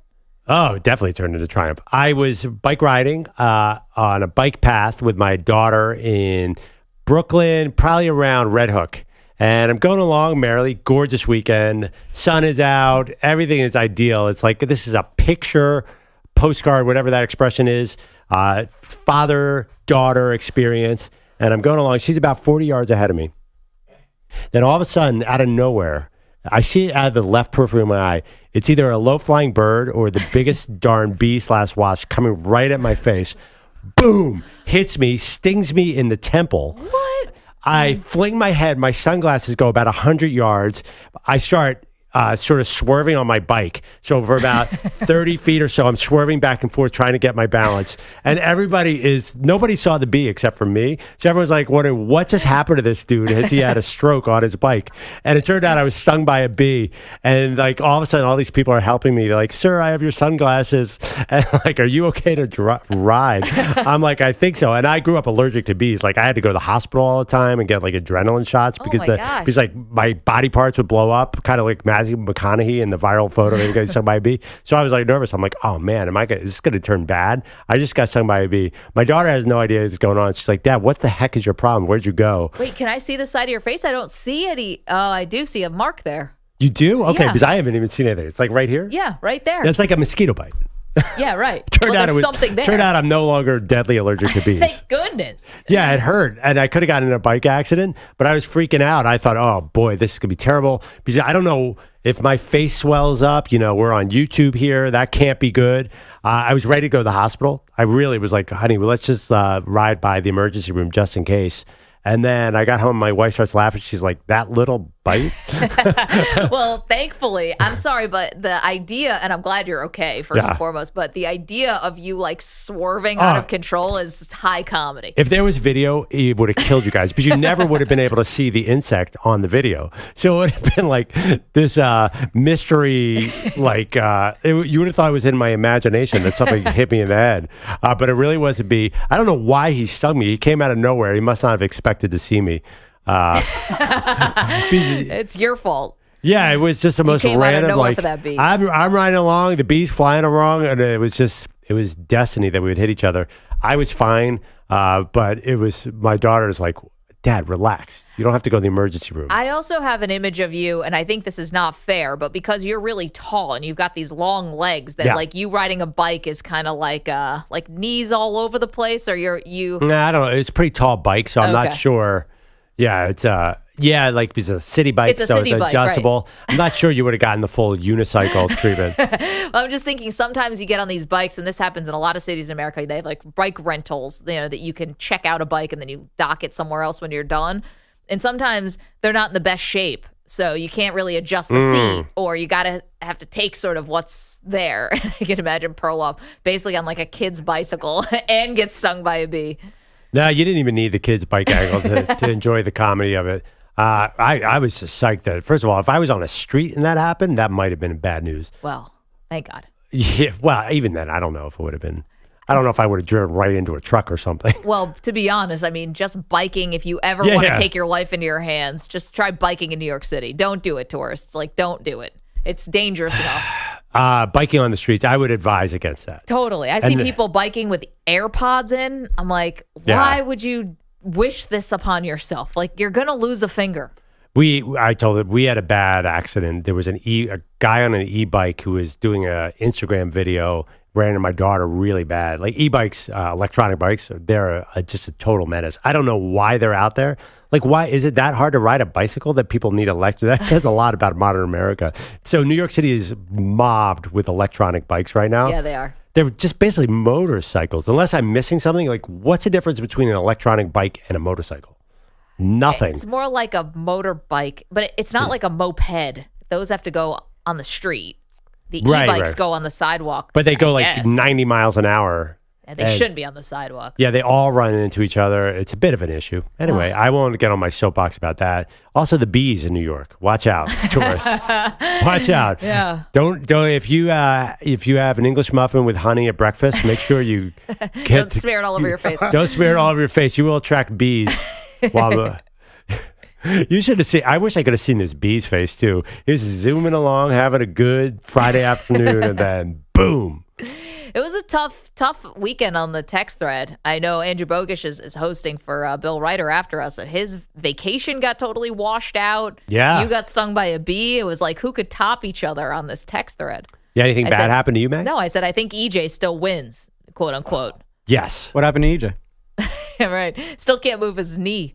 But he's making strides, and we won't get into details. But those strides are, I'm like, wow, you're only at that point. Oh like, man, it's EJ really making hard. strides right now. That's tough. Tough wordplay on that one. Yes, well, not making glides or strides, but metaphorical strides, not actual striding. Not walking. Torres patella in two places. Well, he can walk a little now, right? Yeah, I think maybe he can get around. Yeah. I don't know if you would classify that as walking. Is he gonna have a scooter? Gonna have one of those scooters? Oh, there you put your knee. Yeah. I don't think so. You think that would make his life easier here at the 10th floor? Depends what entrance you go in. I don't know if that's what you do for his particular injury. We'll see. I don't know. I think Boomer would make so much fun of you, Boomer Esiason, that it wouldn't be worth it. I'd rather just stay home and then come in with one of those little scooters. I hate to break it to you. Boomer's making fun of you no matter what. You're not escaping that. Even I would make fun of you if you were. Those scooters are not the coolest looking things. Aw. I mean, come on. Nobody's riding them for the fashion, dude. They're doing it out of necessity. Trying to get from point A to point B. I don't know. Athletes use them all the time. Really? In public? I saw a don't couple know. at a Super Bowl party once. A couple of guys were on them. In a little scooter? Mm-hmm. I feel like that's something you don't want to do, ideally. I guess you guys are cool with it. I'll see how me and Boomer will be shredding EJ if he comes in with those things. Lovely. He's got that to come back to. Meanwhile, Ryan doing a fantastic job today, so thank you very much. Pete as well. Manny has headlines for us. Let's do it. All right, guys. Hectic scenes to wrap up Copa America last night in Miami. Kickoff was delayed an hour and 22 minutes due to a security breach in which fans broke through one of the main entry gates at Hard Rock Stadium. Videos show fans climbing walls and fences and climbing through ventilation vents. And CONMEBOL and Hard Rock Stadium are super lucky. And this is me editorializing. Editorializing. There we go. CONMEBOL and Hard Rock Stadium are super lucky to not have a repeat of the Hillsborough disaster, which was a crowd crush, leading to the death of nearly 100 people at the FA Cup semifinal back in 1989. Some very, very scary scenes last night in Miami, and this, of course, comes days after Colombian fans allegedly attacked the families of players from Uruguay after the semifinal in Charlotte. So an awful look for CONMEBOL and the U.S., who are set to host the World Cup in 2 years. But after the game kicked off, more storylines dominated, including the subbing of Lionel Messi in the 64th minute. Messi went down on a non-contact play on these temporary grass fields they've laid down for Copa America, and he was seen on the bench in tears with his ankle the size of the Falkland Islands. And after 90 minutes, we had a scoreless draw. And with this being the final, it was the only game in Copa America to go into extra time. And in the second half of the extra 30 minutes, Lautaro Martínez etched his name in football lore. Paredes por el centro. La pelota buscando dentro del área. Lautaro.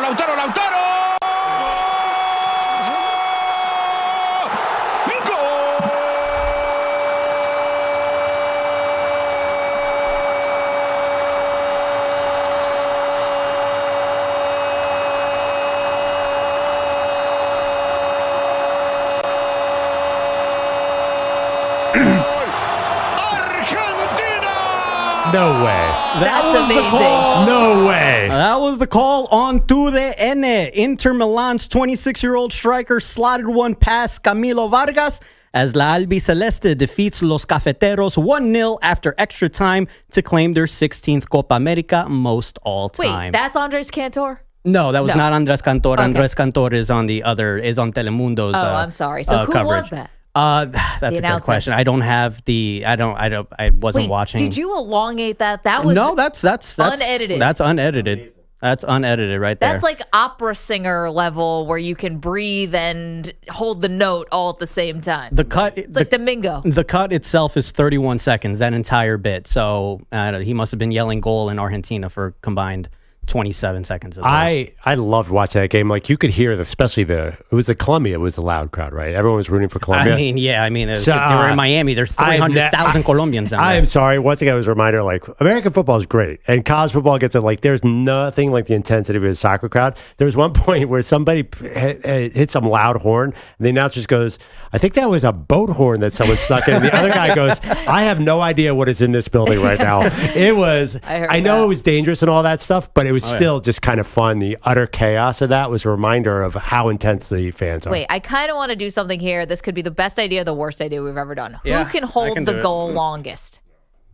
I know I can't. I'll try, but you can do it, Manny? Probably. I do play-by-play, and for every goal call that I've done for the past, 8 years of my life, You've done it? I've done it, yeah. Okay, I'm going to have my stopwatch here. Oh, dear. Okay, ready? I'm going to put you on the spot. When you start, I'll hit the stopwatch. Pearl, if you want to do a second stopwatch, like we're at the combine. Sure. Okay. All right, ready? All right, here we go. Manny Rodriguez.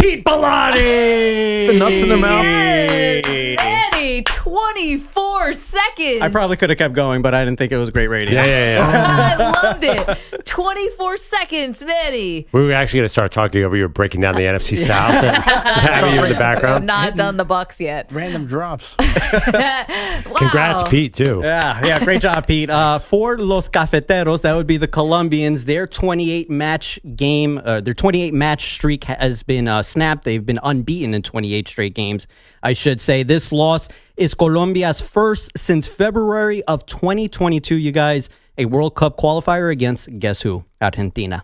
Now, among the people present at the game yesterday was Colombian singer Shakira.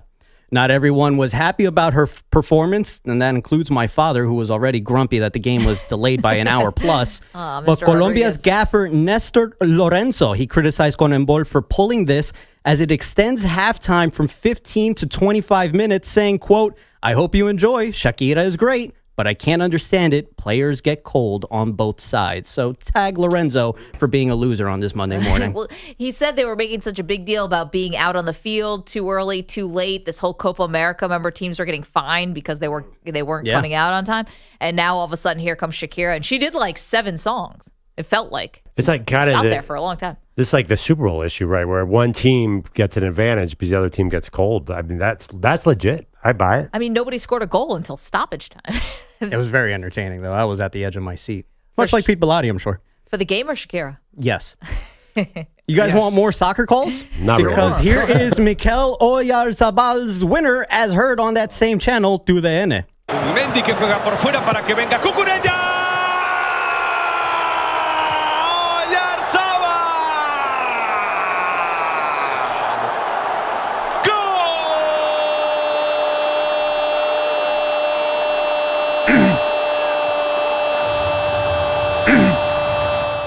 Yeah, this one actually did get cut by the actual Twitter page, so that one kept going as well. I think Pete Bellotti over there is getting a little tired of the goal calls. Please, come on. Spain defeated England 2-1, by the way, to win the 2024 European Championship. We've got the World Cup coming in 2 years. You're not in the mood. You got to get in the mood. That's wonderful.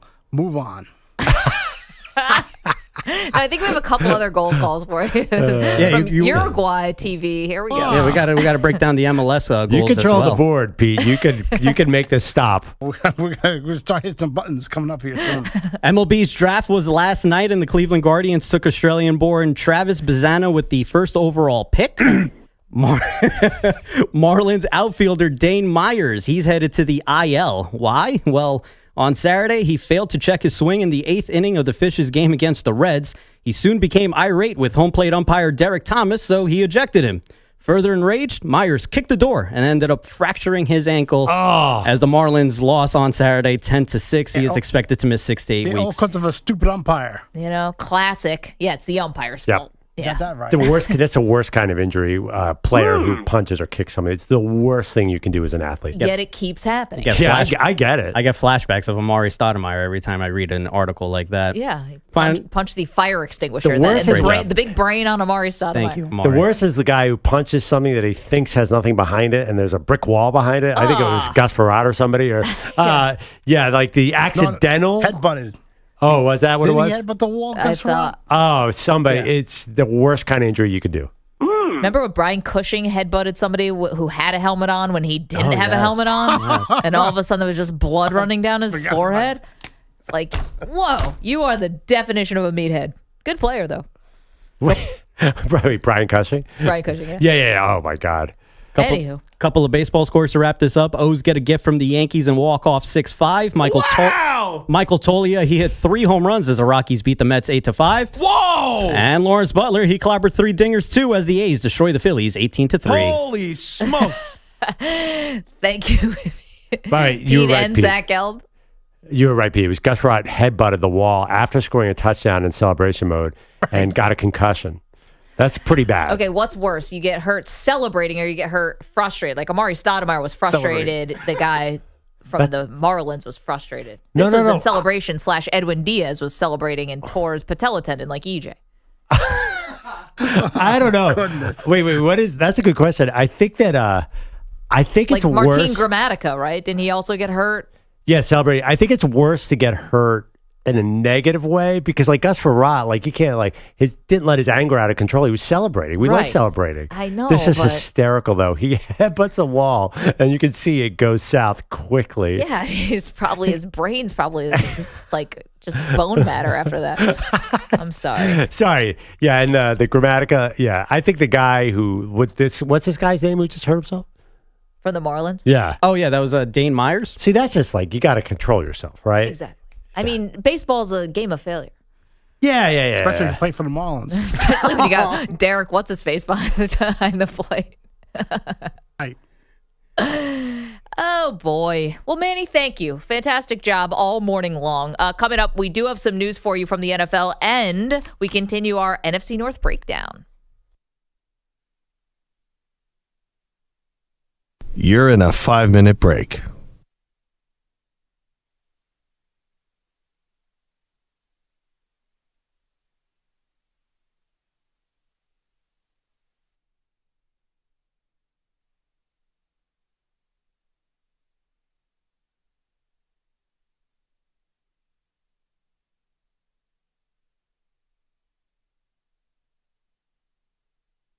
Four minutes, 30 seconds remaining.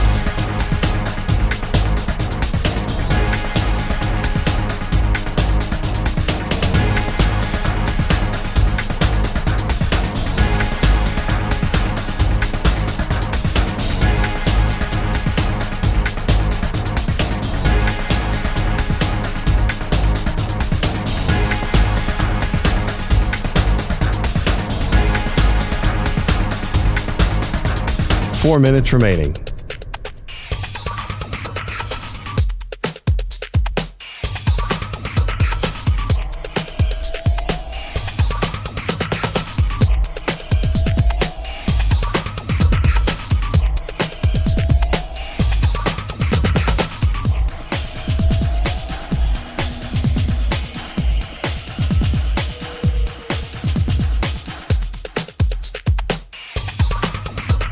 Three minutes, 30 seconds remaining.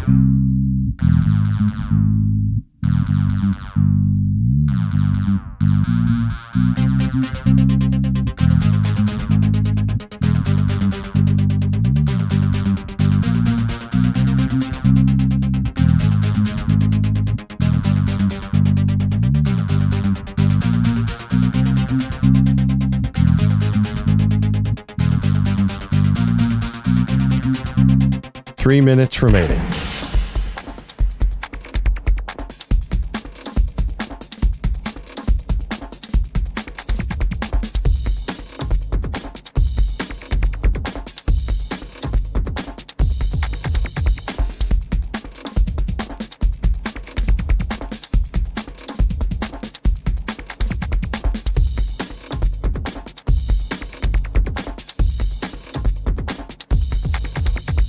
Two minutes, 30 seconds remaining.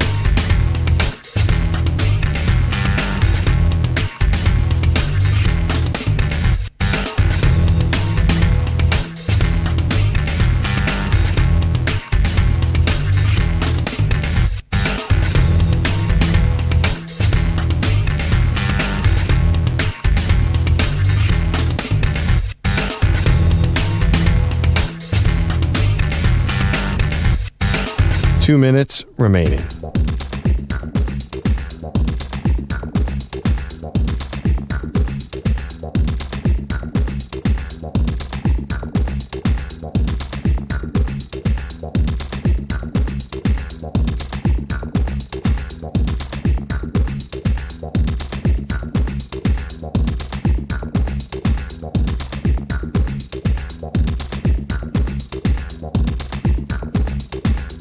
1 minute, 30 seconds remaining.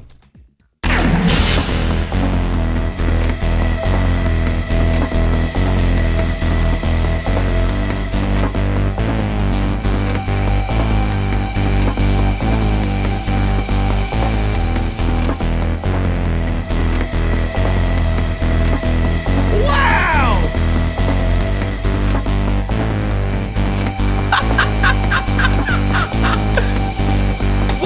1 minute remaining.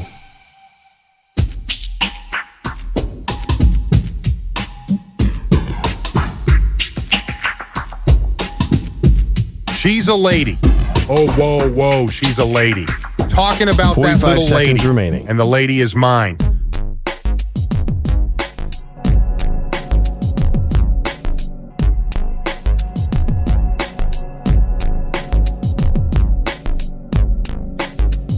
Thirty seconds remaining.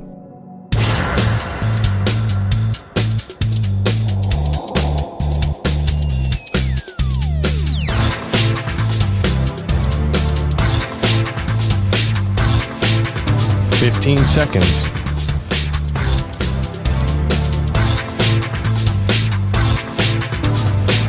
Break ends in 5 seconds.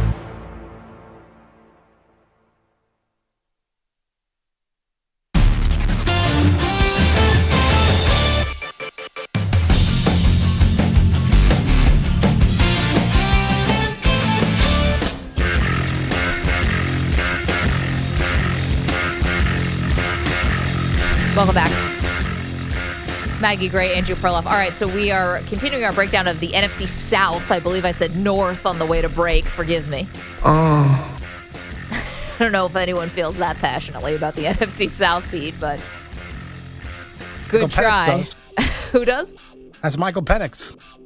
Yes, Penix does. Oh. So we have gone through Atlanta, where I believe that the Falcons will be 4-7 at their bye week, and they will make a quarterback change in Week 12. That's my prediction there. We've talked about the New Orleans Saints, where I believe they will be picking top 5. I don't have a lot of faith in this division. Picking top 5, and they may wave the white flag at the end of the season and pull Derek Carr just for a shot at a top pick. We talked about Carolina. I'm not totally sure that they're not going 0-17. So, yes, that shows you where my faith is. You realize you're running into a math problem at a certain point. I am. I get that. Somebody's got to win these games. So maybe it'll be Tampa Bay. However, the Bucs have one thing going against them, Perloff, and that is... Just one? That is Todd Bowles. No, I'm just kidding. Bowles is fine. It's the fact that they and the Saints both finished 9-8, but Tampa Bay won the division because of the tiebreaker. So they get the first place schedule. And I don't think that's going to be doing them a lot of favors. Here's just some of the games that they have to play this year. They're at Detroit, Philadelphia, Baltimore, Kansas City, and San Francisco. Outside of Philly, who just had this bizarre slide last year. I mean, you're talking about the final 4 teams for the playoffs last year, and you've got to play them all. Detroit, Baltimore, Kansas City, San Francisco. Yowza. That's an unlucky break for the Tampa Bay Buccaneers. I still think they're going to win the division, but that is tough. You should bet on that because Vegas does not agree with you. Yeah, I've seen. I they think love Atlanta. I get it. I mean, Tampa Bay, New Orleans, Atlanta, I mean, all 3 of them are going to flirt with 500. I feel like they're all going to have the same record. It's going to come down to who do they have in there last week. We can already fast forward and watch Week 18, Tampa Bay, New Orleans in Tampa Bay, time to be determined. Let's just fast forward to that game. It's going to be one of them is 8. They're both going to be 8-8. One's going to be 9-8. Unless Atlanta has a chance to be elite. I shouldn't say that. But the thing about Tampa Bay is like they're still trying out Davante David's quite old. No, I get it. Mike Evans is definitely. I know I think they paid him. He's getting a little older. I just don't feel like a lot of positive momentum. Like what. You look at a team with a high ceiling. Is this a team that strikes you in any way with a high ceiling? To me, it does not. Do you need a high ceiling to win the NFC South? You do not. I'm not saying that they can't win the NFC South, but I just wonder, like, it's one of the, I think, least exciting teams in the league in the sense that, you don't look at them and say, like, wow, this is a boom or bust kind of team. They're just like steady Eddie under Todd Bowles. Yeah, but you know what? They hired Liam Cohen. Who, I love Liam. I know that you do. Yeah. And I think, listen, they're going to maybe, I'm not sure right now, scheduled to maybe be starting a rookie at center, but I doubt that that's actually going to happen. But it seems like they've really kind of solidified things on the offensive line. I don't know. Why not them? You still have Godwin. You still have Evans. I understand guys are getting older, but I think this defense is going to show up. And again, I think they have the highest ceiling. Well, technically Atlanta probably has the highest ceiling just because on paper with the skill position players. But you give me Kirk Cousins coming off an Achilles at 35. I mean, I'm not comparing. How do I get excited about that? No, I'm not even comparing the rest of the NFC South, but the rest of the NFC, like we're going to make picks at some point. I think everyone's going to go look at Philly. Everyone's going to look at Detroit, maybe Green Bay and San Francisco. I don't think like Tampa Bay is in that party at all. I don't think there's any. But real I'm not path. saying they're a Super Bowl contender. I'm No, saying I'm not they're going to saying win the you're division. I'm just saying that they're one of the least exciting like projections in the league. I think like, okay, yeah, you got Tampa Bay. Like we're talking about limbo. The whole division's in limbo. At least Atlanta's going for something. Like there's just no upside here. Even if they win the NFC South, they're probably going to get bounced almost immediately. Well, unless they have a home game, which they will, and they could run into a team like your Eagles, who they beat last year. I mean, and then, that was not a walkover game in Detroit that they went and played. So it's not like it was a total whitewash. I just think if you're talking about who's not exciting in the NFC South, as we've been breaking down this division all day, I mean, I've basically got 3 out of 4 teams that are not that exciting to me, because the Saints are not that exciting. Neither are the Bucs, and neither are the Carolina Panthers. The only really interesting team to me is Atlanta because of the quarterback controversy that could be looming. Yeah, I mean, this is a division where Tom Brady's got in the playoffs at 8-9 his last year. Yeah, we all know the NFC South. It's just, I think the worst place to be in the NFC South is in limbo. I think that's where Tampa Bay is. I think right now that's where New Orleans is. At least Carolina is starting over. I'd almost rather be Carolina right now because you're not sort of stuck. Tampa Bay just re-signed all their older guys too. Like they're going to be this way for a while. They'll be competitive. I bet over on the Cade Otton receiving yard total every year. Love me some Cade Otton. But generally though, it's just really hard to get excited. So I wonder if you're a Bucs fan, it's like, okay, what are we doing here? Oh, okay, 9-8. Well, I think if you're a Bucs fan, you're still sort of you get to still be a little in the Brady glow. Yeah, is that at a certain point though, you're going to have to look at this hardcore under Todd Bowles and say, what are we doing? Yeah, I don't think that's this year, but I get what you're saying. So that is our breakdown of the NFC South. Is there anything we missed there? So it seems like you're penciling in Tampa Bay as the front runner. Yeah, I mean, I'm going to stick to my guns with Atlanta. I understand, you laid it out perfectly. There is a chance that this all goes south. I mean, you can't really draft running backs and wide receivers for 7 years in a row and have a full roster. I trust in Kirk. It's those Cousins primetime games. 3 out of the first 5 weeks is Cousins at 8 p.m. Eastern time. That is not a good recipe. He is not good at night. Just run right down their throats. That's my plan. That's one strategy. Thank you, Ryan Botcher. Fantastic job. Pete Bellotti, of course, fantastic. Thank you to Manny Rodriguez, Andrew Kaplan. We don't stop here.